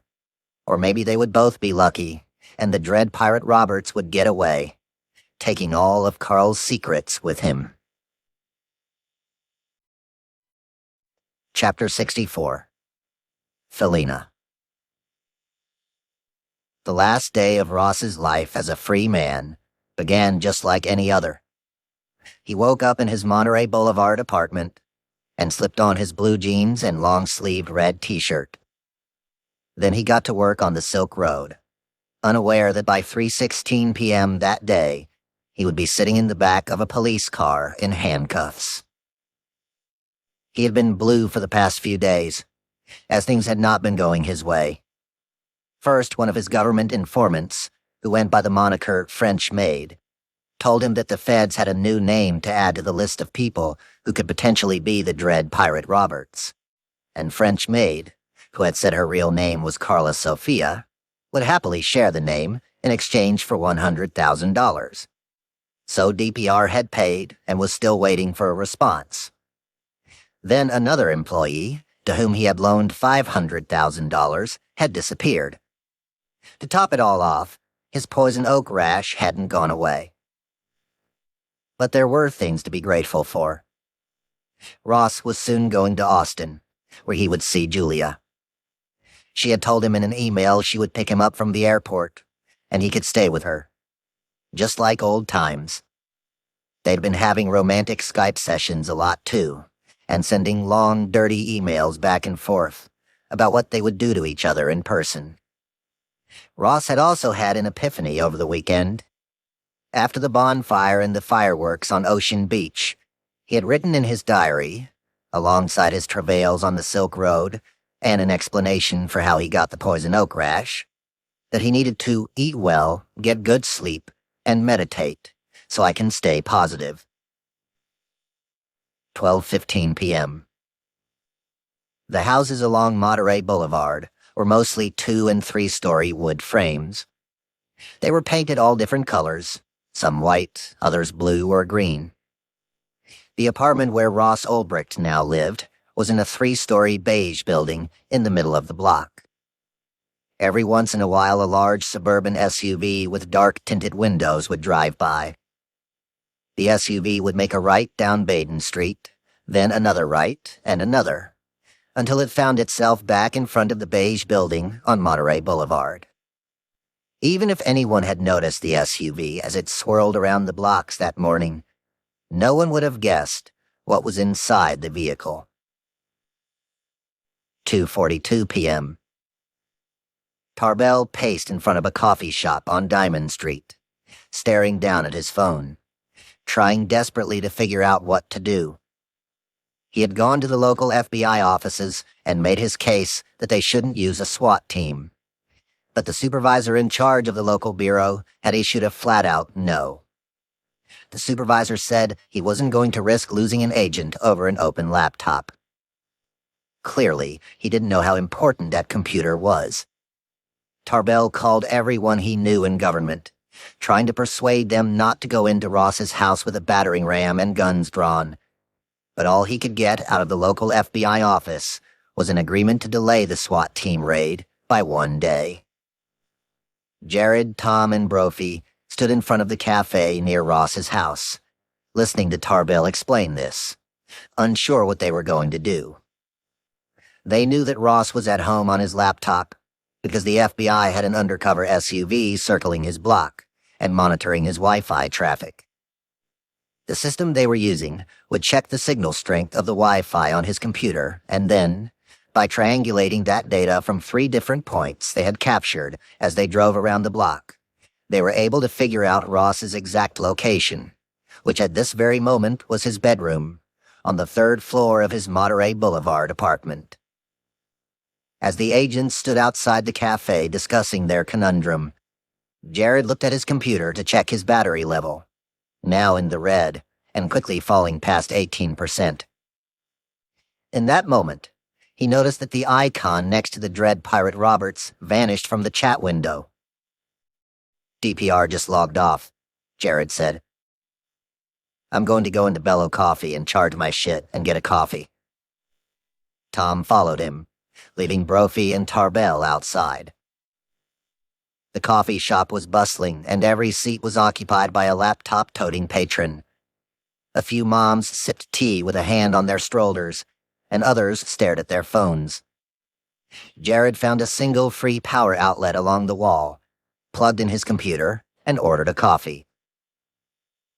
After 2 years of slogging up a mountain of shit, they were so close to DPR they could practically hear him breathing, and yet they had lost. The SWAT team was going in. They wouldn't capture the open laptop. They wouldn't get Ross Ulbricht logged into the site. 2:46 p.m. Ross grabbed his laptop, stuffed it into his shoulder bag, and headed down the stairs and onto Monterey Boulevard. The air was unusually warm, with just a slight chill from the San Francisco breeze. He had been in the house all day and needed to change locations. Plus, he wanted to find a fast Wi-Fi connection so he could download an interview with the creator of the show Breaking Bad.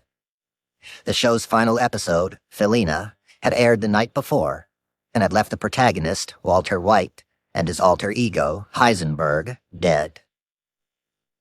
Ross wouldn't be out long. Maybe just a couple of hours to mooch Wi-Fi from a nearby coffee shop, download the show, and do some work on the Silk Road. 2:50 p.m.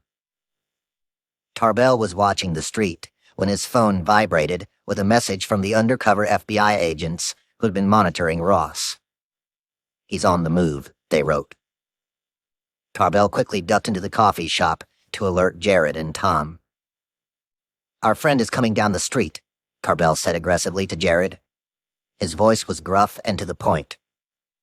Jared looked back at him, exhausted and confused by what Tarbell was saying. Which friend? Jared asked, thinking this could be another Tarbell joke. Our friend, Tarbell said firmly, is coming. He couldn't exactly blurt out Ross Ulbricht or Dread Pirate Roberts or the criminal mastermind you've been after for 2 fucking years. And then it hit Jared. Holy shit. Our friend. He grabbed his coffee and laptop, came rushing outside, and ran across the street to a park bench with Tom, where they tried their best to blend in with the world around them. 2:51 p.m. Tarbell exited the coffee shop. Description and direction, he wrote on his BlackBerry to the undercover agents. Everyone in Tarbell's crew scattered. Brophy cut right to hide in the library a few doors down. He had seen Tom rush across the street, taking a seat on a bench in front of a pizza place. Jared was not far behind him. Tarbell turned in the only direction left and started walking south along Diamond Street, right into the path of Ross Ulbricht. Tarbell knew that the undercover FBI agents would be following Ross, but he wanted to get a glimpse of him firsthand. Cars and people flowed by in all directions as Tarbell approached the crosswalk. The world was moving at a perfectly normal pace, yet for Tarbell, it was operating so much slower. His heart hammered in his chest, as he knew he was about to come face to face with the dread pirate Roberts. And then he did. As Tarbell crossed the street, as if he were doing so in slow motion, he noticed every detail of his surroundings. The birds flapping through the air, the colors of the cars on the road, the chipped paint of the yellow crosswalk, and the man now walking into his path, who was wearing blue jeans and a long-sleeved red t-shirt and had a brown laptop bag over his shoulder. Tarbell took another step forward into the median of the road and looked directly into his eyes, as Ross looked back. 3:02 p.m. Ross continued along the crosswalk and walked up to Bellow Coffee. The coffee shop was bustling. Every seat was taken by someone with an open laptop or a mother with a stroller. He had told his employees the importance of being safe in a coffee shop, once offering Inigo this advice: take your laptop and find a spot in a cafe where your screen won't be visible to anyone. Get a large coffee, sit down, and don't get up except to stretch. Given that there was nowhere for Ross to sit that adhered to that protocol, he turned around and walked back outside. He had a lot on his mind, as always. He had made plans with Julia to video chat that evening. "Can we Skype tonight?" she had asked over email. "Sure, what time?" "Is 8 my time good?" "Sure, see you then," he wrote, following up with a smiley face, as he knew exactly what kind of Skyping they'd be doing. The air was calm as Ross contemplated where to go next. He needed Wi-Fi, but didn't have many options at 3:00 p.m. in this sleepy corner of the city. He looked to his left, in the direction he had just come from. A new Cup Coffee bar had closed an hour earlier. Straight ahead of him, cars streamed by. A woman walked with her daughter, and 2 men sat on a wooden park bench, one staring at his laptop, the other looking at his phone. Ross continued to scan the street, his eyes sliding past the burrito shop, then past the local pub, until he turned to his right, staring up at the Glen Park Public Library. 3:03 p.m. Jared and Tom sat on the bench, gazing straight ahead, as if they were in a staring contest with the coffee shop. Jared's laptop was open, and Tom had his smartphone in his hand. They could see Ross walk out of the cafe, holding onto his bag. Ross was peering around, and then he looked directly in the direction of Jared and Tom, as they both quickly looked away, trying to seem inconspicuous. "I bet he's looking for Wi-Fi," Jared whispered under his breath to Tom. They watched out of the corners of their eyes as Ross walked to his right, toward the public library. At almost that exact moment, Tarbell appeared, his phone in his hand, as he read updates from the undercover agents trailing Ross. "Where's he at?" Tarbell asked. Jared motioned toward the library. At that moment, Tarbell, who had gone by the book his entire life, had to decide what to do. He had studied and practiced for every single moment of his life, no matter how small. Yet now, he didn't know if he should follow the rules or break them. He was fully aware that the local FBI office would be apoplectic if they knew he was contemplating trying to arrest Ross Ulbricht without the SWAT team present. But he had no choice if he wanted to catch the dread pirate Roberts on the laptop. He looked down at Jared, then over to Tom, then to the library, and a thought rang out in his head. Fuck it. "Go to the library and get in position," he told Tom. "Do nothing, say nothing, just blend in." As Tarbell looked down at his phone, He was fully aware that a few miles south of where he stood, at that very moment, dozens of SWAT team members were shuffling into a conference room at the local bureau office, preparing to run through a drill for how they would apprehend Ross Ulbricht, guns drawn, the following day. He tapped out another email to let his crew know the plan, that they were going into the library to try to capture Ross Ulbricht. This meant that the men in that SWAT team meeting would see the message too, and in a few minutes they would be running toward their cruisers, sirens blaring and lights flashing, racing north along the 101 freeway, past the San Francisco airport, in the direction of Placid Glen Park, toward the little library. 3:06 p.m. To the right of the library stacks, a couple of children sat at a small table with small chairs, quietly flipping the pages of small storybooks. A few other patrons milled about between the stacks. It was a diminutive library, reminiscent of the Good Wagon Books warehouse, where most of the sections were composed of only 1 or 2 bookshelves. Ross walked toward a round beige table, nestled between the science fiction section and the romance novels. He sat down, pulled his laptop out of his bag, and watched as the computer came to life. 3:08 p.m. In the corner of the room, Brophy reached for his BlackBerry and sent a note out to the other FBI agents. Seated northwest corner. At the park bench in front of the library, Tarbell was pacing. DPR still wasn't online. Jared looked up at Tarbell, then back to his laptop, the battery indicator now at 20%. "Give me a chance to chat with him," Jared said. Tarbell typed an email to the group, his palms sweaty. "Has not signed in yet," he wrote, and then noted that the undercover agent on Silk Road, Jared, would need to lure the dread Pirate Roberts into the site's marketplace, ensuring he was caught with digital drugs and virtual money in his hand. If they didn't get him with his laptop open and logged into the site, and Ross managed to close the lid or press a key that encrypted the hard drive, the case could go poof. Finally, Tarbell reminded everyone that when he gave the go-ahead, pull the laptop away, then get a rest. When Jared saw Dread appear in his chat window, the thought that popped into his head was, "Oh fuck, this is it." Any adrenaline that had been pumping through him a moment earlier went quiet as he focused on the task in front of him.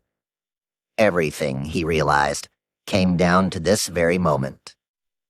An envoy of FBI agents was racing up the freeway.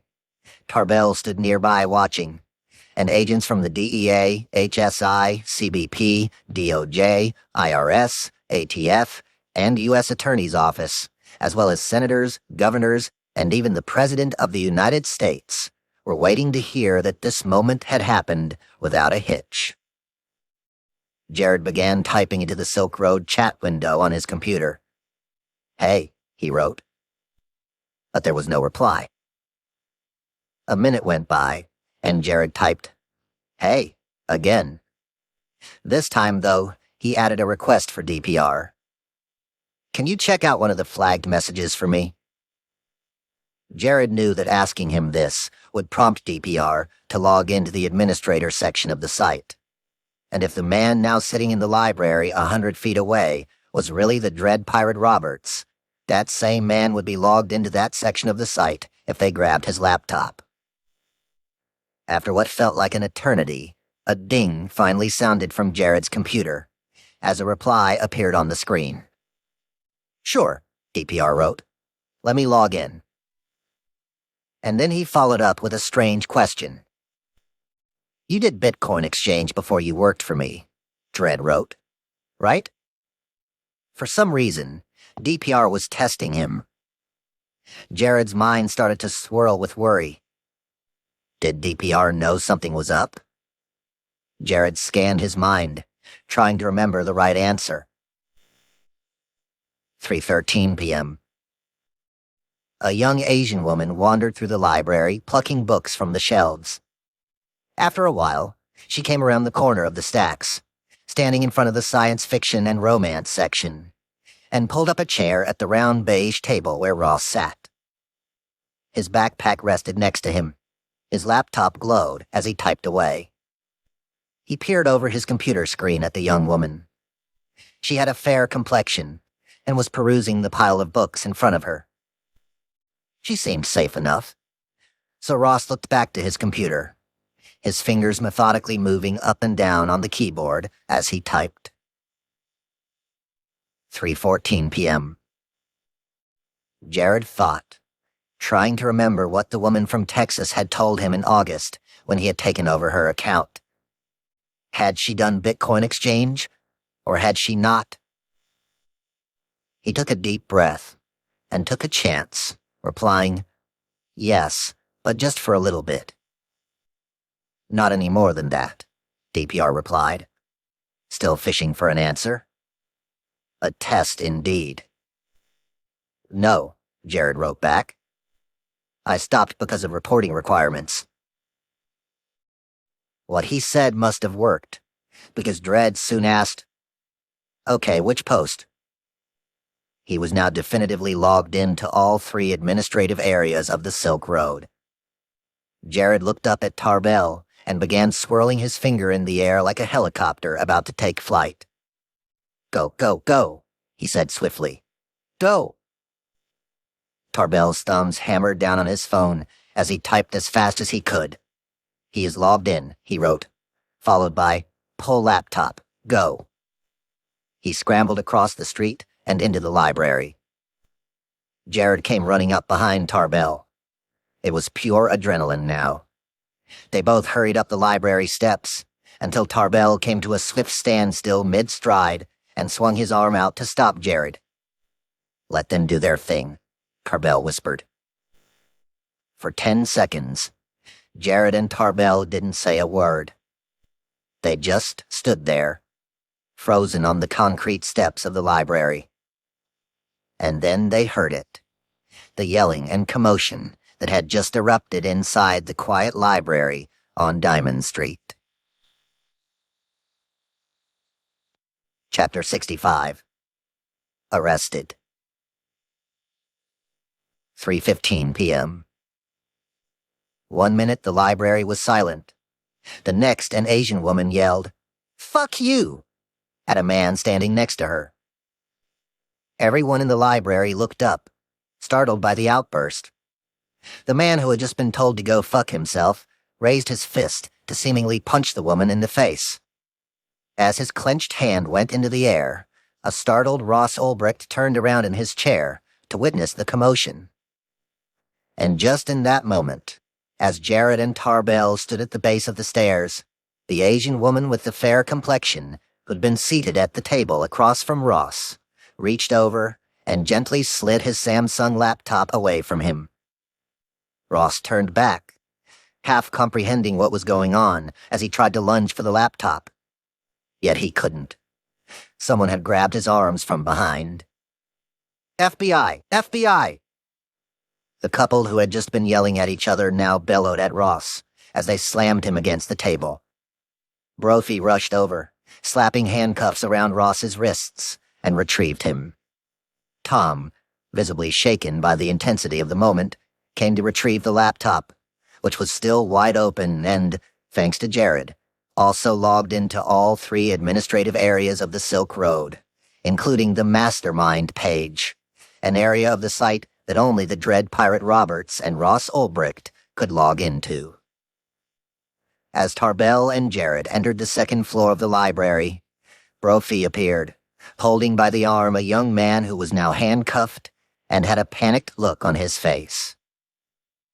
"This is going to be your new best friend," Brophy said to Tarbell and Jared as he handed Ross Ulbricht over to them. Inside the library, patrons started to yell at Brophy and the others.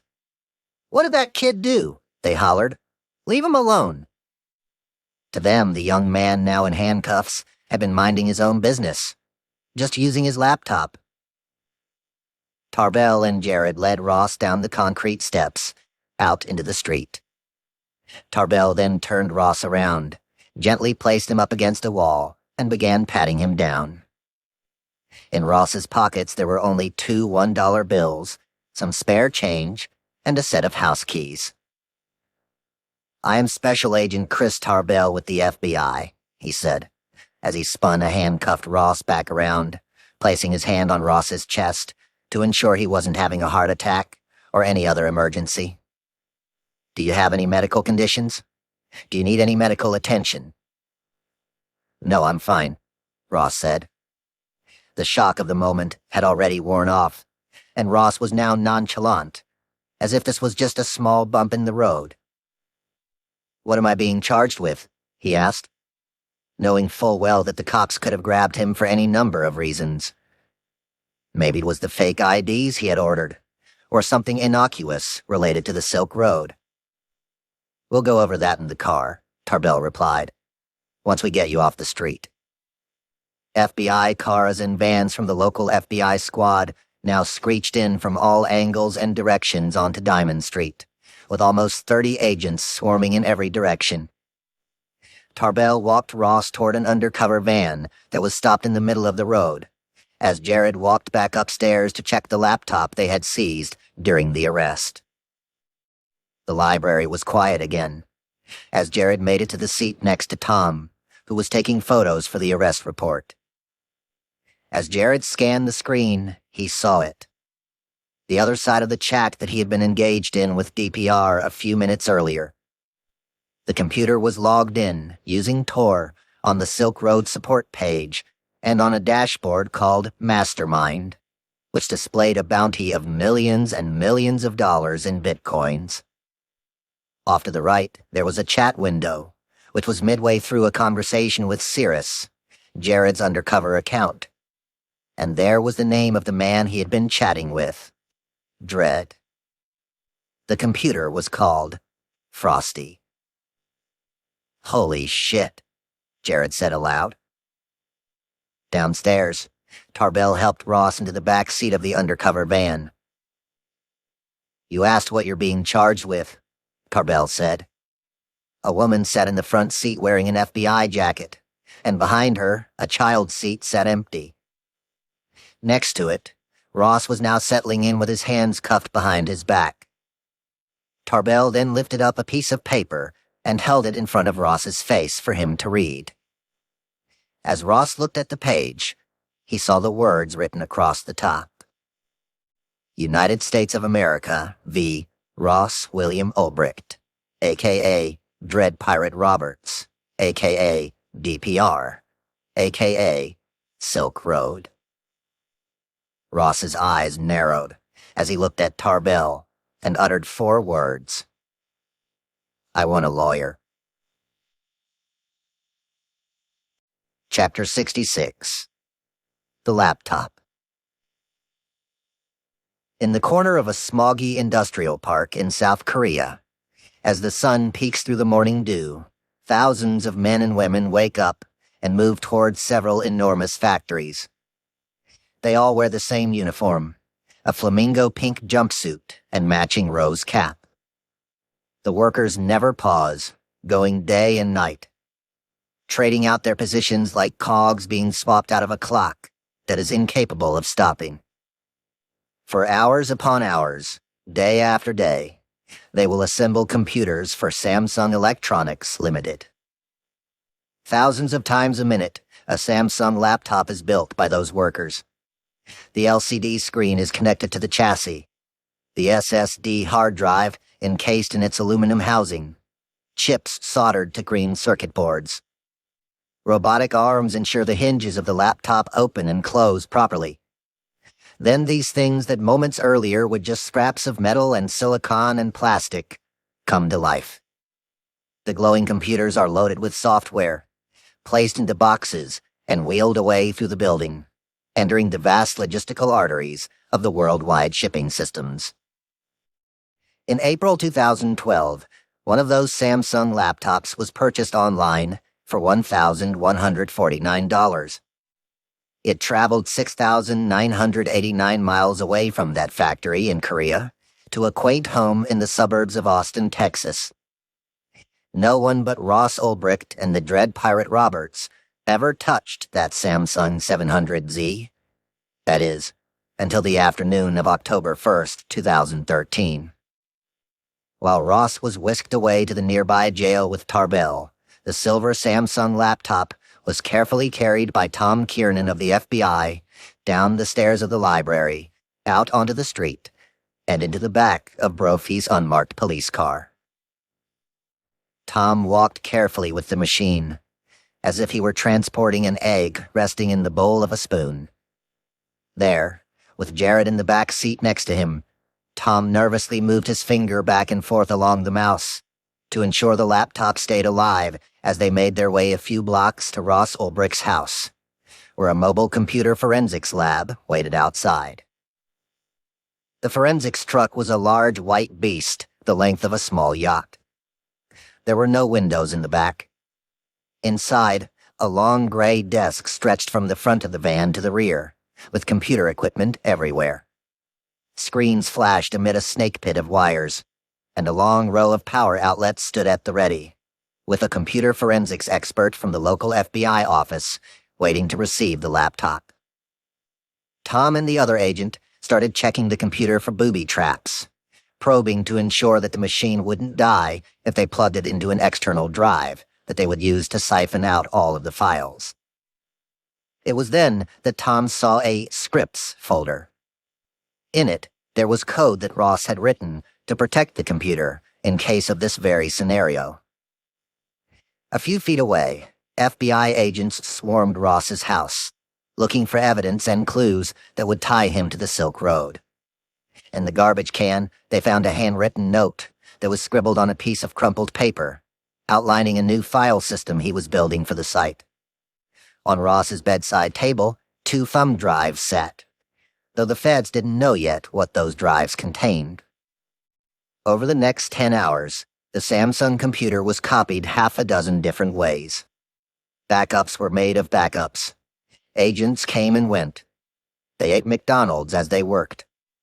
The streetlights flickered on, and the forensics van was moved to an FBI safe house nearby. When Tarbell arrived, after dropping Ross off at Central Booking, Tom and his forensics colleague were trying to go deeper and deeper into the computer, with the hope that they could pluck Ross's passwords out of the laptop's memory, possibly to enter the other side of the laptop, the Ross Ulbricht side. But at around 2:00 a.m., as they tried to break into the other side of the machine, it died. They had the backups of the computer, but it would be days before they found out exactly what kind of evidence they had retrieved. A couple of miles away, in a stone jailhouse on 7th Street in San Francisco, Ross sat staring at a concrete wall, frightened by where he found himself, but unfazed by how long he might be in jail. He had played through this scenario 1,000 times before. Sure, they had caught him with his fingers on the laptop while he was logged into the Silk Road as DPR. But that didn't mean that he was the DPR who ran the Silk Road. There could be more than one Dread Pirate Roberts, like the old tale in The Princess Bride. Ross was sure that they would never be able to figure out his passwords on the computer either. All the most important files had been encrypted and locked under his secure code word, Purple Orange Beach. No one, not even the FBI, would be able to figure that out. The most they could prove, he was sure, was that he was logged into the site when they arrested him. And that didn't mean anything. In a worst-case scenario, he knew he could admit that, sure, he had once been involved in the Silk Road, but he had handed the site off to someone else years ago. If the FBI asked whom Ross had given the site away to, he could simply say, "I don't know who it was. All I know is that they called themselves the Dread Pirate Roberts." Chapter 67. Ross Locked Up. For the first 2 weeks after his arrest, inmate number ULW-981 was locked up in solitary confinement at a jail in Oakland, California. His street clothes were taken away, exchanged for a red prison jumpsuit with Alameda County Jail written across the back. His shoes were swapped out for a pair of socks and flip-flops. His wrists were shackled to a chain around his waist. He was allowed outside for 1 hour a day as he waited to be transported to New York City, where he would hear the charges against him and stand trial. The news of his arrest was like an atom splitting on the internet. Thousands of blogs, newspapers, and TV outlets covered the story of the Boy Scout who had secretly been running a website that, the FBI alleged, had trafficked $1.2 billion in drugs, weapons, and poisons in just a couple of years. For those who knew Ross, the story and his arrest just didn't add up. His friends and family believed that it was one giant mistake. When a reporter called his best friend, Renee, whom Ross had stayed with on Hickory Street in San Francisco, asking what he knew about Ross's involvement in the Silk Road, Renee was so flabbergasted and confused that he said, "I don't know how they messed it up, and I don't know how they got Ross wrapped into this, but I'm sure it's not him." When Ross's family found out, they felt the same way. There was just no way that Ross could be involved in such a sight. Cousins, aunts, and uncles, and his siblings were sure that he had been framed, that the truth would set him free. On Facebook, elementary school chums, high school buddies, and old neighbors shared links in disbelief, shocked by what they read. There's no way. Not in a million years. Not Ross. In San Francisco, one of the men whom Ross had lived with on 15th Avenue was walking to work and stopped to pick up a copy of the San Francisco Examiner. On the front page of the paper, above the fold, there was a picture of Ross smiling next to a screenshot of the Silk Road. The roommate snapped a photo of the front page with his smartphone and then sent it to the other renter in the 15th Avenue apartment. "Funny," he wrote in the text message. "Looks kind of like our subletter, Josh." "Not looks like," the other roommate replied. "Is."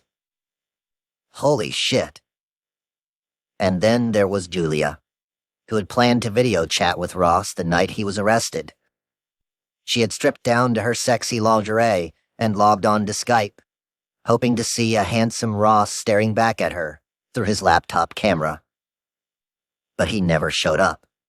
She rang and rang, trying to reach him, but no one answered.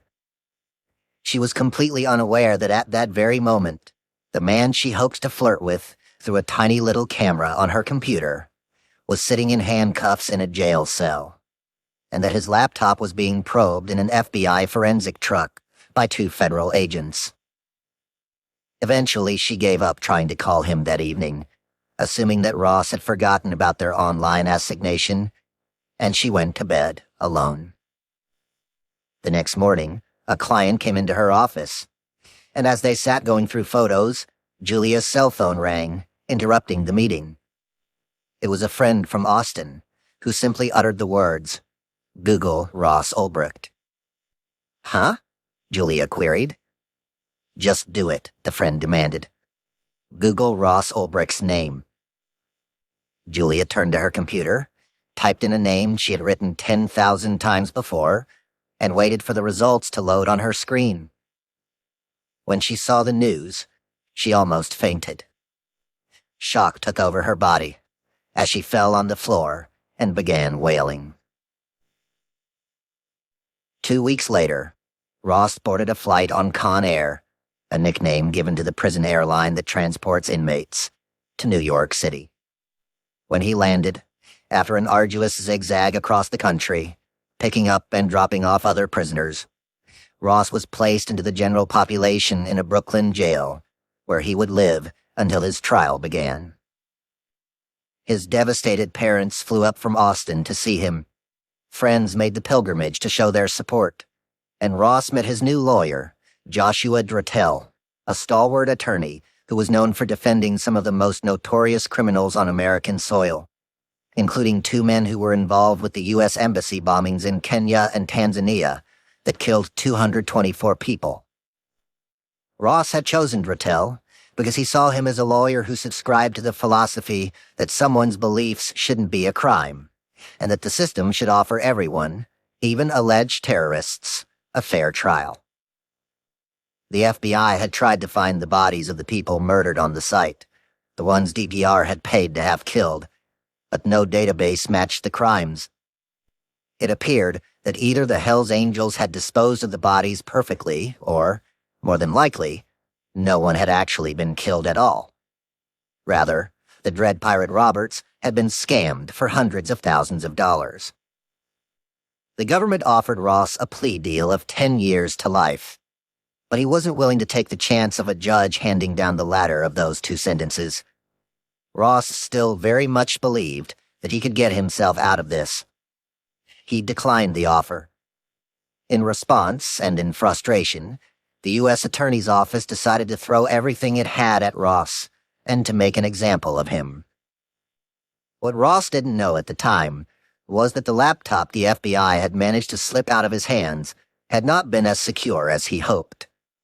Ross's booby traps had failed, and his password, Purple Orange Beach, had too, as the FBI team managed to find the password hidden in the computer's RAM.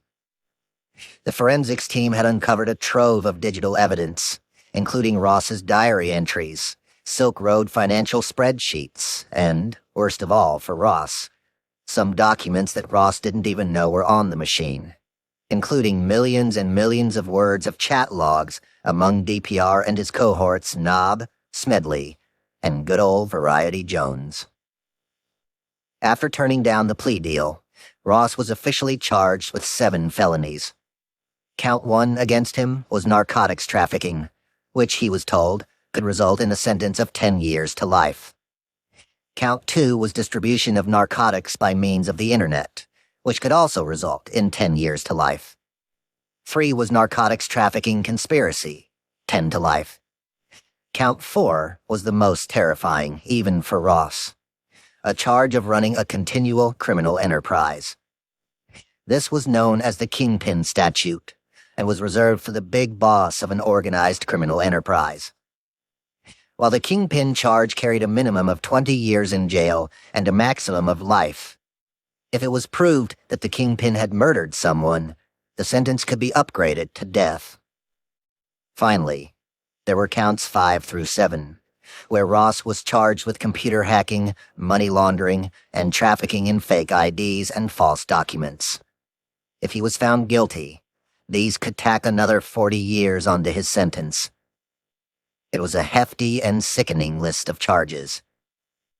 While Drattel assured him that they were going to come up with a plan for his defense, the severity of the situation started to sink in for Ross. Thankfully, there was some respite from all this bad news. Julia was going to fly out to New York to visit. When they saw each other for the first time, they both wept. "I told you, Ross," she said. "I told you." He knew exactly what she was talking about, without her actually saying the words. Then she asked Ross if he would read the Lord's Prayer with her. The scruffy boy she had met years earlier at a drum circle, now sitting in his prison uniform, said he would be happy to. He knew he needed all the help he could get. She uncrumpled a piece of paper and began reading. "Our Father in heaven, hallowed be your name." Ross remembered the words from his childhood in church and recited along in tandem. His voice followed a few breaths behind Julia's. And then they came to the end of the prayer, and he said the last sentence aloud. "And lead us not into temptation, but deliver us from evil." Afterward, Julia handed Ross a couple of dollars to go to the soda machine, and she slipped the prayer in between the bills she placed in his hand. Julia, it seemed, still wanted to save Ross, even though she now knew he could no longer save her. Chapter 68. United States of America, B. Ross William Ulbricht. "All rise," the clerk bellowed. "This court is now in session. The Honorable Judge Catherine Forrest presiding." Ross placed his hands on the oak table in front of him as he pushed himself upward. His legal team and 2 U.S. Marshals rose beside and behind him in unison. He looked at the judge, an attenuated, stoic woman a few court cases away from turning 50. In front of Ross, a group of lawyers from the U.S. Attorney's Office stood and greeted the judge with the appropriate, "Your Honor," as the court proceedings were set in motion. Judge Forrest was terse and to the point, cognizant of the fact that time in room 15A of the Lower Manhattan United States Courthouse was other people's money, tax dollars at work. She announced dates for jury selection and scheduling, and noted that expert witnesses would be approved, travel plans agreed upon, and some of the agents involved in the case against Ross, including Jared, Gary, and Tom, called to testify. Judge Forrest had a tough reputation for handing out harsh sentences for drug offenders. But Ross's legal team, headed by Joshua Drattel, stood ready for a fight. It had been months since Ross had arrived at the prison in Brooklyn. But as autumn had become winter, and the leaves fell off the trees, Ross was transferred across the bridge to the Metropolitan Correctional Center in Manhattan, which would serve as his new home during the trial.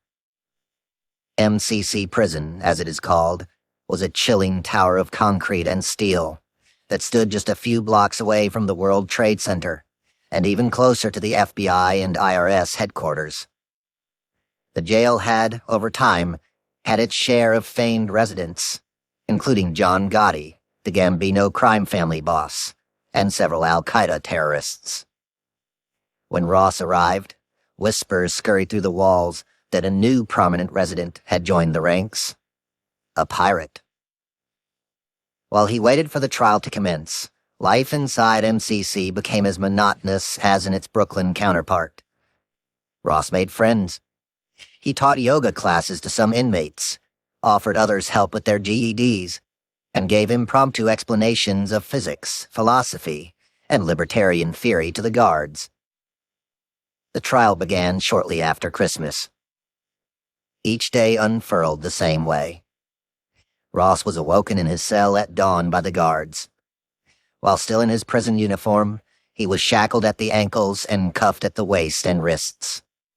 With U.S. Marshals by his side, inmate 18870-111 trudged slowly through the concrete corridors to the federal courthouse.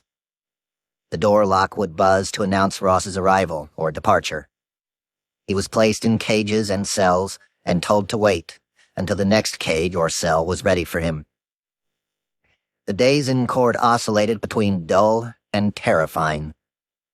The prosecution presented all of the chat logs and diaries found on Ross's computer, conversations that orbited around the sale of cocaine and heroin, guns and other illegalities, and the profits DPR was corralling. There were chat logs presented, where Variety Jones had promised to spring DPR from prison if he was ever captured by the Phoebes. "Remember that one day when you're in the exercise yard, I'll be the dude in the helicopter coming in low and fast, I promise," the prosecution read aloud. "With the amount of dollars we're generating, I could hire a small country to come get you." And then there were the chats about the alleged murders. The prosecution showed spreadsheets illustrating the immense growth of the Silk Road, the hundreds of millions of dollars in sales, and the more than $80 million in profit that allegedly led back to Ross Ulbricht. The jury's eyes seemed to glaze over when the lawyers tried to explain how Bitcoin blockchains worked, why server encryption and CAPTCHAs and IP addresses were so important, and what happens when you run Ubuntu Linux on a Samsung 700Z. Then it was the defense's turn. Drattel eloquently argued that, sure, Ross had been caught with his hands on the keyboard, but he was not the Dread Pirate Roberts. That person, whoever he was, could be dozens of people.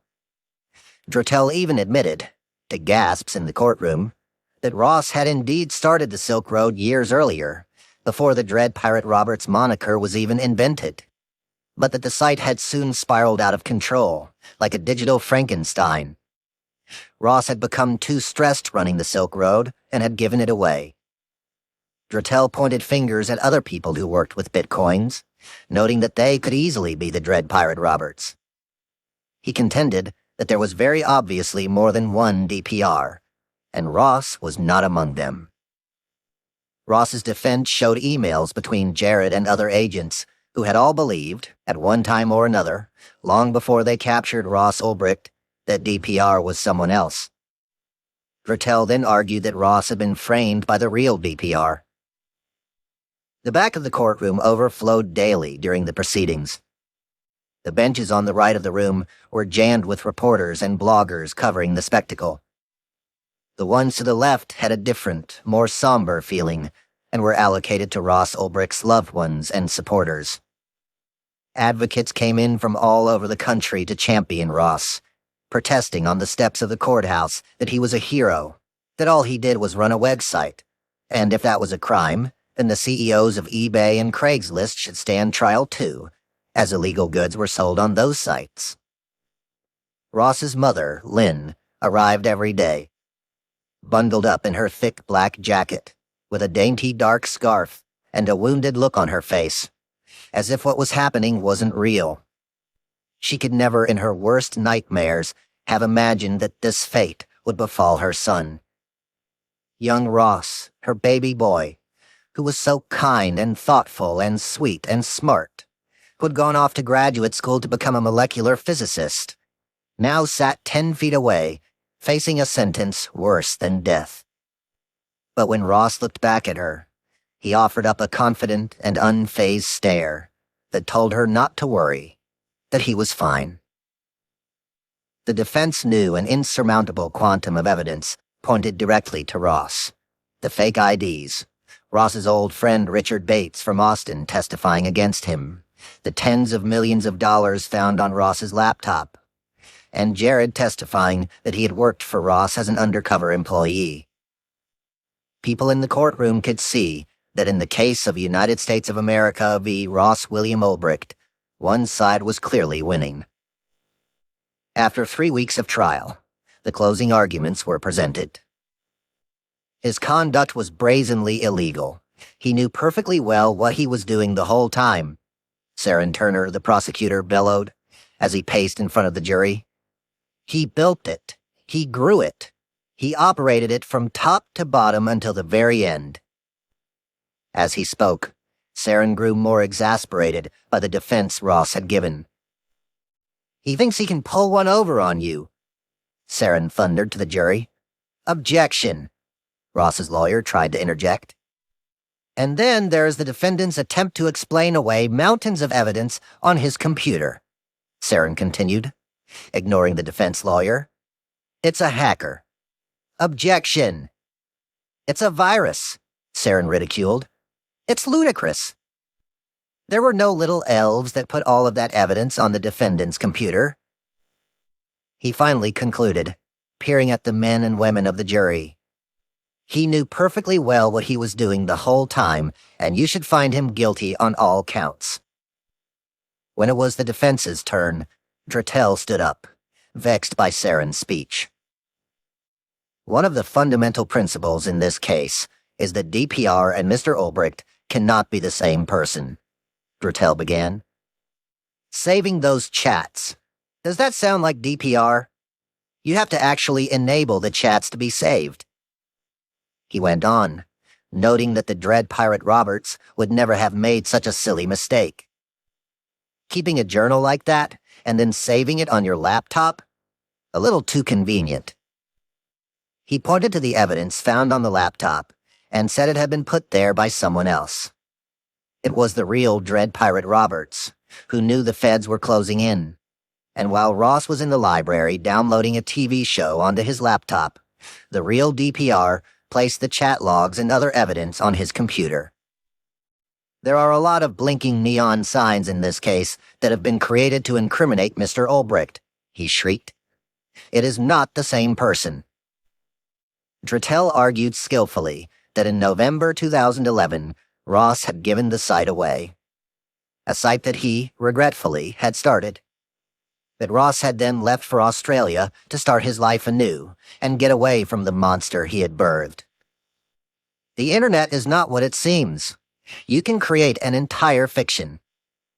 Finally, Drattel asserted that the government in no way had proved beyond a reasonable doubt that Ross Ulbricht was the dread Pirate Roberts. I'm confident, in deliberations, you will reach only one conclusion. Ross Ulbricht is not guilty on every count in the indictment. Chapter 69. To Catch a Pirate. All rise, the clerk bellowed again. This court is adjourned. Ross was led out of one door of the courtroom, heading to his holding cell. A few feet away, Jared walked out of another door, past the court officers, and into the marble lobby on the 15th floor. Jared needed a place to think, and he knew exactly where he was going to go. Ground Zero, the place the towers fell. Jared had been pummeled on the stand. He was accused by Ross's lawyers of screwing up the case in every way possible. The lawyer painted a portrait of Jared as a young agent who was under so much pressure to capture the dread Pirate Roberts that he and his buddies at the FBI had apprehended the wrong man. The questions lobbed at Jared grew so contentious that every query was met with a loud and vociferous "Objection!" from the prosecution. The media lapped up the drama, volleying Drattel's theories out to the world, noting that Jared had, at different times in the case, alternative perpetrators in his sights.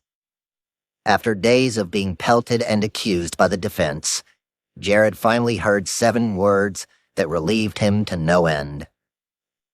I have no further questions, Your Honor. Now, as he walked toward Ground Zero, Jared played back the last few years in his mind. What a country, he thought, as he walked down Broadway, away from the courthouse. 1 minute, you're the nobody son of an Armenian immigrant, working in a movie theater, applying over and over for a dozen jobs in government, each of which you are denied. They say you don't have a degree. You're too abrasive. You didn't answer my question correctly. No, no, no.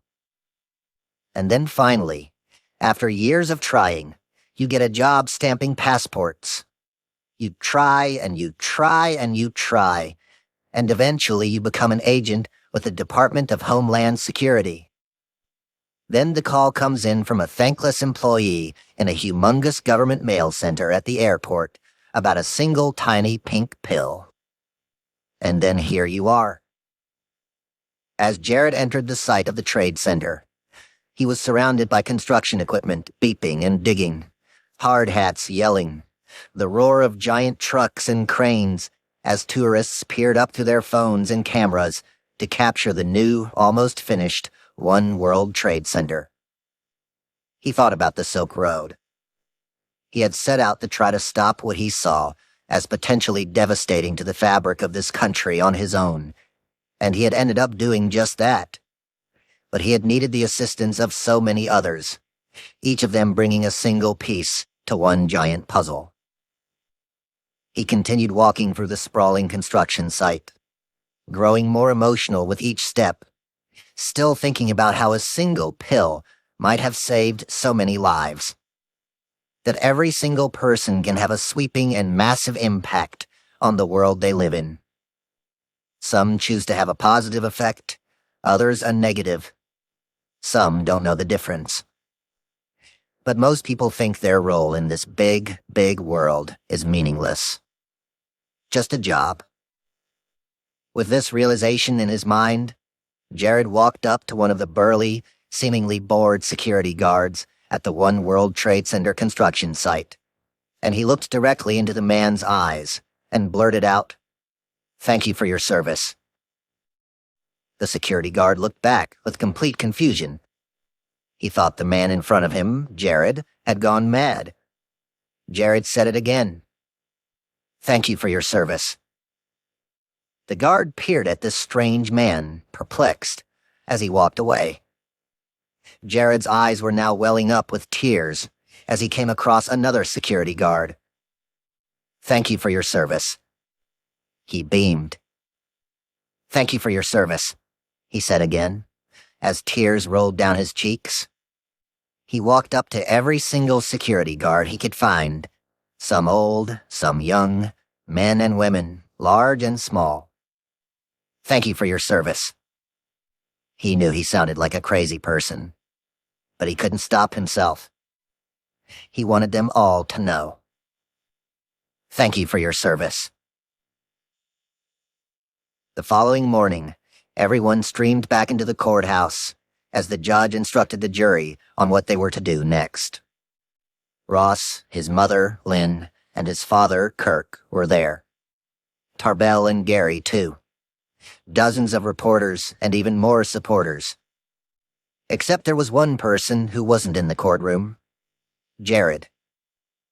As the 12 jurors entered the chambers to deliberate, Jared was on a United Airlines flight heading back to Chicago. He had spent years, months, weeks, and days hunting for the dread Pirate Roberts, and he had been away from his family for so long during that chase. He didn't need to be away from his wife and son any longer, and he frankly didn't care what the verdict was. He had done his job. As the plane landed at Chicago O'Hare International Airport, the same place the pink pill had touched down almost 4 years earlier, Jared got a text message from Tarbell. The jury had deliberated for a mere 3.5 hours. Guilty on all counts. Jared smiled as he walked to his pervert car and drove back toward his house, where he walked inside and was gleefully greeted by his son, who asked, "Did you catch the pirate, Daddy?" "Yes, we did," Jared said, as they fell onto the couch to play video games together. "We caught the pirate." Chapter 70. Sentencing. Judge Catherine Forrest sat in her chambers for a moment, before placing the long black robe over her shoulders and making her way to courtroom 15A. The jury had found Ross Ulbricht guilty, and it was time for her to hand down the sentence. In the weeks leading up to the sentencing, the prosecution and the defense had implored the judge to take one path or another. Ross's family and friends wrote long and thoughtful letters begging for his release, or at the very least, the shortest sentence possible. Lynn had written to Judge Forrest as a mother, begging for mercy. "I beseech you to make his sentence no longer than necessary, and give Ross the chance to rectify his mistakes." Ross had even written to the judge himself, explaining that he knew now that jail was not an easy place to live in, and that, while losing his freedom had been painful, the pain he had inflicted on his family had been catastrophic. He was naive. He regretted his actions. He hadn't thought through what he was doing when he started the Silk Road. Then, toward the end of his letter, Ross pleaded for leniency. "I've had my youth, and I know you must take away my middle years, but please leave me my old age." Courtroom 15A was so full on the afternoon of May 29th, 2015, that another spillover courtroom was set up with a live video feed of the proceedings. Metal detectors had been placed outside for added security, after an online vigilante had published the judge's personal information online, including her home address, together with a note that read, "Fuck this stupid bitch, and I hope some drug cartel that lost a lot of money with the seizure of Silk Road will murder this lady and her entire family." The prosecution presented its argument for a sentence longer than 20 years. They had flown out the parents of some of the young teens and adults who had overdosed and died from drugs they had purchased on the Silk Road, including the mother of Preston Bridges, who wept as she told the story of the last time she ever saw her son, the night he went off to his Year 12 ball in Perth, Australia. The defense rebutted with character witnesses who had known Ross since he was a child, people who told stories of his altruism and his kindness. And then Ross stood up and spoke himself. "One of the things I have realized about the law is that the laws of nature are much like the laws of man. Gravity doesn't care if you agree with it. If you jump off a cliff, you are still going to get hurt." He ended with a heartfelt apology. "Thank you, Mr. Ulbricht," the judge said, as Ross returned to his seat. Judge Forrest then told the court that they would take a 15-minute break. At first, as Judge Forrest started the delivery of Ross's sentence, she was calm yet resolute. She explained that she wanted to walk Ross and the rest of the courtroom through the exhaustive thinking she had gone through to arrive at this sentence. She began explaining that the site was clearly Ross's creation, and that it was not just an experiment, not a light bulb moment, but something that had been planned for well over a year before it opened for business. That it was meant as an attack on the democracy of the country she had been appointed to protect. "You were captain of the ship as the dread pirate Roberts, and you made your own laws and you enforced those laws in the manner that you saw fit," she said to Ross, as she glared at him. "It was, in fact, a carefully planned life's work. It was your opus.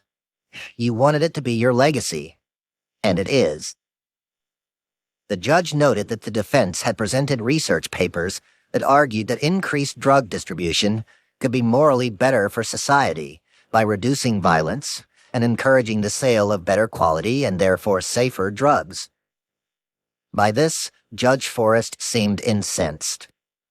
It was as if Ross had been arguing that just because he had sold drugs from behind a computer, he was different. No drug dealer from the Bronx selling meth or heroin or crack has ever made these kinds of arguments to the court, Judge Forrest said. It is a privileged argument. You are no better a person than any other drug dealer, and your education does not give you a special place of privilege in our criminal justice system. She talked about the collateral damage of drugs. Ross had argued that drug use takes place in a cocoon and doesn't harm anyone but the person who takes the drugs. But in her eyes, that was not the case. There are often ancillary people who are hurt as the result of dangerous substances that have been sold on the Silk Road, she said. People die. Junkies are created. There are social costs, and in many instances, drug addicts lose their ability to care for their children, and a generation can grow up neglected. She addressed the murders, noting that, sure, no bodies had been found, but that in her mind, that did not matter. "Did you commission a murder? 5? Yes," she scolded. "Did you pay for it? Yes. Did you get photographs relating to what you thought was the result of that murder? Yes." As she came to a close, she looked at Ross and said, "What is clear is that people are very, very complex, and you are one of them. There is good in you, Mr. Ulbricht, I have no doubt, but there is also bad, and what you did in connection with Silk Road was terribly destructive to our social fabric." The courtroom fell silent as Judge Forrest asked Ross to rise. 30-year-old Ross stood and arched his neck upward as he looked at the judge, contemplating what she was about to say. His mother and father sat in the back of the courtroom watching Ross and the judge as she began to speak. "Mr. Ulbricht, it is my judgment delivered here, now, on behalf of our country, that on counts 2 and 4, you are sentenced to a period of life imprisonment," the judge declared. She then added another 40 years to his sentence for the other counts. Ross stood there, unmoved by the words he was hearing. Behind him, in the benches of the courtroom, all that could be heard was the uninterrupted sound of cries. "In the federal system," the judge continued, "there is no parole, and you shall serve your life in prison." Chapter 71. The Plural of Mongoose. It was more than a year after the trial until the last employee was arrested for working on the Silk Road. And yet he was, without question, the site's most influential. One of the highest-ranking advisors and one of the most prolific dealers, he went by the curious moniker, Variety Jones. For a while, it seemed that Jones would actually get away. He had been holed up for more than 2 years in a small beach town in Thailand. He paid off some local cops, and whenever anyone started to come close, Jones was able to evade the authorities. Jones had been sitting in a hotel room in Asia, watching the news, when he discovered that his friend and boss, the Dread Pirate Roberts, had been arrested. Well, you could knock me over with a feather, Jones thought at the time, seeing a picture of Ross Ulbricht on his television. Like everyone associated with the site, VJ followed Ross's trial religiously, getting to know more about the former Boy Scout and physicist he had advised and helped mold into the Dread Pirate Roberts. But unlike others, VJ got to see just how influential he had been to the site's leader, as the diaries from Ross's computer were presented as evidence in court. This was the biggest and strongest-willed character I had met through the site thus far, Ross had written about his friend and consigliere, Variety Jones. He has helped me better interact with the community around Silk Road, delivering proclamations, handling troublesome characters, running a sale, changing my name, devising rules, and on and on. He's been a real mentor. There was also another piece of evidence that was talked about in the trial. The feds had found the folder on Ross's laptop with the IDs of all of his employees, including a picture of a passport that belongs to a 54-year-old Canadian man whose real name was Roger Thomas Clark, a man whom authorities soon discovered was hiding out in Asia. On an early morning in December 2015, through a joint operation of the FBI, DHS, DEA, and local Thai police, VJ was captured in a small room in Thailand. As the cops barged into the hideout, placing him in cuffs, the first thing Clark said was, "Call me Mongoose," referring to a more famous nickname he had used on other drug forums, the plural of mongoose. But while they had captured the man behind Variety Jones, attempts to divine his past revealed a conflicting and complex picture. There were signs that Clark was truly a dangerous criminal, far more dangerous than DPR had ever imagined. But there were other clues online that painted a picture of a broken man who hid behind a computer with one goal: to torment the world. Or maybe the internet allowed him to be both. Stories about Clark and his identities go back decades online. Some allege that Clark was once the most powerful weed dealer in Europe. Others talk about people who crossed him and whom he had sent to jail in a setup. One person alleged that he was multiple people, and that the real Roger Thomas Clark died many years ago. Other tales about Clark and his early associates are rife with theft, murder, drug busts, shootouts, and international intrigue. Clark himself, or at least a version of himself, has claimed in the past that he has multiple sclerosis, that his muscles are wasting away, that he suffers from muscle cramps, spasms, or twitching, and that any 7-year-old kid in a playground could beat the heck out of me without having to put down their ice cream. He's believed to have family abroad, in England and Canada, some in Scotland too, none of whom he has spoken to in years. By all accounts, Clark was someone to be wary of. In 2006, a reporter for High Times, a magazine devoted to marijuana, wrote a story about a collection of characters who used to sell weed seeds on online forums. And while the reporter spoke to a number of people for the article, he chose not to interview Clark, whom he thought of as a dangerous puppet master. The man now known as Variety Jones was known to infect people's computers with viruses and to tell long and elaborate stories, and no one really knew whether they were true, except, of course, for Roger Thomas Clark. When Clark was arrested in Thailand, the agents snapped a photo of him with a smartphone, and the message was sent to their counterparts in the United States. In the grainy, low-resolution image, a disheveled and broken man peered up at the camera through his droopy eyes. His gaunt, ravaged body looked like it belonged to a man who had been to hell and back, and who had loved every moment of the trip. Now that man is sitting in the Bangkok Remand prison.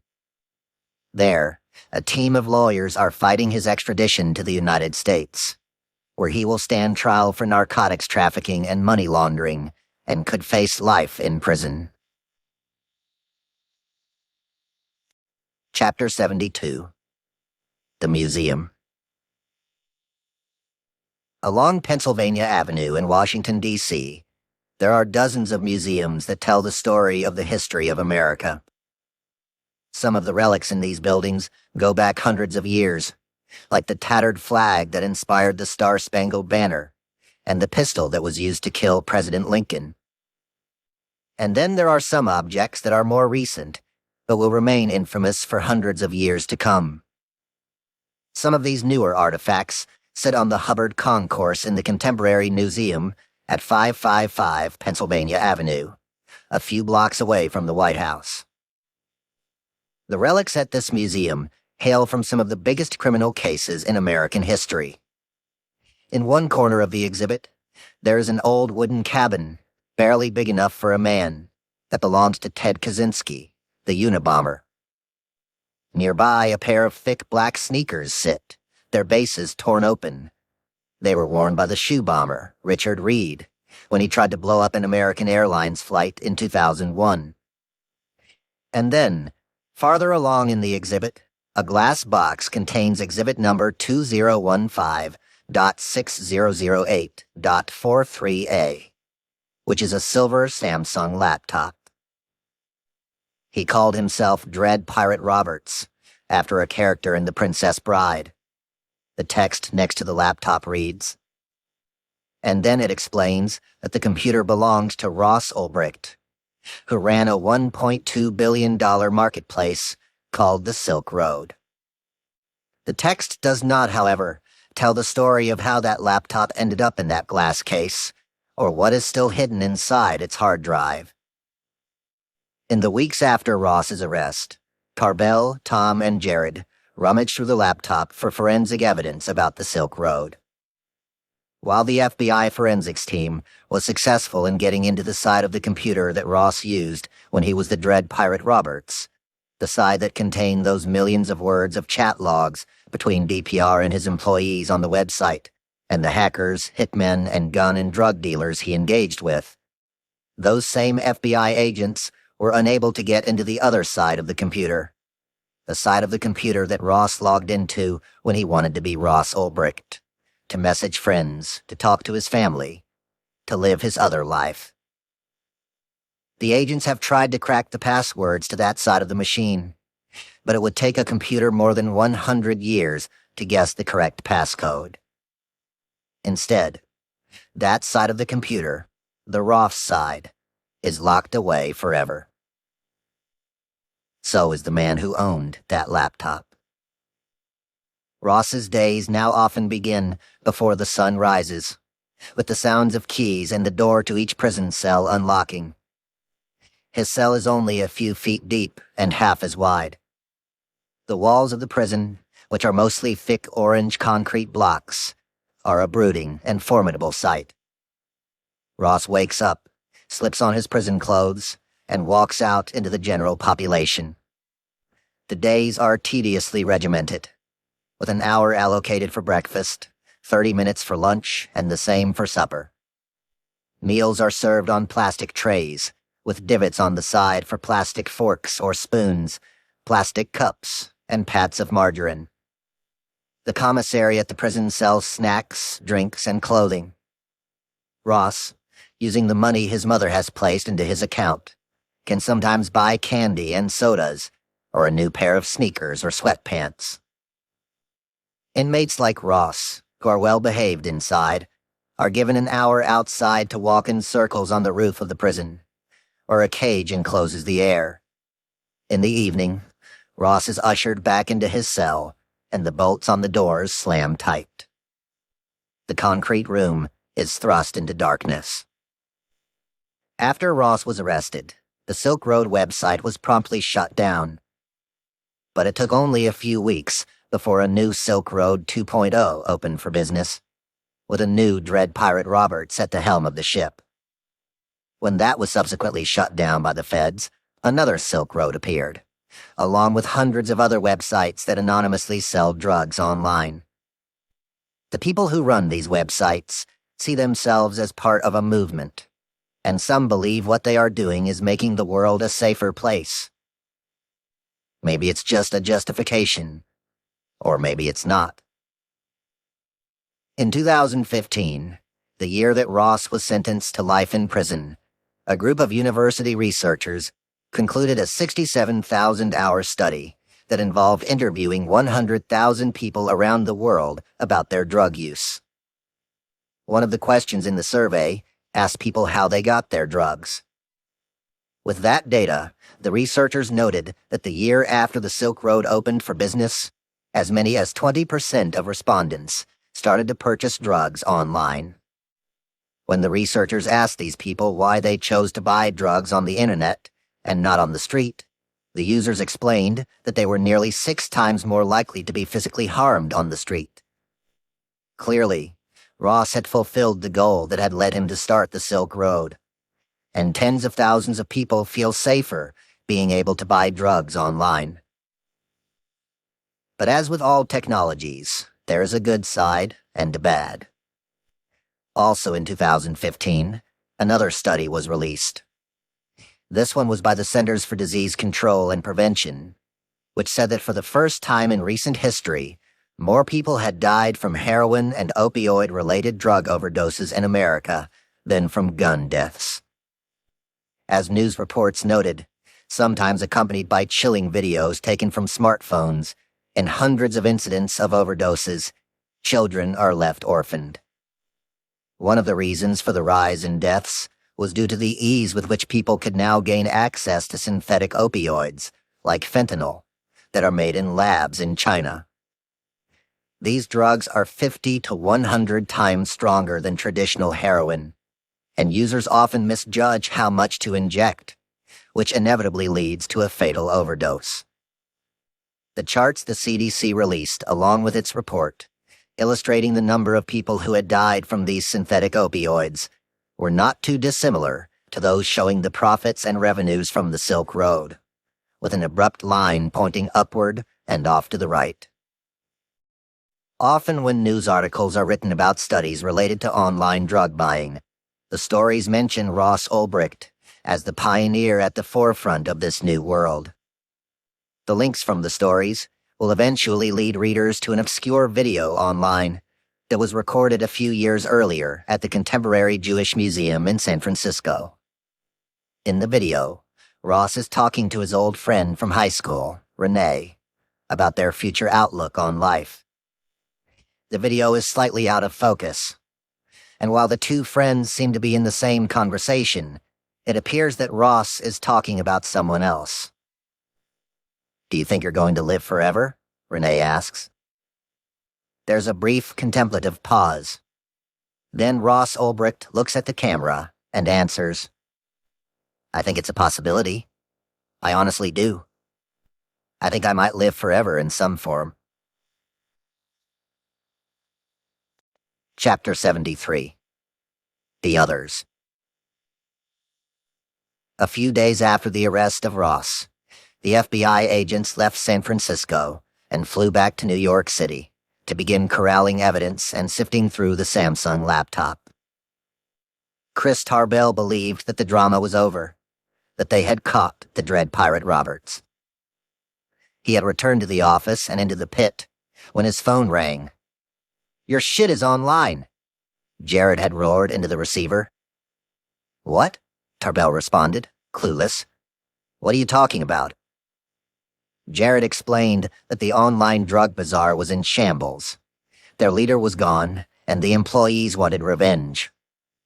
Their target had become the name on the bottom of Ross Ulbricht's arrest report: Christopher Tarbell, Special Agent, the Federal Bureau of Investigation.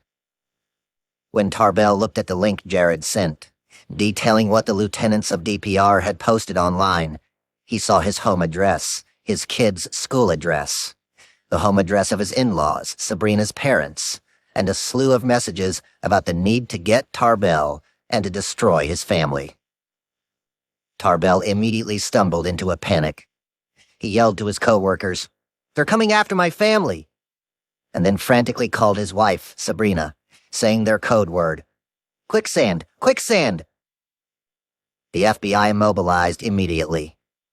A central command in Washington, which specialized in protecting agents who were under threat, was deployed.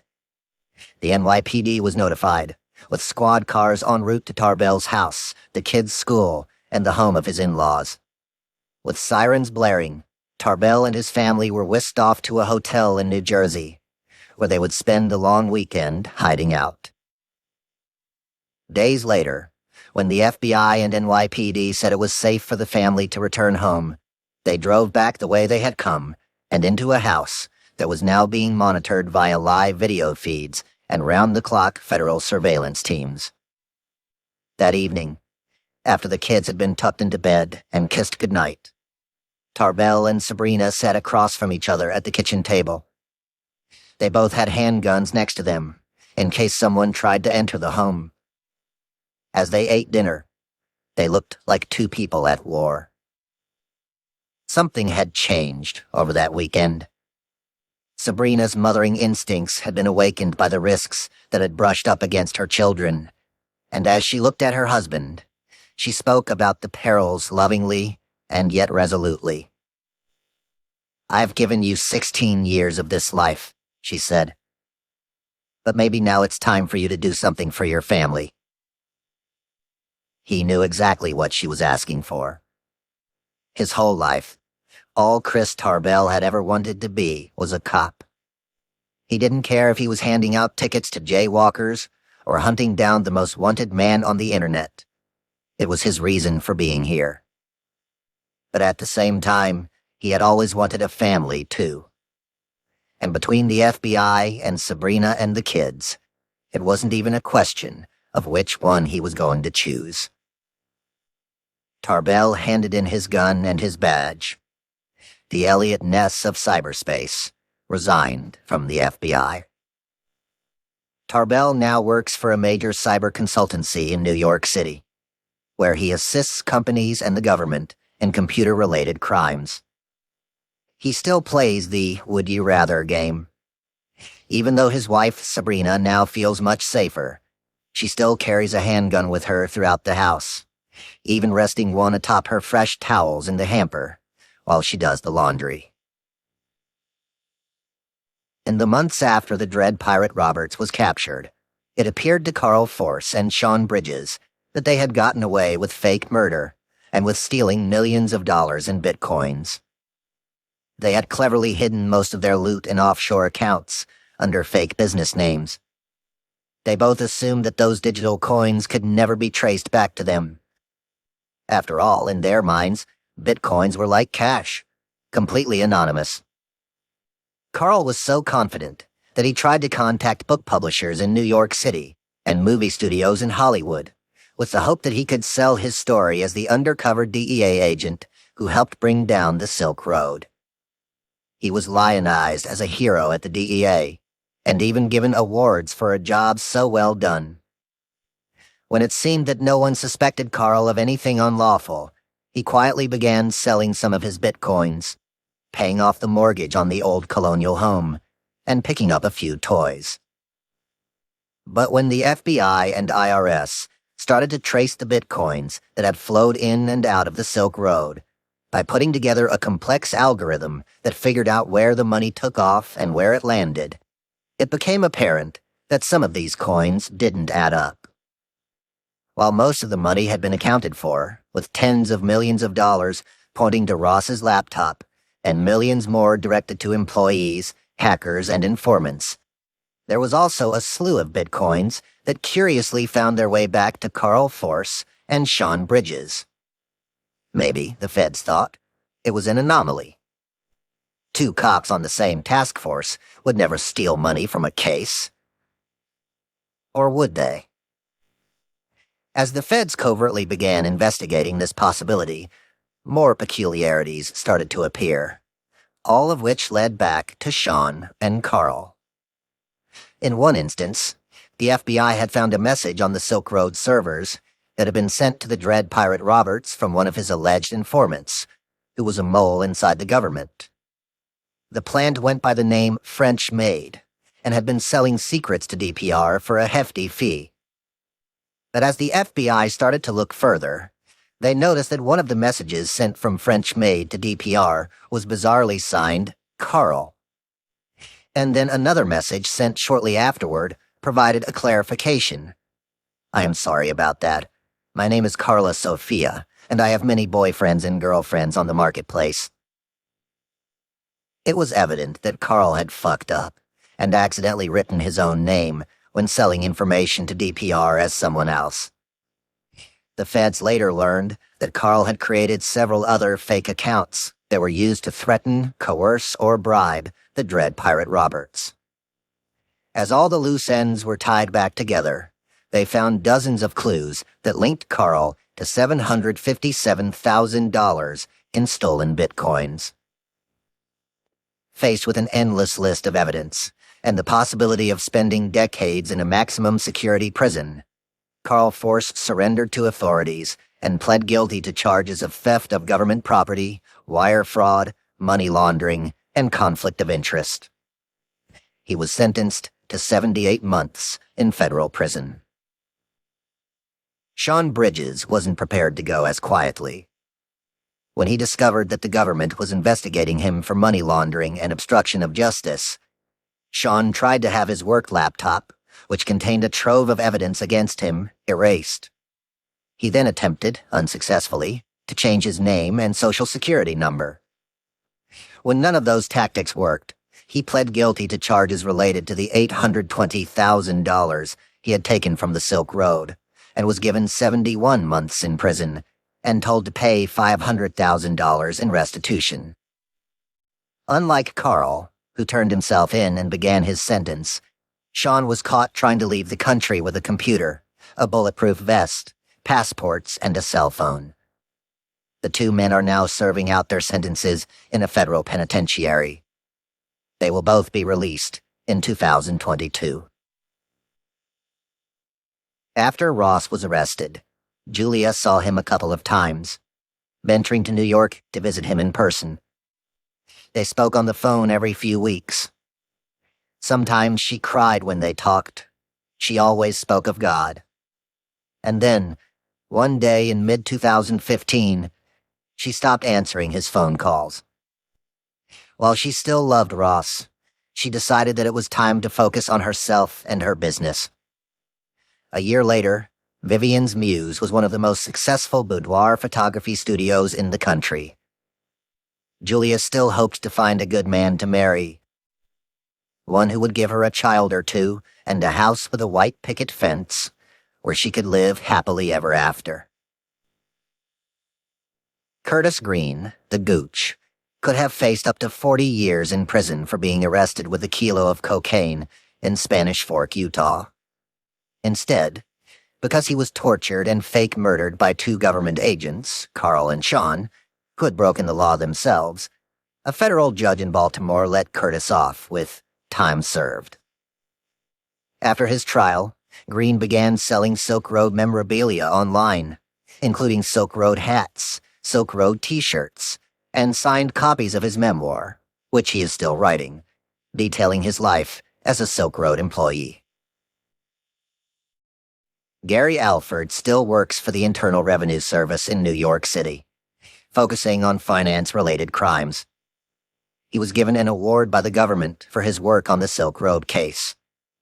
The gold placard, which sits on his desk at work, credits Gary with being the Sherlock Holmes of cyberspace.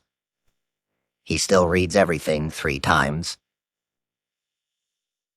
For over a year after the Silk Road was shut down, Jared stayed undercover as Cirrus on the dark web and helped Tarbell, Gary, and others in law enforcement coordinate the arrest of the Dread Pirate Roberts' most trusted advisors. Inigo, the youngest administrator at 24 years old, was arrested on a houseboat in Charles City, Virginia, where he lived and worked on the site.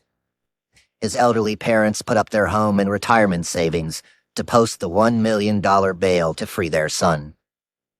Smedley was apprehended by authorities entering the United States after trying to hide out in Thailand with Variety Jones. And Same But Different was captured in Australia by federal police in the outback. When he was apprehended, authorities found an engagement ring in his pocket. He was on his way to propose to his girlfriend. One of the oldest administrators at 40, he had a full-time job helping people with intellectual and physical disabilities, in addition to working on the Silk Road.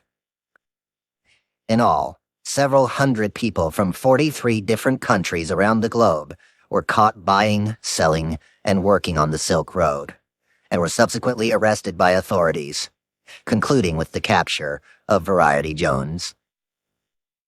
The day after VJ was apprehended, Jared showed up at the mail center at Chicago O'Hare International Airport to explore the evidence locker and see the packages and drugs that had been seized the night before. Backpack slung over his shoulder, a Rubik's Cube inside. He lumbered along the long hallway to the evidence room. He was excited to know that the case he had started working on years earlier, a case that had begun with a single peculiar pink pill coming into the same facility he now walked through, had finally and resolutely come to a close. Yet as Jared rounded the corner, passing by a doorway, he heard someone yell his name. "Jared, I got something for you." "What is it?" Jared asked as he stopped and turned to walk toward a customs agent who sat in the nearby cubicle. "We found these in the mail last night," the agent said, pointing down at a puffy brown envelope on his desk and a large pile of blue ecstasy pills that had been discovered in the package. "How many are in there?" Jared asked. "I counted 200, the agent replied. 200? 200. Notes on reporting. Each and every day, as we navigate the real world, we leave a billion little fingerprints in our wake. The door handles we touch, the screens we press, and the people we interact with all capture a trace of our being there. The same is true on the internet. We share pictures and videos on social networks, leave comments on news articles. We email, text, and chat with hundreds of people throughout the day. If there's anyone who left more of those digital fingerprints lying around the internet than most people, it was Ross Ulbricht. He spent years living on his computer and interacting with people, good and bad, through that machine. Over the course of my research for this book, I was able to gain access to more than 2 million words of chat logs and messages between the Dread Pirate Roberts and dozens of his employees. These logs were excruciatingly in-depth conversations about every moment and every decision that went into creating and managing the Silk Road. They showed startling details about decisions to sell drugs, guns, body organs, and poisons, and showed how every aspect of the site was managed. I also gained access to dozens of pages of Ross's personal diary entries and thousands of photos and videos of Ross, both from his friends and from his own computer and cell phone. Working with a researcher, Nicole Blank, I scoured the web for anything Ross had touched over the past decade, which resulted in an endless trove of social media content from Twitter, Google, Facebook, YouTube, and LinkedIn, as well as articles and social content he had interacted with and commented on. The photos that I obtained of Ross, through friends and others, told more of a story than just the pictures. The background data of the images, known as EXIF data, showed when they were captured, and in many instances, with GPS data, where they were taken. Then there was the 3 weeks of testimony and the hundreds of pieces of evidence that the prosecution and defense presented during Ross's trial. Using an Excel database, my researcher and I were able to put all of this information into one place and cross-reference every moment from 2006 to 2013, in many instances down to the second. And with that, everything matched up neatly. For example, when the Dread Pirate Roberts talked to his lieutenants on the Silk Road about taking a weekend off for a short trip, On that same weekend, Ross Ulbricht and his friends posted pictures of him camping. When Ross booked flights to Dominica, the Dread Pirate Roberts was unavailable at the exact moment the flight took off and returned online in a different time zone when Ross landed. These overlaps showed up hundreds of times in our database. In as many instances as I could, I visited the exact places Ross worked, sitting in the same chair in the Glen Park Library, eating at the same sushi restaurant, and lying on the same patch of grass where he snapped a photo in Alamo Square. I spoke to hundreds of people from all stages of his life, from elementary school to college, prom dates and best friends, ex-lovers and one-night stands. Through a translator in Thailand, I was able to gain more information about the man alleged to be Variety Jones. For the law enforcement side of the story, I spent more than 250 hours with the federal agents who were involved in the hunt for the Dread Pirate Roberts, including the FBI, HSI, IRS, CBP, and DOJ. I visited their bureaus and offices, the airports they work out of, and the mail facilities where drugs were discovered. I even met one of the drug-sniffing dogs, though he didn't have much to say. In addition, Joshua Behrman and Joshua Davis, who spent an additional 50 hours with the DEA and dozens of hours with one of the site's employees for a feature in Wired on the Silk Road, contributed reporting to this book.